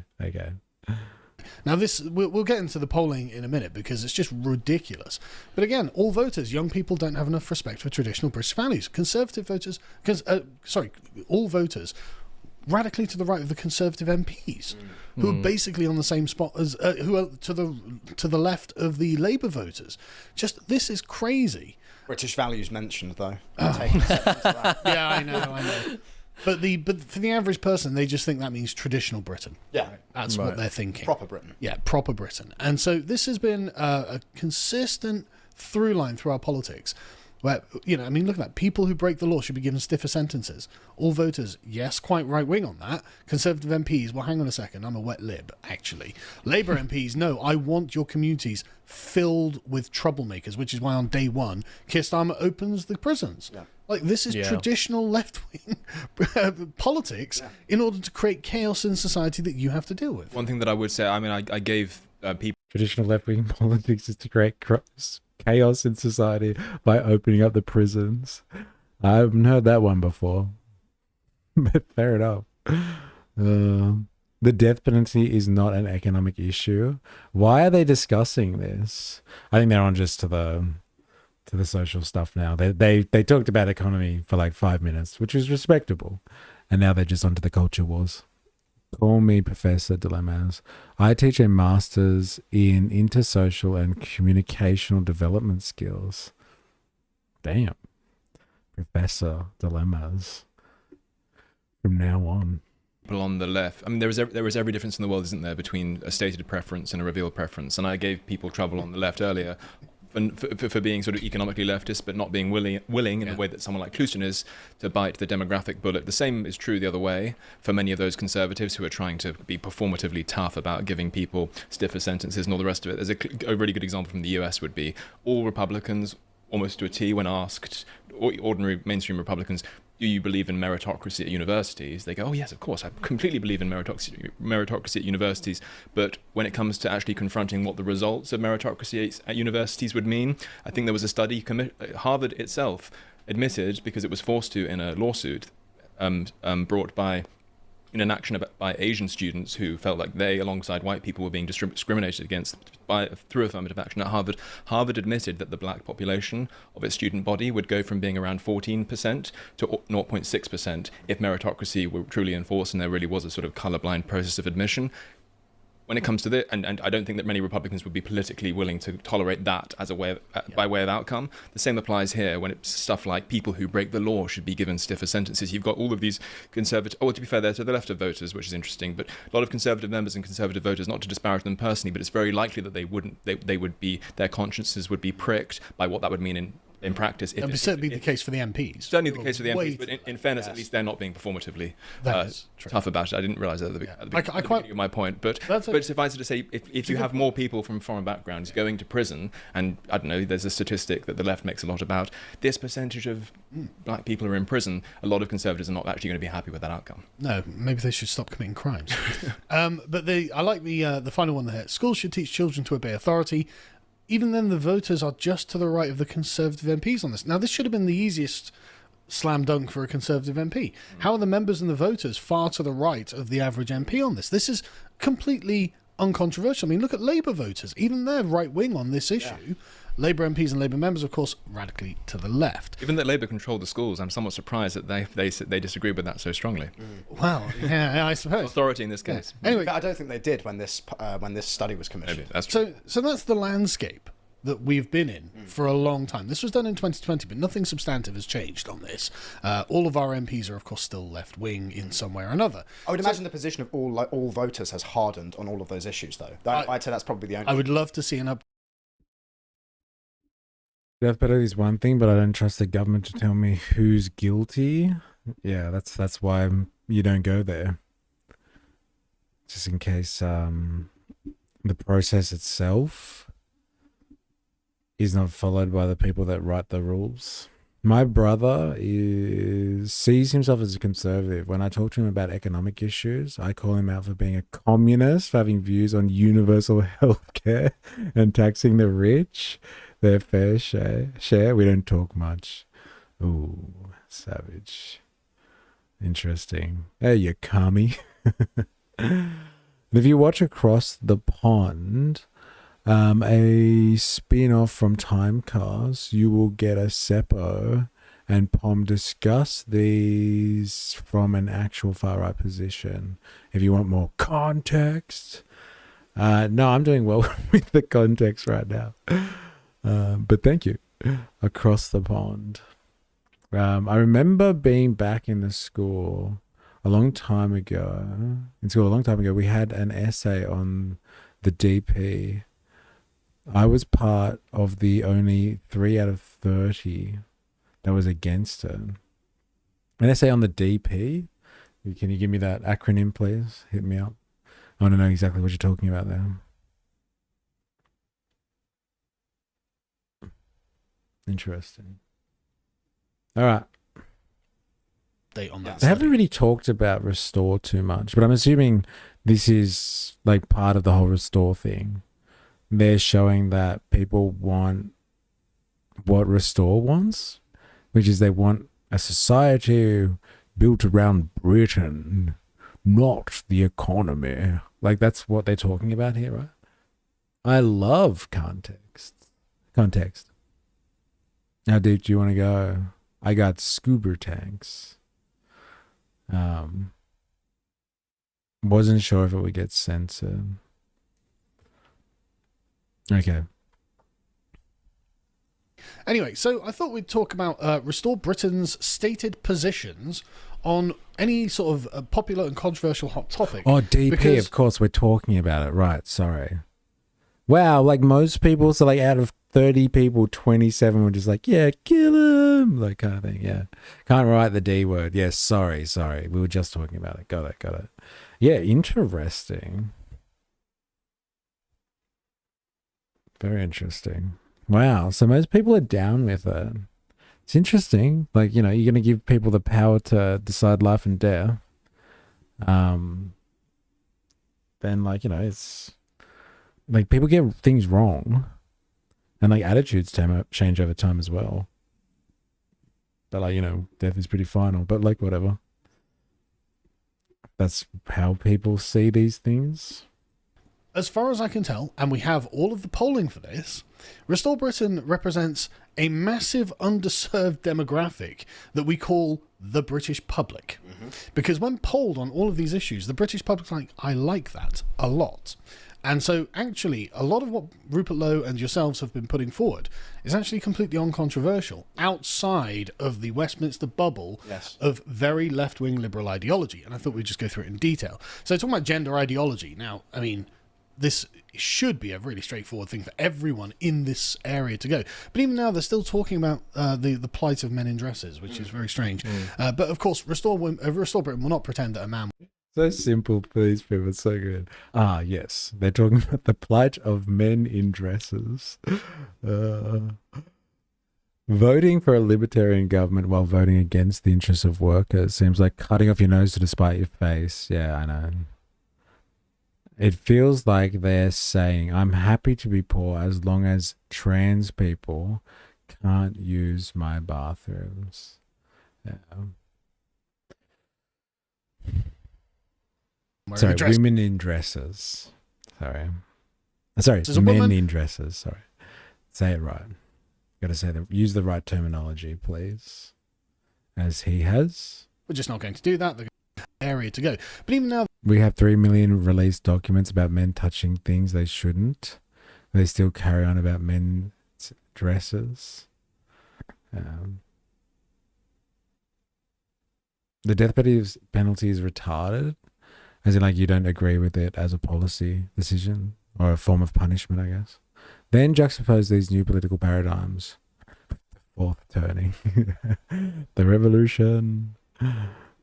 They're still talking about the plight of men in dresses, which is very strange. But of course, Restore Britain will not pretend that a man wearing a dress is a woman. We're just not going to do that. They're going to follow the Supreme Court decision. And people agree with this, unsurprisingly. Over half of people agree with the Supreme Court that a transgender woman is not legally a woman. Over half believe they should be excluded from women's sports and toilets. So you have an overall majority there. Yeah. It's just really cut and dried. No controversy there. J.K. Rowling has won, and Nicola Sturgeon has lost. Yes. I made the point to the venerable Alex Phillips the other night that this issue, although it is very important because we still have a governing class in this country that believes in this kind of nonsense, nevertheless, it is, I think, viewed as being a kind of safe anti-establishment talking point to talk about trans. It's kind of permitted, you're kind of allowed to, which is why you hear Reform MPs banging on about it. If it helps, we're going to get onto all of them. This was just the easing this in. So it's like the basics, yes, men are men and women are women, and they're not interchangeable. That's really not very controversial. So the next one is, of course, on non-stun slaughter. Yes. Of course, Rupert has been banging this drum, as you can see, for a long time now. Back in June last year, he was saying this. And now this is one of those things that actually I couldn't find very strong polling on in Britain, but around Europe more broadly, wildly popular. Yeah. Right? So, and there's 9 out of 10. Wow. No particular reason to think that the average Brit would have a different opinion. I mean, I think it may well be higher in Britain because we have the longest tradition of any country in the world of animal rights. I was going to say 1832, I think, the first animal rights law passed. There's a book called The English Are the Human, and in it, the Dutch psychologist who's writing it, he's visiting Britain. He goes on about the British love of animals, and he just can't understand why we love our animals so much. It's like, because they're our friends. I don't know. I don't know what to tell you. Yeah. Well, I don't know if you've got this included, Carl, but the Telegraph, of all places, published a hit piece on us. I think it was yesterday, last night. Oh, I didn't see it, actually. About this topic, essentially criticising us for calling for halal and kosher slaughter to be banned. Yeah. And our response to that is, this is Britain, and we will do things our way. Yes, and that's the correct response. There was so like they're animal rights activists. That's why they don't give a shit that it's like a Muslim practice or a Jewish practice or something like that. Like it's got nothing to do with that. They're just animal rights activists who love animals. That's why they our animals are our friends, so we kill them and eat them. But that's what you do with friends. So they're just animal rights activists. That's why they don't like halal and kosher. It's got nothing to do with the faith. They just love animals. Fair enough. Interesting. Yeah, it's so dumb. It's just basically legal witch burning. Whoa. Spandonk. You surprise me with the positions, like where you sit on certain positions. Never ending surprise here. No, it's definitely a Muslim thing. Nah, man, come on. They're animal rights activists. Don't be so skeptical, Wookie. Seriously. This is what I was talking about this week. It's a tool to get Muslims to self-deport, smell the revolution. It doesn't smell kosher. Look at these men threatened by men in dresses. I would not call this toxic masculinity because I feel masculinity is absent here. That's pretty funny. That's a really good point. Imagine confronting these people with be like, are you scared of men in dresses? Is that what's going on here? You're not scared of men in dresses, are you? No, it's an affront. It's an affront. So you're scared? We know when DNA was introduced as evidence, about 60% of cases were overturned and prisoners had to be released. Why would we penalize with death penalty unless you think it's infallible now? That's a fair point, eh? Yeah, I swing pretty hard both ways. I'm bipolitical, eh? Very interesting. Well, I didn't even know if is that a left and a right thing even? But it's just, I can never pick you, Spandong, where you're going to land. Or it's hard to tell. I'm sure I could pick you on some things, I guess. Yeah, interesting. poll that Rupert Lowe posted on his Facebook page. Where you pause the video, looks like the Brady Bunch of headless grinder profile. That suggested 55% of people wanted a ban on non-stun slaughter. Only 12% didn't want to ban. Although, like I said, I haven't seen the details of this one. So, but I think it's really safe to assume that is. I mean, honestly, I think that's severely undercounting. If you actually showed someone a video of non-stun slaughter and say, "Are you okay with this?" Part of the point. It's interesting that the reaction about us wanting to ban halal and kosher. So good. Have you actually seen a video of people breaking up someone's families and deporting them? Eh? People wouldn't agree with that. If you show them a video of them killing animals without stunning them first, people wouldn't agree with that. Like, I wonder if they applied if you just showed people a video of how outrageous this is or how depressing this really is, people wouldn't agree with that. I wonder if they used the video test often. So good. Yeah, I tend to lean into logic too hard for either party or anyone's agenda. Can't pin me down, baby. It would seem that way. Yeah, I wonder if they apply the video test often. Has been, from the bubble, it's been quite interesting to see many people come out and start saying, well, it's an issue that's, it's not looked at. It's an issue that we just don't really care about. Settled, yeah, it's settled. Like, we just carry on. Interesting. Dog whistle for xenophobia, says Iqbal Mohammed, one of the Gaza MPs. British and, is this the one you were talking about? That's the one. Yeah, banning ritual slaughter would shame Britain. Come on. Does anyone believe that? I thought it was an issue that nobody really cared about. But also, I'm personally of the opinion that the fact that we permit it is what shames us, and actually we need to do something about this. Yeah. And, I really enjoyed. It's completely inappropriate for a first world country like ours. Of course, but you are also a racist, according to popular Twitter poster Harry Eccles. Who cares? Well, it's who is he? Exactly.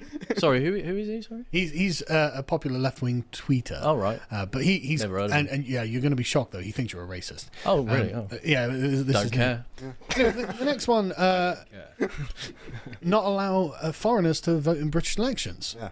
Wow, that seems controversial. And stand, by the way, because Commonwealth citizens can stand, as reform showed all of us. You don't want Bangladeshi nationalists standing in. I don't want Bangladeshi nationals standing in my election. Well, absolutely. Why would we want any foreign nationals standing in our election? I mean, Danny Finkelstein, friend of the show, replied to a tweet that I made about this. About how we don't want second-generation migrants occupying positions in great offices of state in this country, which in my view is perfectly sensible. But he said it was a bonkers fringe position. But why would we want foreigners in positions of power in our country? Okay, Danny, but how many generations do British people have to live in Pakistan or Israel or India before we're allowed to stand in their elections and take over their country?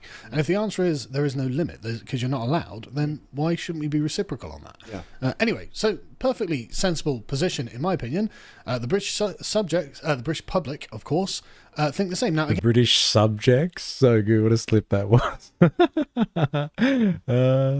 The British class system, as you said, still alive and strong. They're happy to export meats to North Africa and get that money from them. That's a pretty fair point. Yeah, just don't do it here. Hey?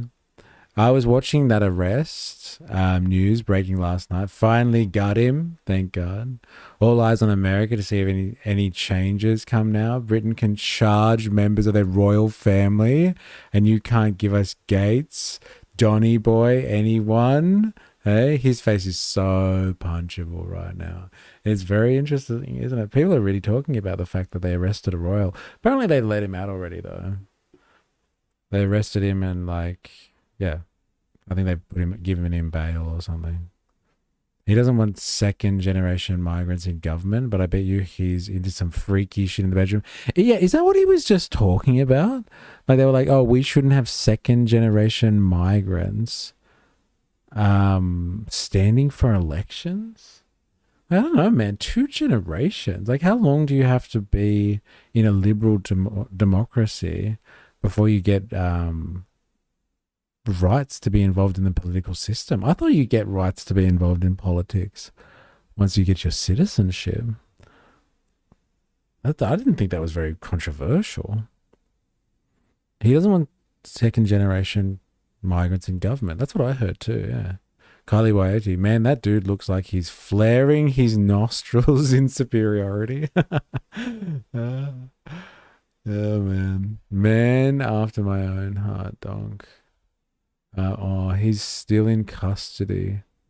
He was still in custody when I think I saw that, like, just before we started streaming, like a few hours ago. I think. Don't kink shame. Yeah, how dare you? Think second generation means that your grandparents. Oh, but like, what's the point though? Like, yeah, if you're second generation, I stand by. Like, if you're second generation, who cares? If you're a citizen, and your constitution allows citizens to be involved in politics, does it really matter if you've been here for more than 3 generations, 4 generations? Like, what's the point? Again, I had to go back to 2013 to get this because for some reason they just don't poll on this. But 60% of adults say no. It could be even higher now. It's bound to be even higher now. On I had what? to go back to 2013.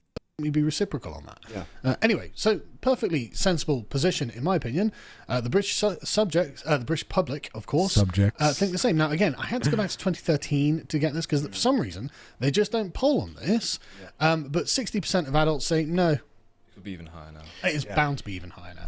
On this as well, I ran some freedom of information requests in our investigations unit to try and figure out some of the data on Commonwealth citizens voting in our elections, and I got some responses. One from Tower Hamlets in particular, where there was I didn't realise there was a migration that happened in 2014 between two systems. So they brought over like old data of the electorate over to a new system, and it's completely discombobulated, and they can't actually find exact data on who is voting in our elections, especially Commonwealth citizens. I believe we got I think it was Bradford who came back to us as well and said, I think it was over 30,000. I need to double check. I'm second generation. Yeah, like, well, like, I guess if it includes all your grandparents or not, but yeah, I'm not. I'm first generation then, I guess. It's irrational racism. It doesn't matter how many generations. If you look different, they don't want you. Talking about me with my English and Dutch heritage, for sure, right? Yeah. If my mum is an immigrant, but my dad is first generation, does that make me 1.5? Yeah, I know. Because, yeah, that's the thing. Like, my instance, my father migrated here, but my mother's family would have been here for fucking generations, I guess.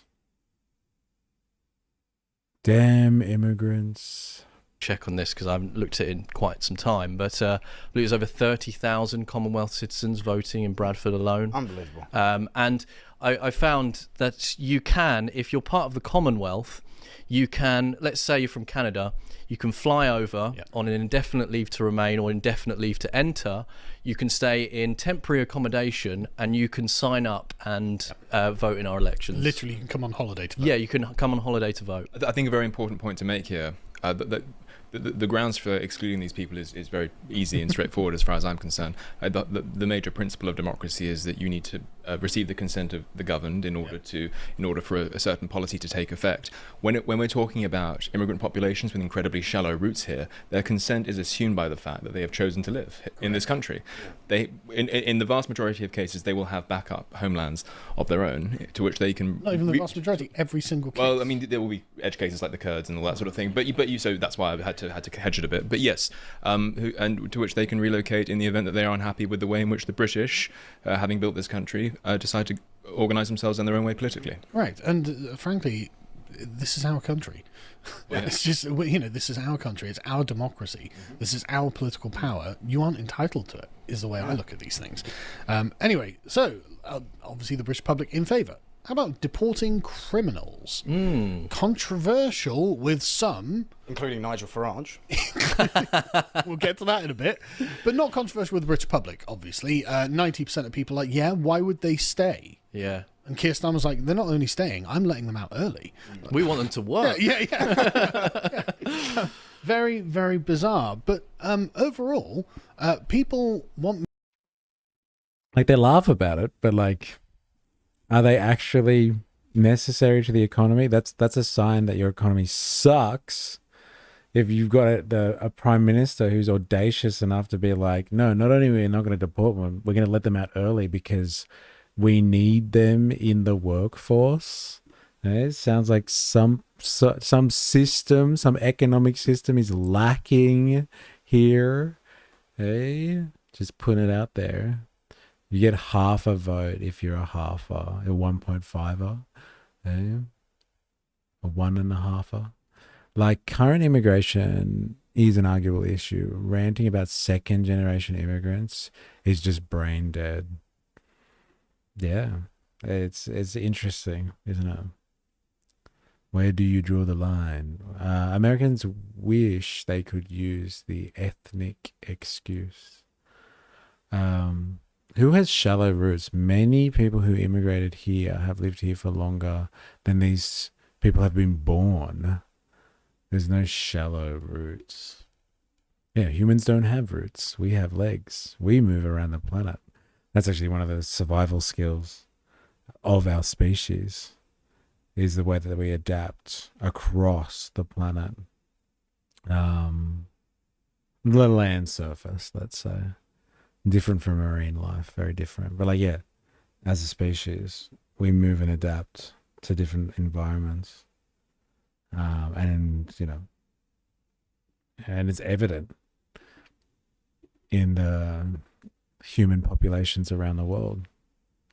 But no, we got to be stuck somewhere because somebody put borders, put lines on a world map. And so now we're not allowed to be that type of species anymore. Okay? It depends if you're second generation or not, whether you belong somewhere. No, more than second generation. Millions to go, right? This is just, if millions go, then millions go. And this is a very interesting YouGov poll that they did.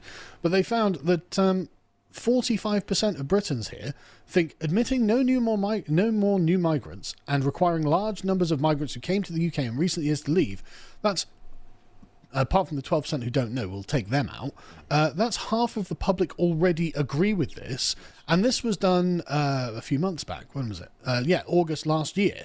So this was before Rupert Lowe started Restore Britain as a party. This is before any significant campaigning has been done.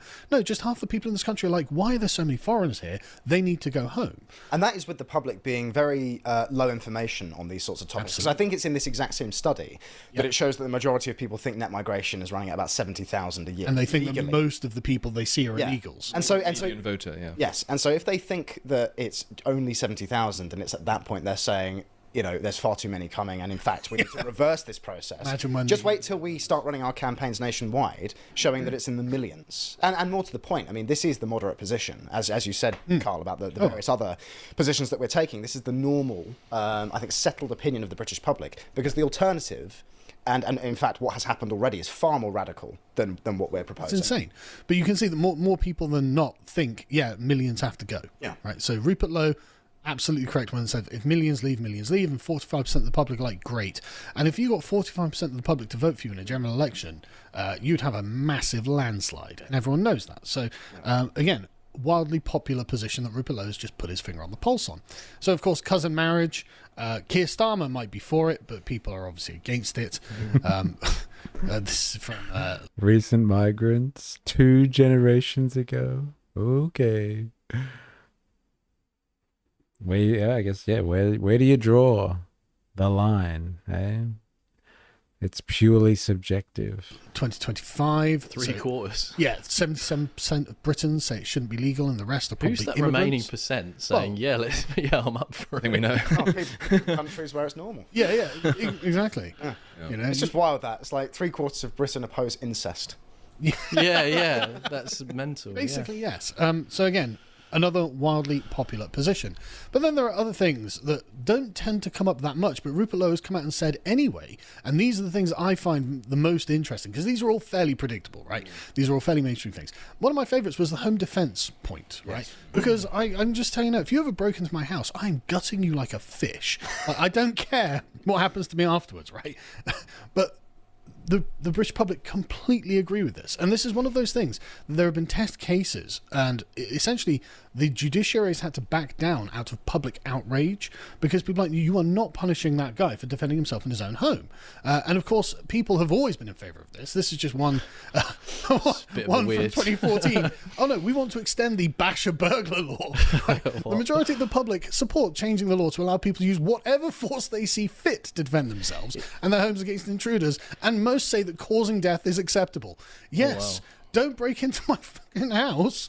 If you break into my house, you deserve it. 60%. It's quite different from the Cameronite hug a hoodie, isn't Very it? much so. Basher burglar. Yeah, basher burglar. That should be one of our slogans. Break into my house and you get what you deserve. And then, of course, the death penalty is another one of those points. Weirdly, the millennials are most in favour of it. When was this? This was not very long ago at all. Last year.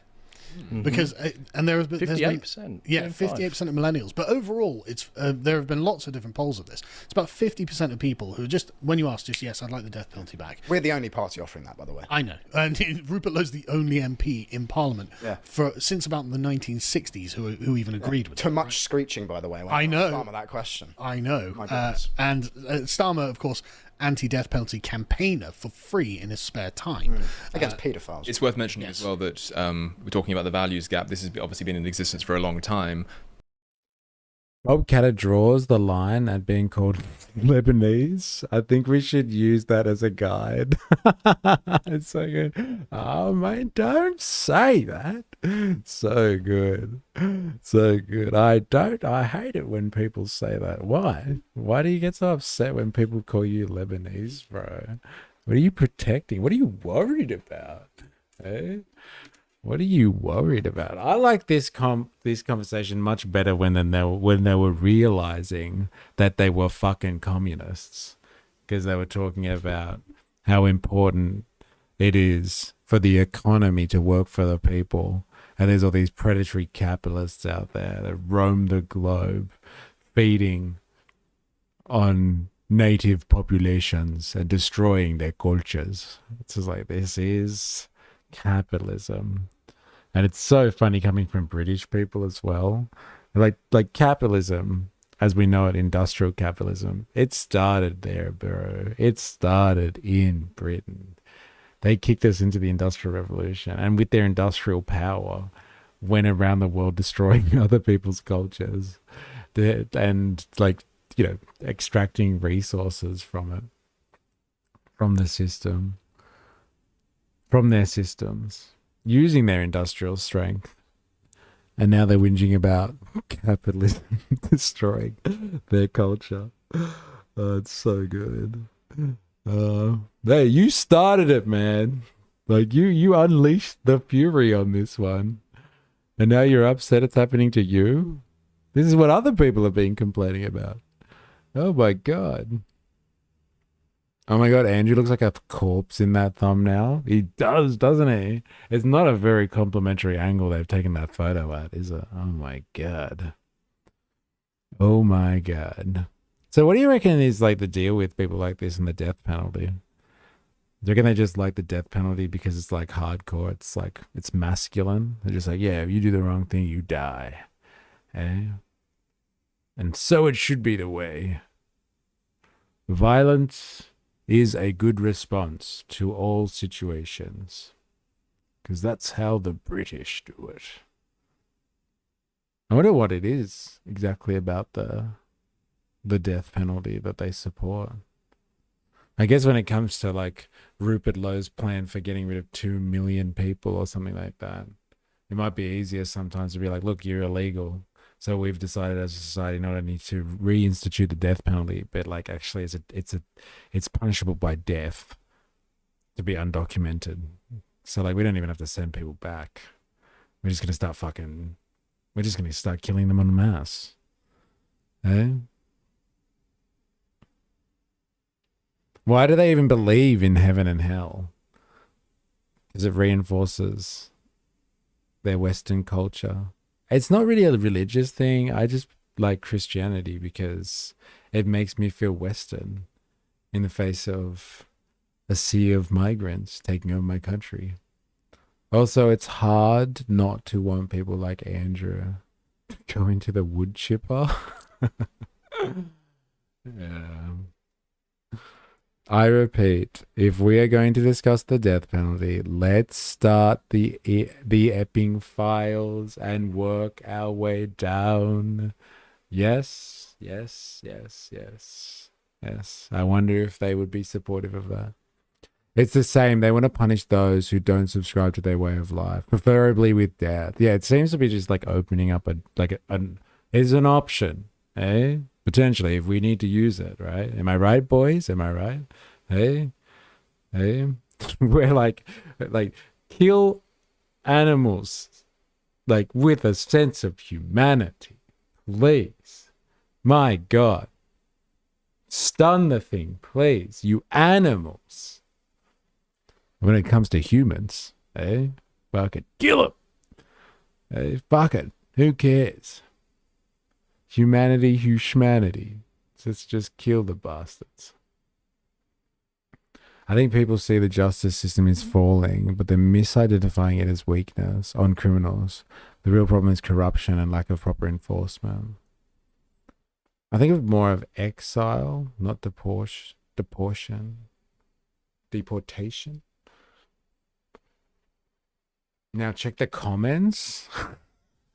Yeah, fair enough, actually. That's a good point. I wonder what the comment section is like here. We must protect Rupert Lowe at all costs. Albion, arise. What's Albion? If foreign nationals are standing in your government, there are far too many voting in your country. You know, it's funny. Like, these people would be, someone like this would be really surprised there's a lot of fucking immigrants that vote for One Nation, right? It's just like, obviously, if you have foreign nationals that are standing in your government, it must be fucking foreign nationals who are voting for them. Well, like, it's not always just one-to-one like that. We need 40% who never vote to step up and now make this once-in-a-lifetime vote for Restore Britain. Britannia. Paid my membership today. First party I've ever signed up to. Let's get to it, chaps. Says Buzz Lightyear over here. Albion rise? It's like saying Brits arise. Thank you, Forias. This is not the Great Reset. This is the Great Restoration. Very good. Fair enough. Reform were the last bad option until now. Now they are obsolete. Interesting.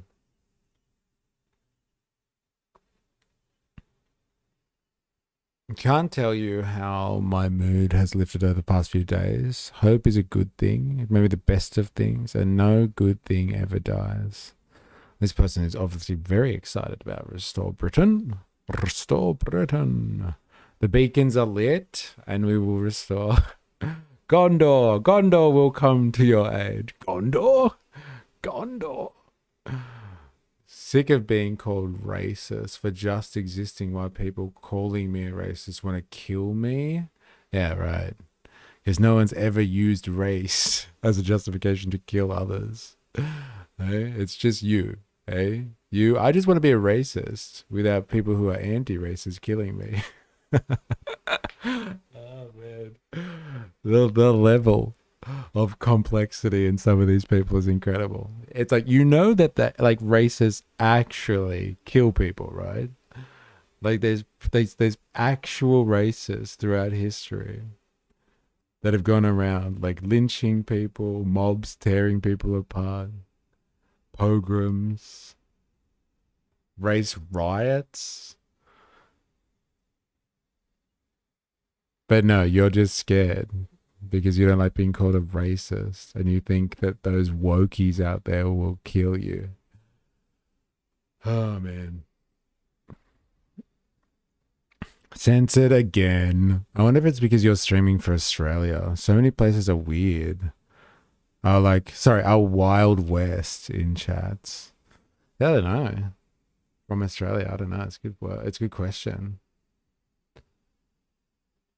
I've worked in hospitals for a long time and I have been around a lot of death. Good dies all the time. It's evil that perseveres. It's evil that perseveres. Evil is hard to kill. Not sure if you already mentioned it, but I wonder how they will go with first past the post voting over there. Like you're talking about, like how Restore Britain will go. Yeah, I don't know. So far, there's about 560,000 people, Mamupa, who have watched this. Oh, so there's 500,000 people that watch this podcast. 150,000 have viewed this.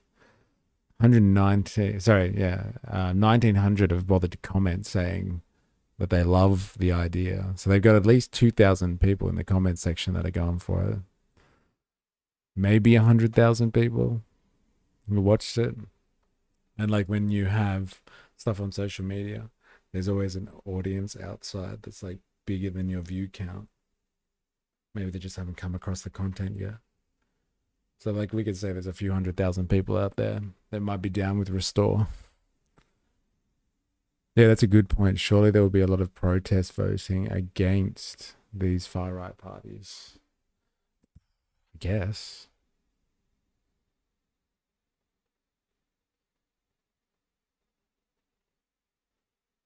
All right.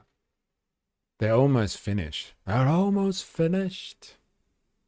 Beginning in the 60s, I suppose, which is when the death penalty was abolished. And it was abolished not by a government promising to abolish it in advance of an election. It was abolished by the Roy Jenkins. Roy Jenkins was Home Secretary, but it was through a private member's bill. It was not mentioned in any manifesto. So it was very much a matter of a kind of small cadre of people treating their own... small cadre of communists. Well, indeed, treating their own luxury beliefs as sort of the settled view of the British people, and just hasn't been reversed since because Conservatives haven't had the courage to do so. Correct. I mean, personally, like I love, and again, this is from November 2025. I love the British public sometimes. 17% are in favour of bringing back flogging. Wow. I'm one of those 17%. And a minority of 21% are like, bring back the stocks. But again, just, 50% when asked neutrally, do you support bringing back capital punishment? Now, as everyone knows with polling, if you change the question, you change the results. And so we say, well, what about for terrorists? It goes up to like 60%. Right. What about for child murderers? 65%. Yeah. Mm-hmm. Like everyone agrees. Why are these people still here, as in on this mortal plane? Like these people need to be dealt with. And there's just no real debate about that. So the point that I'm making here is that actually, basically everything Restore Britain has put out has just been a reflection of the unserved desires of the British electorate. Yeah, the 60% of people who didn't vote at the last election. Everything that they put out is what the British public wants to say. Everything. Interesting. Fair enough.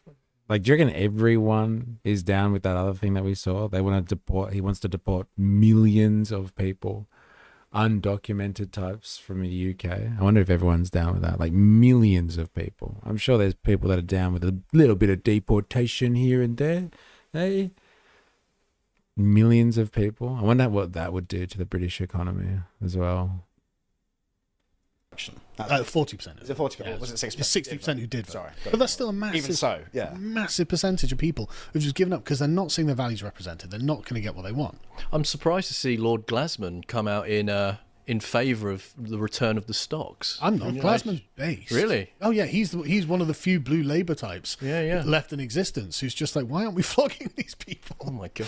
It's like that's a great question. But the thing is, Lord Glasman actually represents on almost all of the issues the majority British popular opinion. Yes. He's not a communist, but he's not a free market radical, and he's socially conservative and wants to see severe law and order and discipline. He honestly is very representative of what the average Briton actually wants. I mean, don't quote me on this, but I do believe he's quite pro Shabana Mahmood at the minute. All right. To be fair, she's one of the most hardcore Home Secretaries we've had in a long time. Like, as much as I don't like Labour or Shabana Mahmood either, a lot of the stuff she's done has been pretty solid. You can't argue with it. Yeah. But anyway, so what do you chaps think of all that? It seems fairly reasonable. I love when they say chaps. Yeah, I mean, it's obvious that the Let's say it again one more time. What do you chaps think of this show? Oh. Pretty solid. You can't argue with it. Yeah. But anyway, so What do you chaps think of all that? And it seems fairly reasonable assessment. Yeah, I mean, it's obvious that the British public have not been served by the political class for as long as I've been alive, certainly. And for some reason, there is this consensus in Westminster within the M25 about what is moral and what is not. And I think really one of the main reasons that we decided to turn Restore Britain into a political party, having been launched as a movement and pressure group, is simply because the vehicle, the sort of natural vehicle for these sorts of ideas, Reform UK, was drifting basically to where the rest of the politicians have drifted to on these issues. And so if the Reform is like, what, old hat now? People don't like Reform anymore? That's crazy. Particularly a lot of protest voting in suburban and city areas, seats that are typically occupied by a lot of first and second generation immigrants that will soon lose their voting rights, apparently. The Mills Plus that did the protests over there, remember? You're talking about like all the people that were out in the streets recently, like going nuts. Because we can't trust the government to enforce a death penalty justly. Yeah, I'd be very concerned by that. I'm surprised how much fucking consensus we're getting on a stream like this. When usually people are pretty divided on topics like this. Everybody's kind of like, yeah, but like, do you really trust the government to enforce a death penalty? Like, seriously? They do get things wrong. People complain about it all the time, actually, about how wrong the government is. All of a sudden, we want to just give them the power to kill you. Did you imagine what would have happened at the Sydney protests? They're coming right for us. No idea what YouTube didn't like about my last comment. Apparently it's too bigoted against mustaches. Damn. Oh, sorry, Wookie. You said something ages ago. Just like vets, we prefer our government to push things down for us, do our dirty work. Motherfucker needs to restore his face to the 21st century. That handlebar mustache with these attitudes make him come across like a villain. Tying the damsel to the railroad tracks. LOL. I think that's the point, though, isn't it? It's like if you want to exude British superiority, you must take a trip back in time to when the British were truly superior on the world stage. Let's get back on that train. Oh, absolutely. I don't trust the government with the death penalty, but like I said, if we're going to do it, let's start with the E-files. Yeah, I know. We hear you loud and clear. And I think there'd be a lot of consensus on that one too. Like they were just saying. They're just like, oh yeah, well, if you ask the question, do you like the death penalty? And everyone's like, I don't know where they sit on the fence about it. But if you say, well, do you want it for child murderers? Yeah, fine. Let's start with people that kill children. Let's do that. Let's start with that one. To when the facial hair was glorious. Restore. Yes, I know, right? Restore away. If Reform is not going to be the vehicle for these ideas, then the British public need something else, and that's the gap we intend to fill. And it's clearly the gap that you are filling. I mean, Rupert Lowe, basically on almost all of these issues, is just basically where all voters are. Yeah, it's to the right of all voters. Well, it's to the right of all MPs. Hey, I can't believe... Back in 2020... We have... This guy is a name now that we all know of. Hey, Rupert Lowe. Could have been fucking anyone just a week ago. Now he's a mainstay on the channel. Watch this space. Hey, this one? Is this the guy? Yeah, that's the guy. Watch out. We're coming to get you. Yeah. This is the guy. What's this, Ninja Nurse? What are we looking at here? Is this Ramadan stuff? Is there? Hopefully there's no music. I got hit up last time. You know the Ramadan video that we shared last time with Pauline Hanson? With her burqa on and stuff like that. The music on that. I got hit up with copyright for that. I couldn't believe it. Like, are you serious? Outrageous. Yeah, I bet you if this has got music, I can't have it. I am a proud. High five for praying. Let's keep at it. We love from Lebanon. Mabruk. You have completed 1 day of fasting. Yeah, I can't play the music. I'm sorry. Please let this be how I break my fast each day.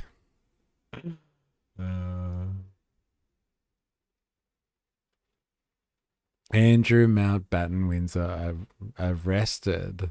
Live updates. No, I can show it. I just can't use the music apparently. Okay. I swear I've bought my work gear off him before. Mr. Lowe's. Yeah, Mr. Rupert Lowe's. Pretty common name, maybe.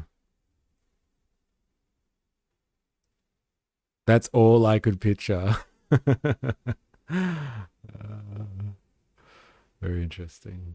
Very interesting. All right, there's one other thing that I want to grab on this one. This one's for you, Spandonk. But I guess it's a bit outdated now. So I don't know if we can go there.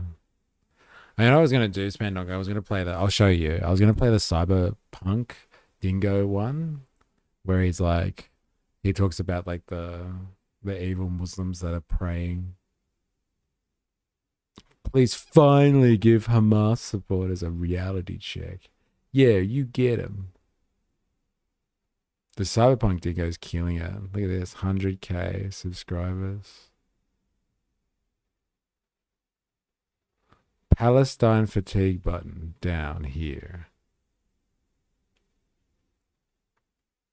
How's the AI generation of the image as well? Like they got mats out and stuff and they're on the street. Eh? AI generation. Been pretty sophisticated. But I think this is outdated now, to be honest. Don't show it then. I see the damage the far right is doing in social media spaces. These posts make me feel like the world is healing again. Oh yeah, looking back on that one now is interesting. Like it's interesting because yeah, like things have changed. It wasn't just the circumstances are a bit different. This one I haven't seen, so I'm actually going to go through this one. I told you, Mr. E Movement, if you want to start hitting 100,000 subs, you're going to have to get those feet out. Yes, you have told me. You have told me. The AI is going off on thumbnails. Yeah, it is. Yeah, it bloody is.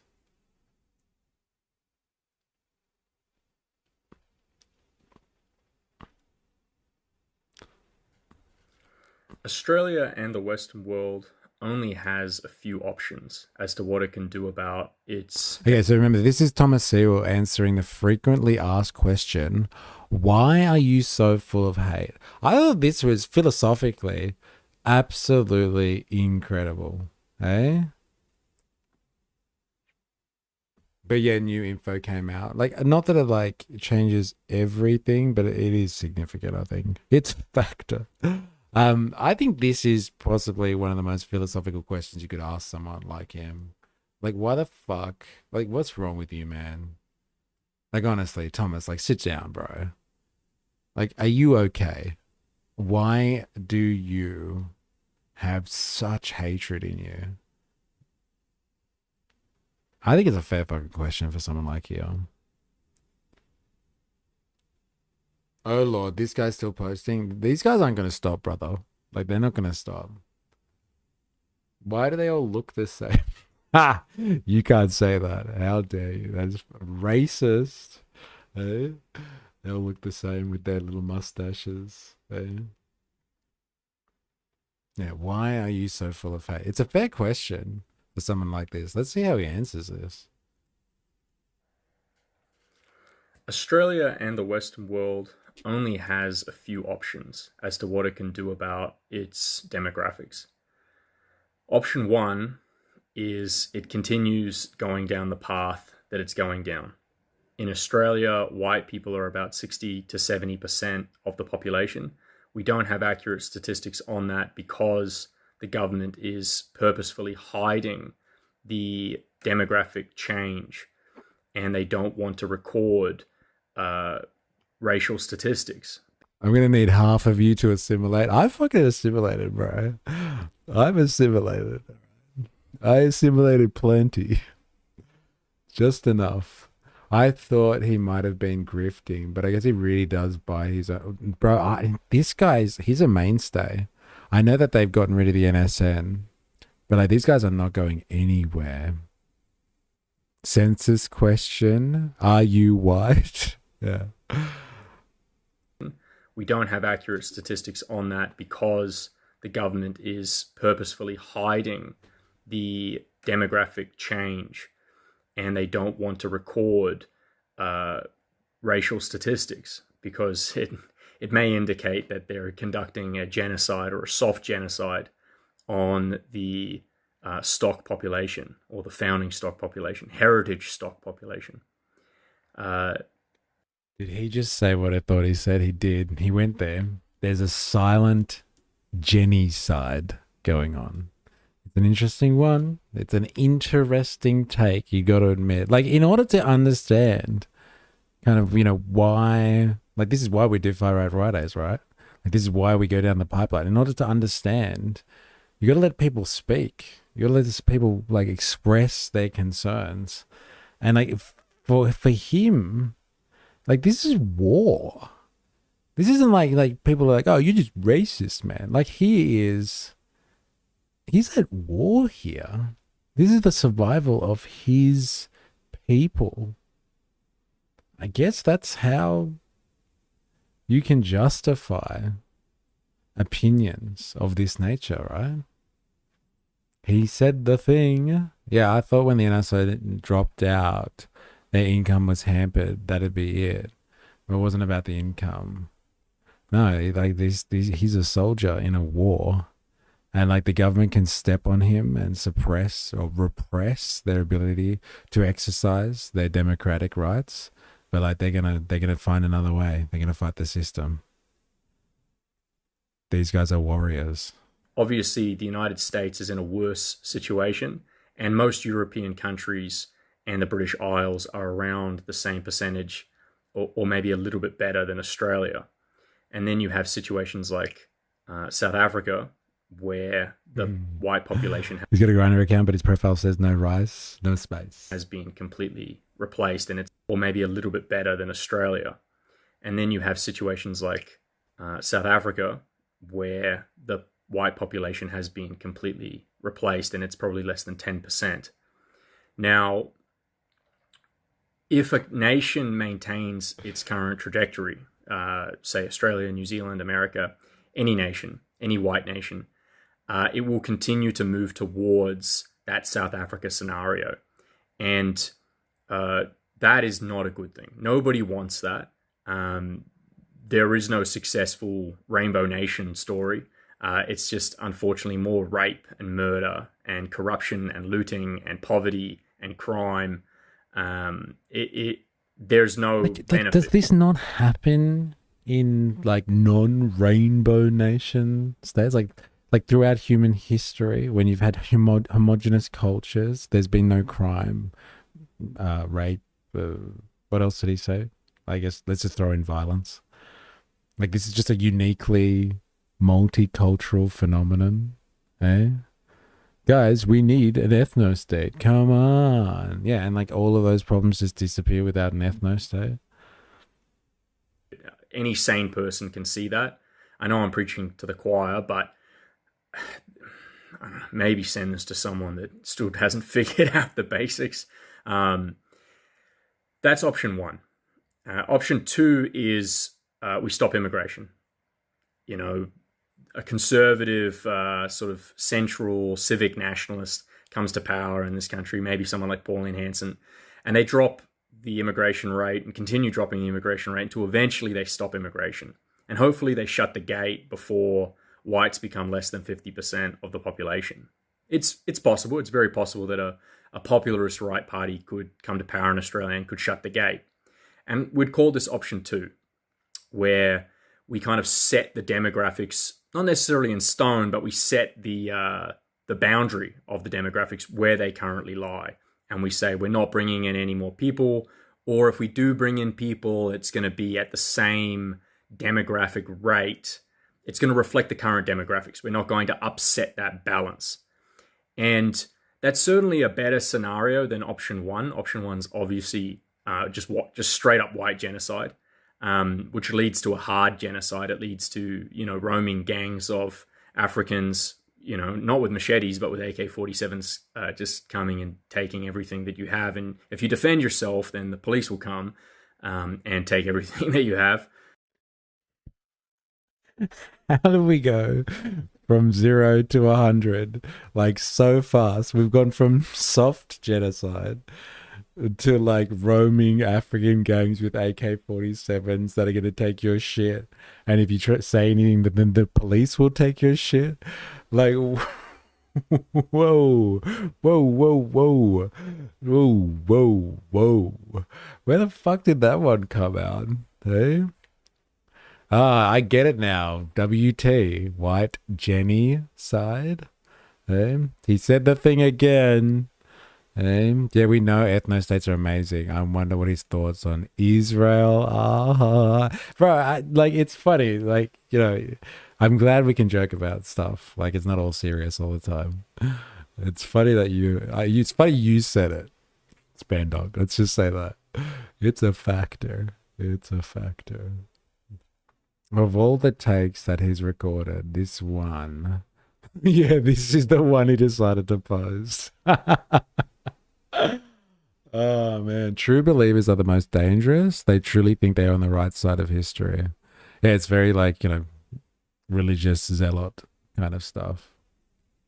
Well, especially if you think, like, your logical progression here is just like, if we tip 50%, gangs of African people with AK-47s are going to come and take your shit. Like, that's the logical conclusion that we're talking about here.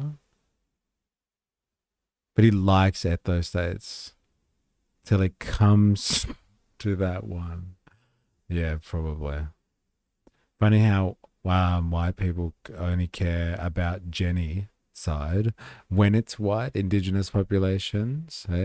Just saying, if you care about one, you should care about them all. It's not enough time in the day. Which is the situation in South Africa. But yeah, option 2, on a long enough timeline, your country is basically going to end up like some of these South American despotic states, or on a long enough timeline, it's going to end up like India. So for those that aren't aware, India, or the Indus Valley civilization, was an Indo-European civilization. So it was a genetic population similar to Scythians or kind of Proto-Greeks that colonized, I think, around 4,000 or 4,500 years ago, northern India. And Well, he knows about the Indus Valley. I'm intrigued about where this is going. I bet you it's got something to do with an Aryan connection. God. Oh, fuck, this is... All right, let's see where it goes with this. Indus Valley, they built a civilization similar to the Greeks. They had a religion very similar to the Greeks. And over time, they diluted their blood with southern Indians, with what we would call genetically Dravidians, which is what most Indians are, like the majority of their blood. And over thousands of years, despite efforts through religious caste systems, India eventually turned brown. And so if you're a professional racist like me, you can tell the difference between a southern Indian, a Dravidian, and a central or northern Indian like a Punjabi. And it's actually quite obvious when you see like a Kashmiri. They're usually taller. They've got a more Caucasian skull. I'm just not down with this stuff. Holy shit. I thought he was going to say they're fairer and they're taller or something. No, but they got a more Caucasian skull. A professional racist knows... He is a professional, isn't he? Fuck. I don't know if people put their time knowing this stuff. Keep the Greeks out of your mouth. You didn't like us when we first came, Malacca. And bro, I have seen... have you ever been to South Africa? Wait, let me make it easy. Have you ever been anywhere other than Bali? And remember, he was born in New Zealand. So he's been to New Zealand. Holy wow, this is something else. Thank you, whoever suggested this. This is fucking... We are down a fucking pipeline here now. I only found this because remember last week we watched their promotional video? Like I found this by accident last week when I was looking at the NSN promotional video. They are higher IQ, and they're usually a little bit paler as well. But despite a higher IQ, whoa. Despite the fact that they've got a little bit of Aryan blood still in. I knew there was an Aryan angle to this. You know, the funny thing about like Aryan stuff, I'm sure you probably all know this, but yeah, the Aryans are like, as he was saying, they're Eurasian. So like all this fucking high talk about being Aryan and stuff, it's like it's really a call to a Eurasian style society. A central Western kind of Asian society. Indian. Damn, dude. Thank you for deep diving. This is wild. This is fucking wild. I know this is way extreme. I know it's called Far Right Fridays, but that's just a term just to make it catchy. Like we usually stick more to like the cultural wars right wing as opposed to this. This is fucking something else, man. In them, they are very clearly Indians. They are not Europeans. They might only be 10% Indo-European blood. Despite the fact they'll say, I'm Brahmin brother or I am Aryan brother, but they're an Indian. It's unfortunate, it's sad, but that's just what happens over hundreds of years of policy too.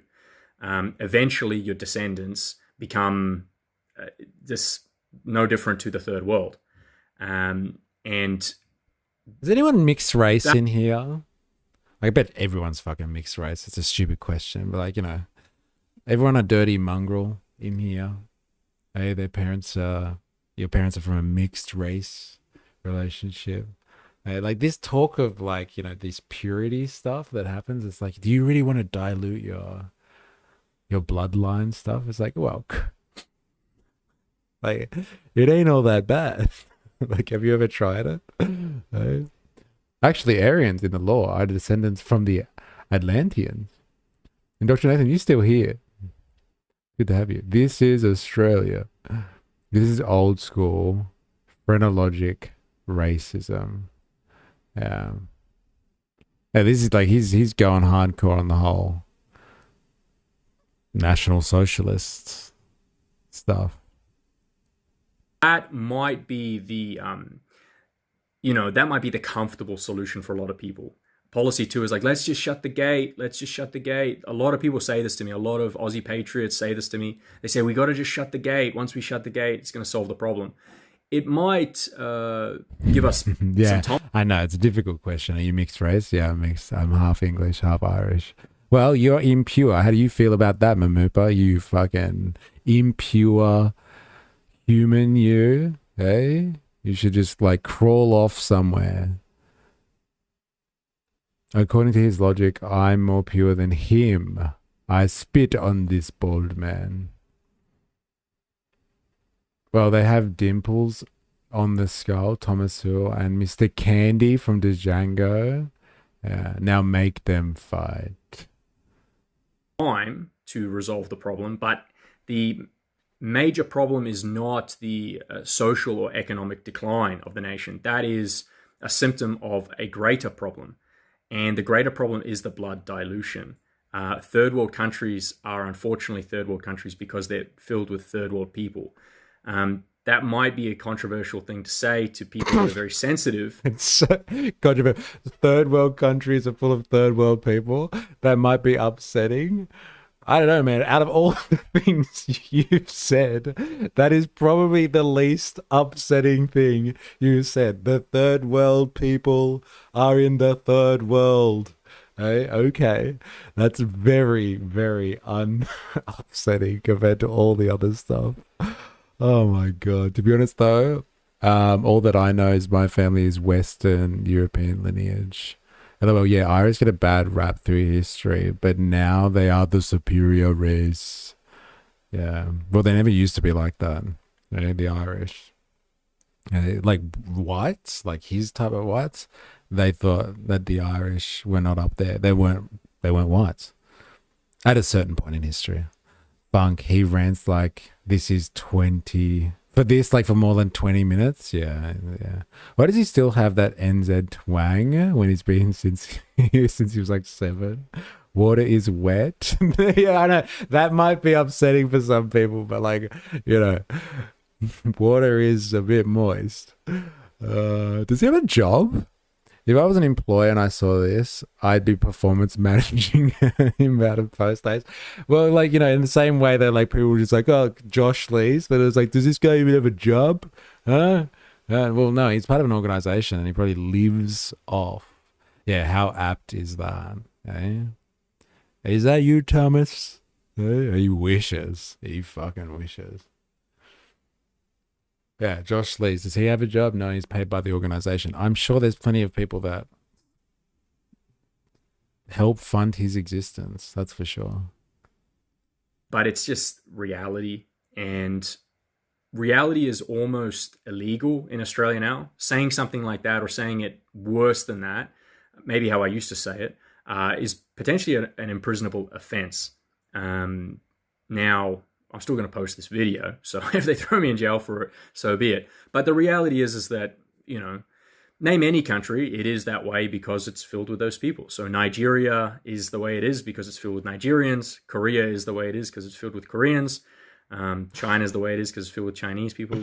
And Australia is Australia because it's full of Australia.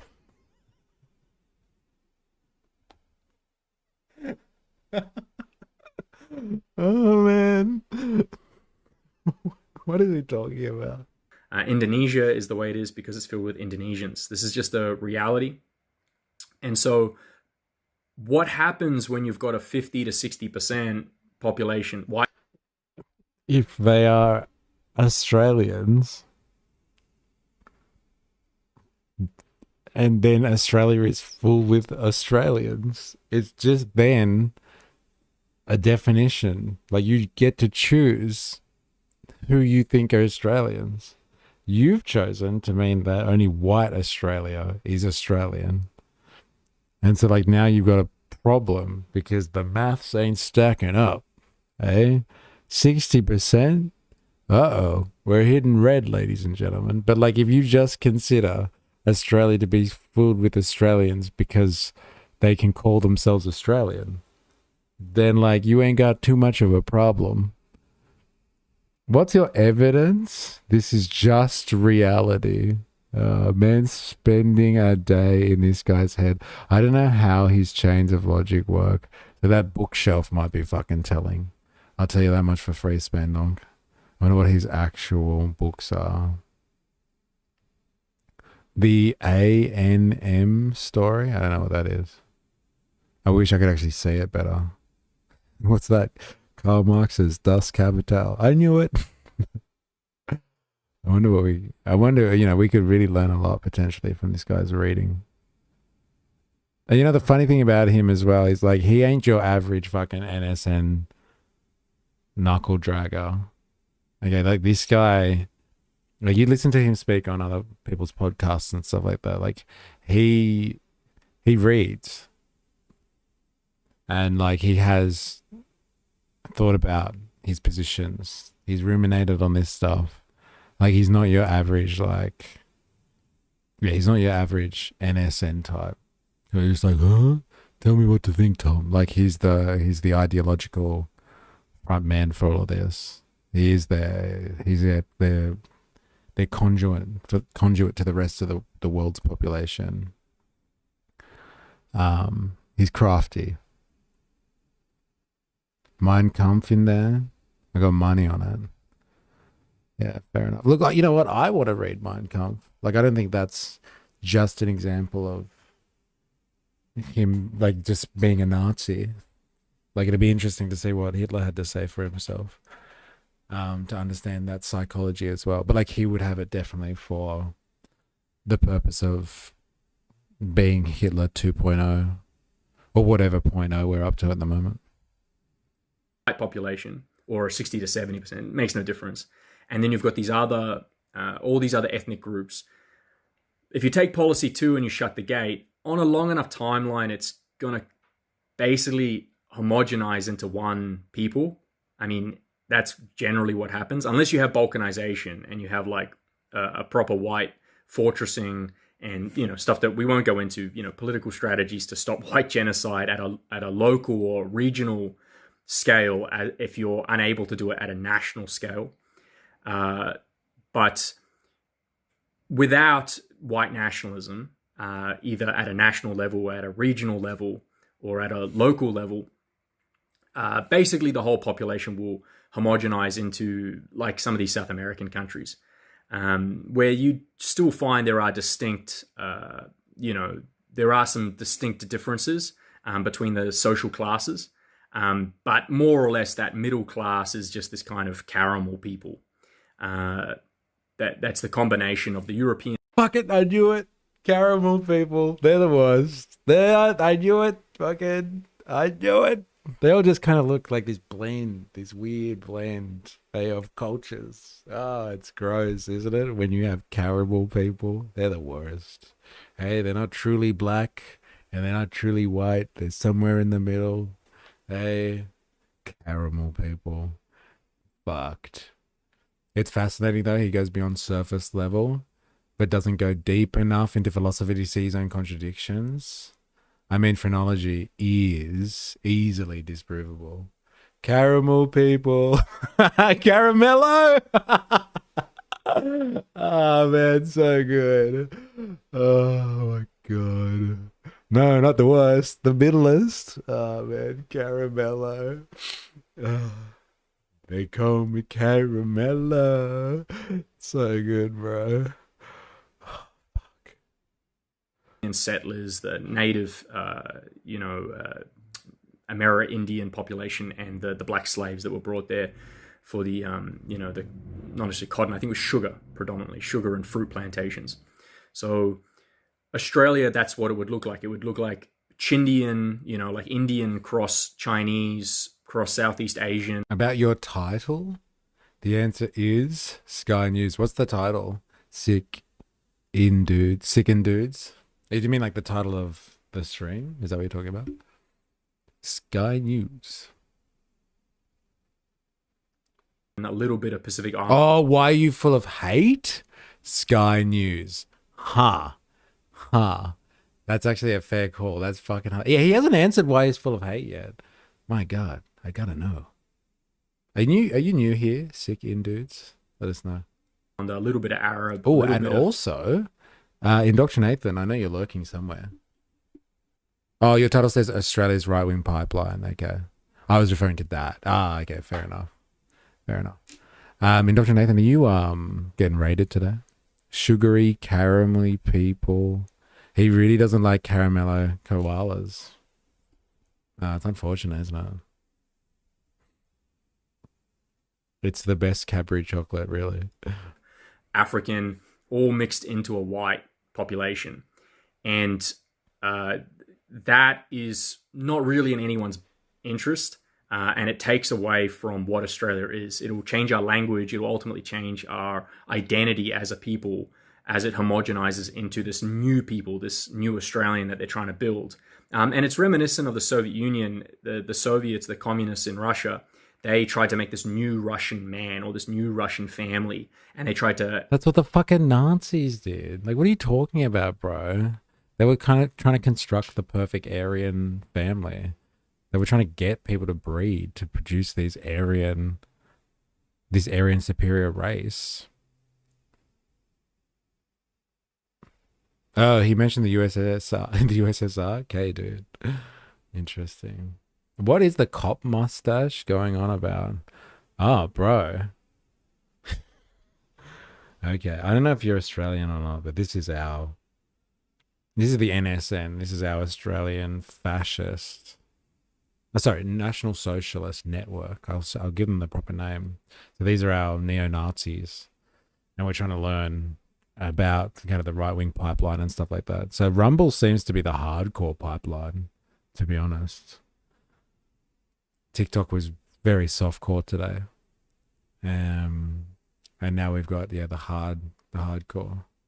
You're American. Okay, fair enough. Yeah, this is our neo-Nazis, I guess you would say. And we're just trying to learn about how people get kind of channeled into certain pipelines online. Sorry for all the things. That's okay. There are nice things. There are nice things. But like the other stuff at the moment, yeah, like it's okay. We don't blame individuals. We blame systems. Asianize, because of all the Eastern territories that the Soviet Union had. They tried to Asianize the Russian population. They didn't want Russia to be a European people. They wanted Russia to be this kind of like a Mongolized people. They wanted to be like a Hapa population, basically, because it would be easier to control. European people demand certain basic human rights and liberties and freedoms, and these things. These aren't things that can be just copied pen and paper over to another nation and imported and then enacted. You'll find that most of these third world countries, they might have the same charter of human rights that we have, but their country operates very differently, because these things, these documents we write, they're just an expression of how we feel about life innately. That's really how politics works and how human rights works. It's downstream of actually the population. There is really no universal human existence or universal human right. Well, there are things that are universal, like we all drink water and we drink oxygen. You know, obviously there are elements of universal. Has anyone drunk any oxygen recently? There are universal things that, like, because we're organisms, we need to survive. And so we have an intake of energy, and then we expend energy and we reproduce. So, like, those are innate things that we all share universally. Oh, man. This is our Nick Fuentes, and he's way gayer and hardline, right? Oh, man. I understand that this guy's a bad person, but all respect to Australia, I can't take him seriously with the accent. It's come to the accent, has it? Oh, well, I see how it is. Hey, well. Needs to calm down. In 10 years' time, I see him bringing a bride from Thailand. Could you imagine if he did, right? Am I listening correctly? This guy sounds like he's ranting for one of my dementia patients. I think Nick Fuentes is more of a pretentious kid, whereas this guy is more trying to appeal to the working class Australians. Yeah, and he's organising too. He's definitely organising. I like all accents. It just doesn't sound menacing and evil to me. I like y'all's accent. Sorry, I gotta read American there. Y'all's accent. I like y'all's accent. It just doesn't sound menacing and evil to me. Yeah, right. Okay, and like when you think neo-Nazi, like usually it's pretty menacing, I guess. Yeah, fair enough. Fair enough. So like basically he's saying, okay, like human rights, this is really interesting take, okay? He's getting fucking deep and philosophical here, but it's like bent on some version of eugenics. But like human rights are actually not universal to all humans. Human rights are a construct of Western culture and civilization, because Westerners have an ability to understand their reality in terms of human rights, because it is valuable to them. They seek liberation, they seek freedom in their existence, and thus have developed the idea of human rights in the first place. And they didn't develop human rights for fucking everyone. They understand human rights as Western people. And so like as Western people, only Westerners can enjoy human rights, even though the term might be a little bit misleading. It's not really for all humans, because all humans don't have universality. Human nature is tribal. And so our tribe, Westerners, created human rights because we understand it. Like these guys might have constitutions and bills of rights, but they don't really know what that means. They don't get it because they're not actually human. So they don't get human rights. There's something else. They can have other types of rights. I know they drink water. Don't let that fool you. Don't let that fool you. Hey, don't let that fool you. I'm going to say it. I'd hit that, but I'm not hanging around afterwards. I was wondering, to be honest, Ninja Nurse. I was wondering. Hey, I'd hit that, but I'm not hanging around afterwards. What, you don't want to stick around for a chat? Human rights are privileges. Oh, I'm surprised from an American that you would say that as well. I thought they were inviolable. We take these things to be self-evident. I thought. His mustache is too unkempt, needs to be smaller and neater. Violet Quinn in the house. Hey, God. Didn't know you were here. But when you're talking about these niche concepts and these ideas, they really do stem from a population. So whatever it is you think Australian is, or what it currently is, that won't exist in this coffee-coloured Australia. It won't. But a lot of people say that's not my problem, I'll be dead, blah, blah, blah, and they have kind of this psychopathic energy. Or who cares about white people? As that schizophrenic retard yesterday, if you saw on the news, as he said. So, option 3 is the... Wait, hold the phone. You're right, 4IS. Plug. Sick in dudes. And anyone else who's new here, make sure you follow, make sure you subscribe, hit the like button, etc., etc. And come and join our community. This is where we drop propaganda and share our propaganda with each other. Some of the propaganda we've been watching today has come from Discord. So like I said, if you are new, follow or subscribe, depending on what platform you're on. And if you're on YouTube, hit the like button if you haven't already. If you haven't, and you've come this far, very disappointed in you. I love propaganda. Fucking get in on that, then. There's some interesting propaganda that people share in our Discord. Fuck the global apartheid. And with that, I'm off to start stream. So you're streaming this afternoon? Are we raiding you? Then I'm assuming we are raiding you. I'm sorry, but after listening to all these people on today's stream, I feel like I have to get it up a little bit of extra to balance the bullshit. Fair enough.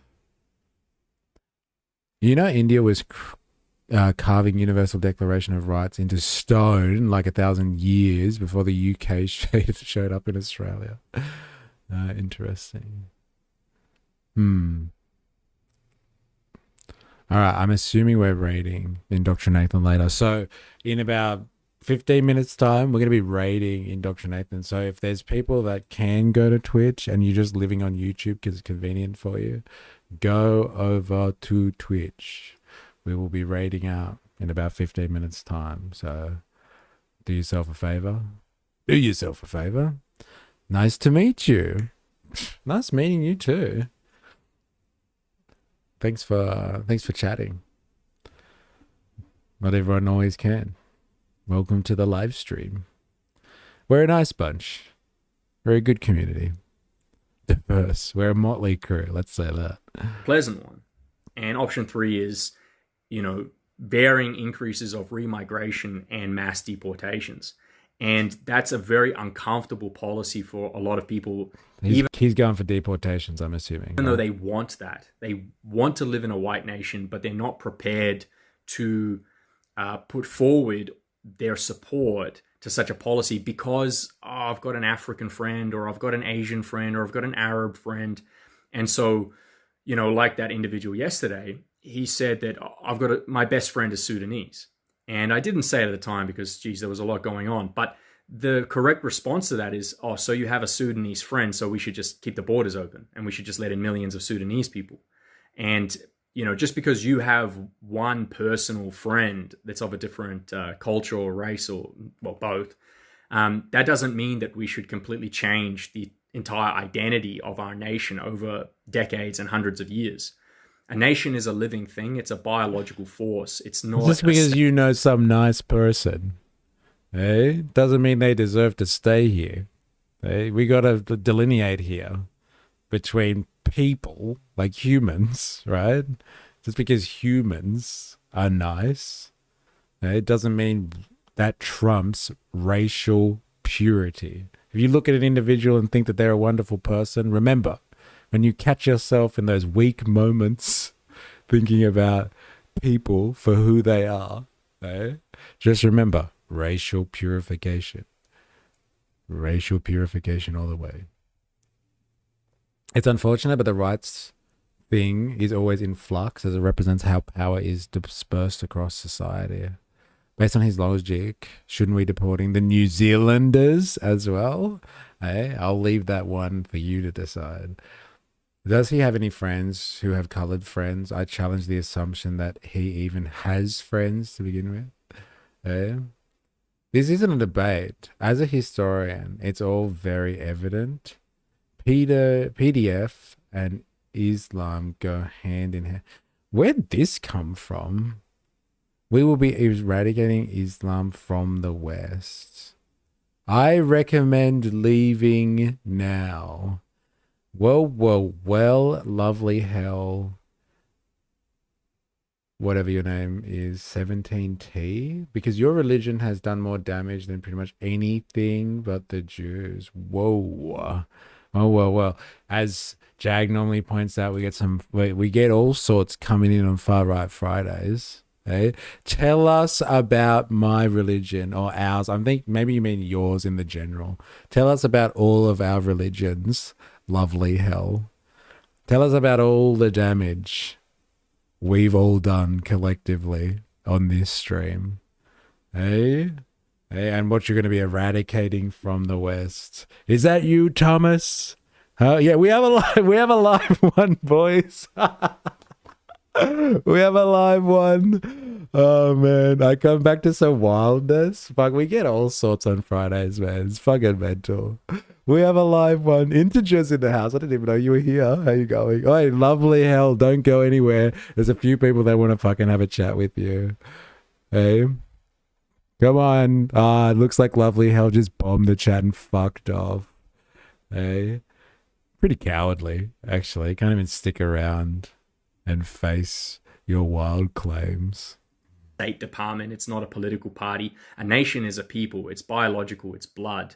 And it can change as people come into the Epping files, so you definitely straight out of the Quran. The space, the living space that a nation occupies. And over time, if they marry into that nation, it will dilute the blood in that direction.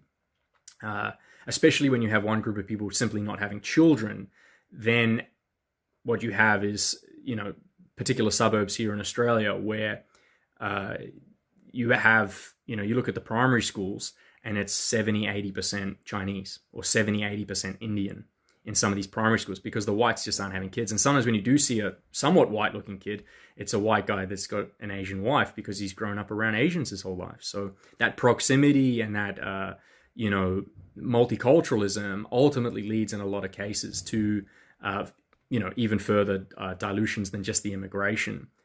So it's dilution at the individual level, not just at the collective. Damn it, my timing is not good today. It sounds like a bit of spice. This person just came in and started like channeling Thomas Sewell, like hard. Lovely hell, and then fucked off. Like, I wish Lovely hell had just stayed around to answer a few questions. Instead of just bombing the chat. I don't know how else to describe it. Pretty cowardly stuff. Can't even defend your positions. Like, we've had lots of people come in here and try and defend their points before taking off. Stop looking at primary schools, Tom. Oh no. And if you're quiet, you can hear the call to prayer all the way from Little St. James Island. Yeah. Level. Option 3 is it's the so-called nasty one. It's the evil one. It's, you're full of hate. You hate people for no reason. You're a bad, evil person. But we have to obviously frame this the other way around. It is evil and hateful to destroy a sovereign people's racial identity, national racial identity. And, we're speaking English. We are a predominantly, British Isles people. We do, of course, have lots of European blood here in Australia that has assimilated into the Australian image. So, like, that's okay, then? Like, you've just been on your purity rant, and you're like, yeah, we're pretty much British Isles, but, like, there's a couple of those fucking continental Europeans in the mix. Hey? They're not great. Hey, they're probably even Mediterranean. Getting a little bit too close to the Middle East for my liking. But like, you know, they assimilated. They did the right thing. So like, if you get an Indian-looking person who comes up to you, Thomas Sowell, deadpan, looks you in the eyes and goes, "G'day, mate. How's it going?" Like, would you be happy with that level of assimilation? Hey, would you? That sounds pretty assimilated to me.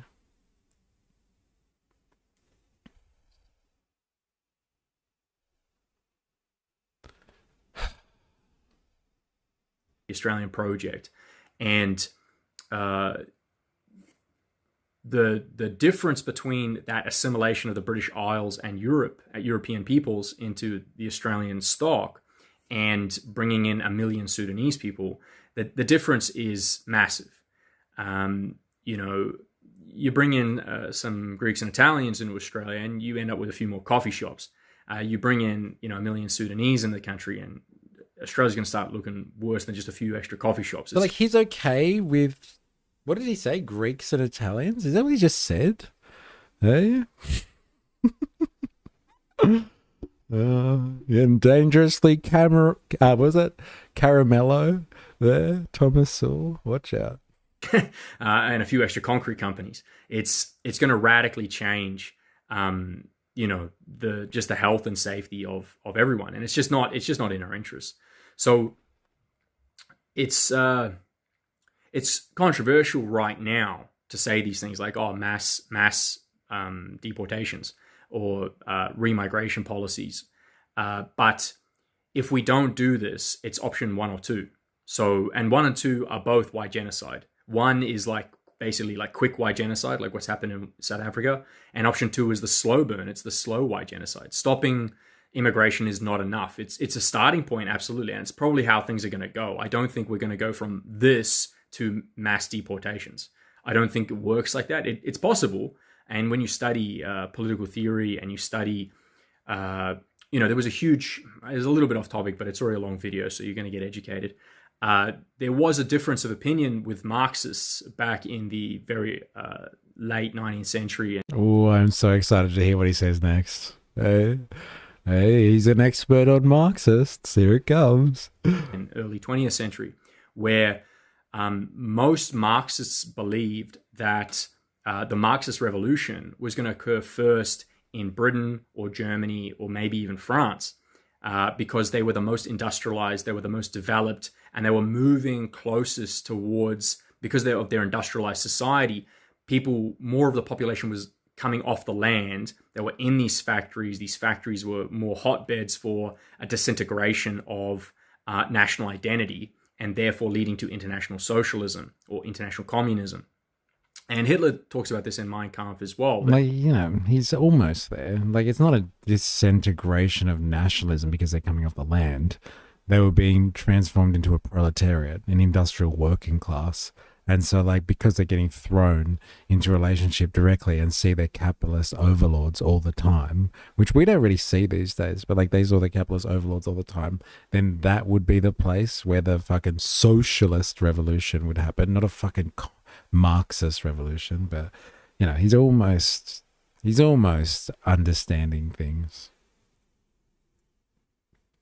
Almost. What the fuck? We became lawyers and doctors. We worked in your construction sites. Not anymore. They own the construction companies. You know, the conditions of laborers in the big cities led to a destruction in national identity, because why do I care what country I'm from? I can't even put food on the table, or I'm living in squalor, or, you know, the plight of my, you know, economic hardship is the same as the guy in the nation next door to me, his economic hardship, and I have more in common as a... It's a crazy admission, isn't it? Like, no one gives a fuck about their nationalism or their nationalistic agenda if they're starving and they can't put food on the table. And what they do care about is, like, surviving and their class issues. Nationalism sits on top of that. And it's a luxury, really. No one cares about national purity when they've got class issues to deal with. It's a strange admission that he's making here. The German laborer that's suffering has more in common with the Polish laborer that's suffering under the same evil capitalist system. And so this is the foundation of Marxist theory. But to most of their shock, the proper Marxist revolution actually occurred in Russia, which was the least industrialized country in Europe, or one of the least, and it was the most rural. Like Russia has obviously a huge amount of space. It had the largest percentage of peasants, meaning people living off the land, and so it actually. You're too kind, Mystery. Almost there is. Like saying they almost survived. Almost still means dead. Yeah. People were able to share stories about their master's misdeeds. LOL, he's admitting that the Industrial Revolution brought poverty to most. Yeah, and they were able to find solidarity in the fact that they shared in their misery. Yeah. Work the other way around. So I don't make any guesstimation or any prophetic, prediction that, it can't go from, the current migration policies to very, very quickly in a short period of time, say 3 years, 5 years, 7 years, to mass deportations. I'm not saying that's not possible. It is still very possible. But it's probably more likely that you are going to go through a phase of popularism and civic nationalism and stopping the borders and trying to homogenize the population. And that's going. Are you listening to this, everybody? Like, I know there's very different opinions on like how we deal with migration in this stream. People don't like mass migration, and so we just need to cut the migration down. What he's explaining here is like mass migration is a populist argument that is a wedge issue. So if you start harping on about mass migration, the people that are happy to buy the mass migration line are the ones that help wedge the long-term agenda. I'm not saying that people that believe mass migration needs to be dealt with are the types of people that will then, become fucking neo-Nazis. But like the wedge issue is mass migration. Once you get people on board with mass migration, then you can start cutting migration generally. Once you start cutting migration generally, then you can start closing the borders completely. Once you close the borders completely, you can then justify going through and full deportation of anyone that you don't like. So it's like a progression thing that he's arguing here. So like this is why, again, and like people are not wrong to buy the talking points if they want to or buy into them, but this is why the discussion is a fucking problem, because like it starts with mass migration, and then before you know it you're closing the borders, and then before you know it you're picking people off the street and like sending them somewhere else, kind of thing. And like that's his long train here is like, it starts with that. We're not going to get mass deportations straight away. We have to work up to it a little bit. Now, he himself is speculating on when that could actually happen or not. But like for him, it's a wedge issue. Like this is how you get stuff to get going. It's an interesting, like it's an interesting thing that he's saying here. Like you got to be like, you'll be careful how you play the game. Moral of the story, kids, if a Nazi is trying to hurt you, you're probably doing something right. I noticed he pulled himself up, but almost said, stop the boats. Right, I'm back. Had the school's first assembly national anthem over didgeridoo track. I rate it. Yeah, I'll agree with that. Intentionally or not, it contributes to groups with that as their agenda. Yeah. Mostly New Zealanders. Stop the boats. No, mostly New Zealanders. Very funny. It's interesting that he's talking about the wedge here. G.I. Robot would like to kill Nazis with you. Would you like to kill Nazis with G.I. Robot? Wow. Going to not fix the problem. It's actually not going to fix the problem, and so people are going to be seeking more. They're going to say that's not enough. We've shut the border, but we've still got millions of people in our country that are causing serious issues, and making them citizens isn't going to make that issue go away. So deport them. And so as I said before, option 3 might sound very harsh. You might argue the thing for most issues. Yeah, they're like, oh, it starts like that and blah, blah, blah. That's why I said it's a wedge. It's a wedge issue. And it's a wedge is like, for him, it's good. So like what he's basically saying is like, hey, fucking thank God for one nation and for moving the Overton window towards the mass migration debate. Now everybody's talking about mass migration. And it's like, this is how it starts. But you're right, you could say that for most issues. So like, it doesn't have to go from mass migration to like all out deportation and rounding people up because they're not, what was the thing they said before? They're not second generation. If you haven't been here for 2 generations, then you got to go. Like, but it's interesting. That's how he sees it, right? We shut the border for COVID, but most people didn't like it. Yeah. Don't talk about that. You're not supposed to notice that one.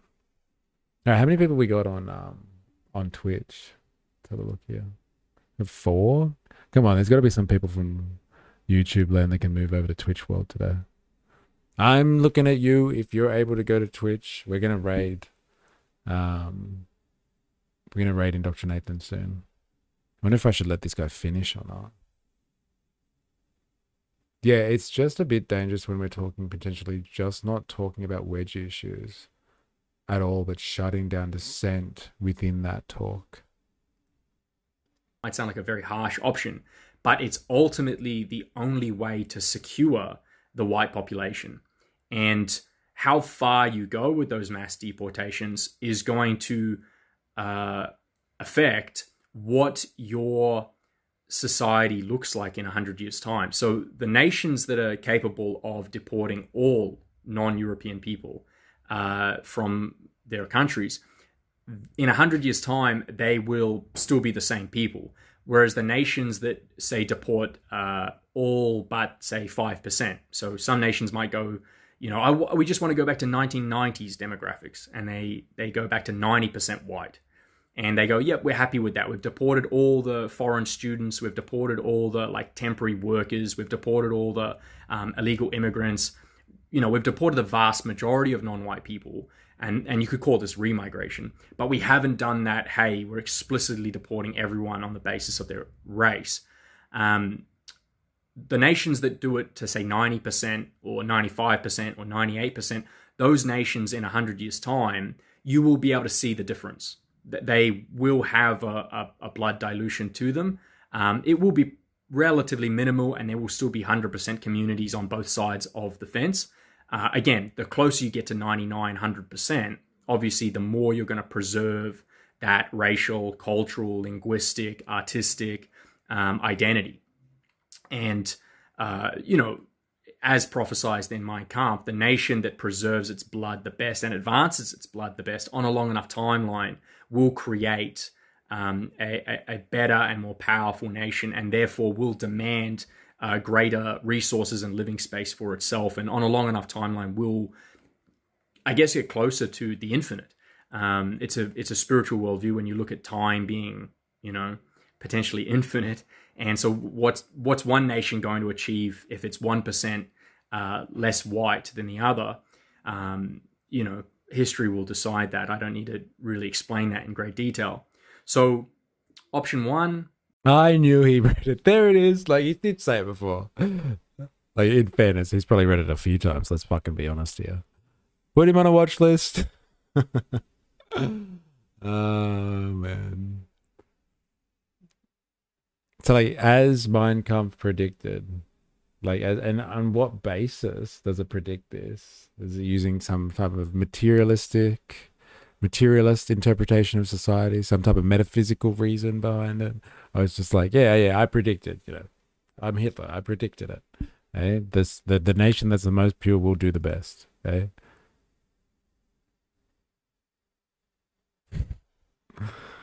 Very good. Very interesting. Azio, I know you're watching me. Put this guy on a list. Eh? This is the guy. This the guy. You want this guy. Eh? All right.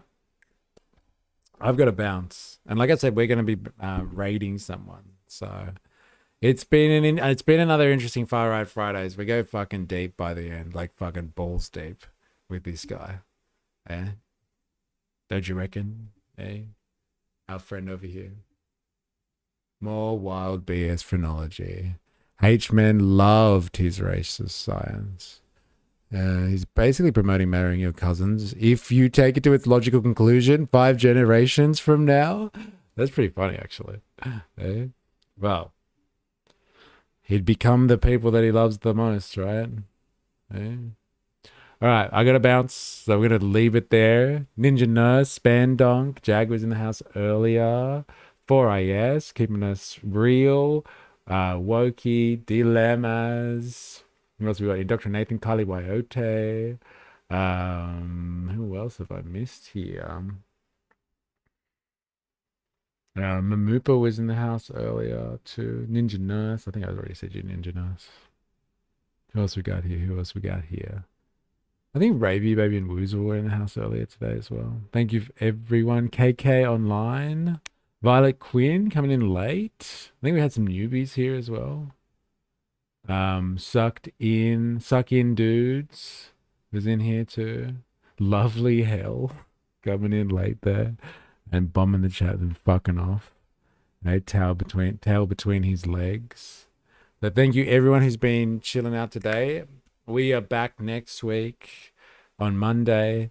Enjoy your weekend. I hope you get away from the clutches of capital and like you're able to, enjoy the 2 days of freedom that we get a week. If not, you're still working. I hope you get penalty rates and time in lieu and all that sort of stuff. You get rewarded for being part of the working people of the world who sacrifice their free days for the service of the greater good.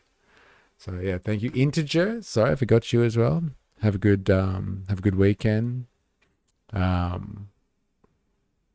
So yeah, thank you everyone. And I'm going to try and figure out how to do a raid here. So please, if you haven't already, go to Twitch and we're going to be raiding Indoctrinate. And I'm going to do that quickly. Let's have a look here. Search Dr. Nathan. Here we go. Let's see how this is going. Indoctrinate is he's already in deep. I can see that. There we go. Let's start this raid. He's got a few people in there. He's going hard. So yeah, thank you everyone. And until next time, please remember, I am, you are, we are a mystery. I will see you on Monday. Enjoy your weekend, please. Do yourself a favor.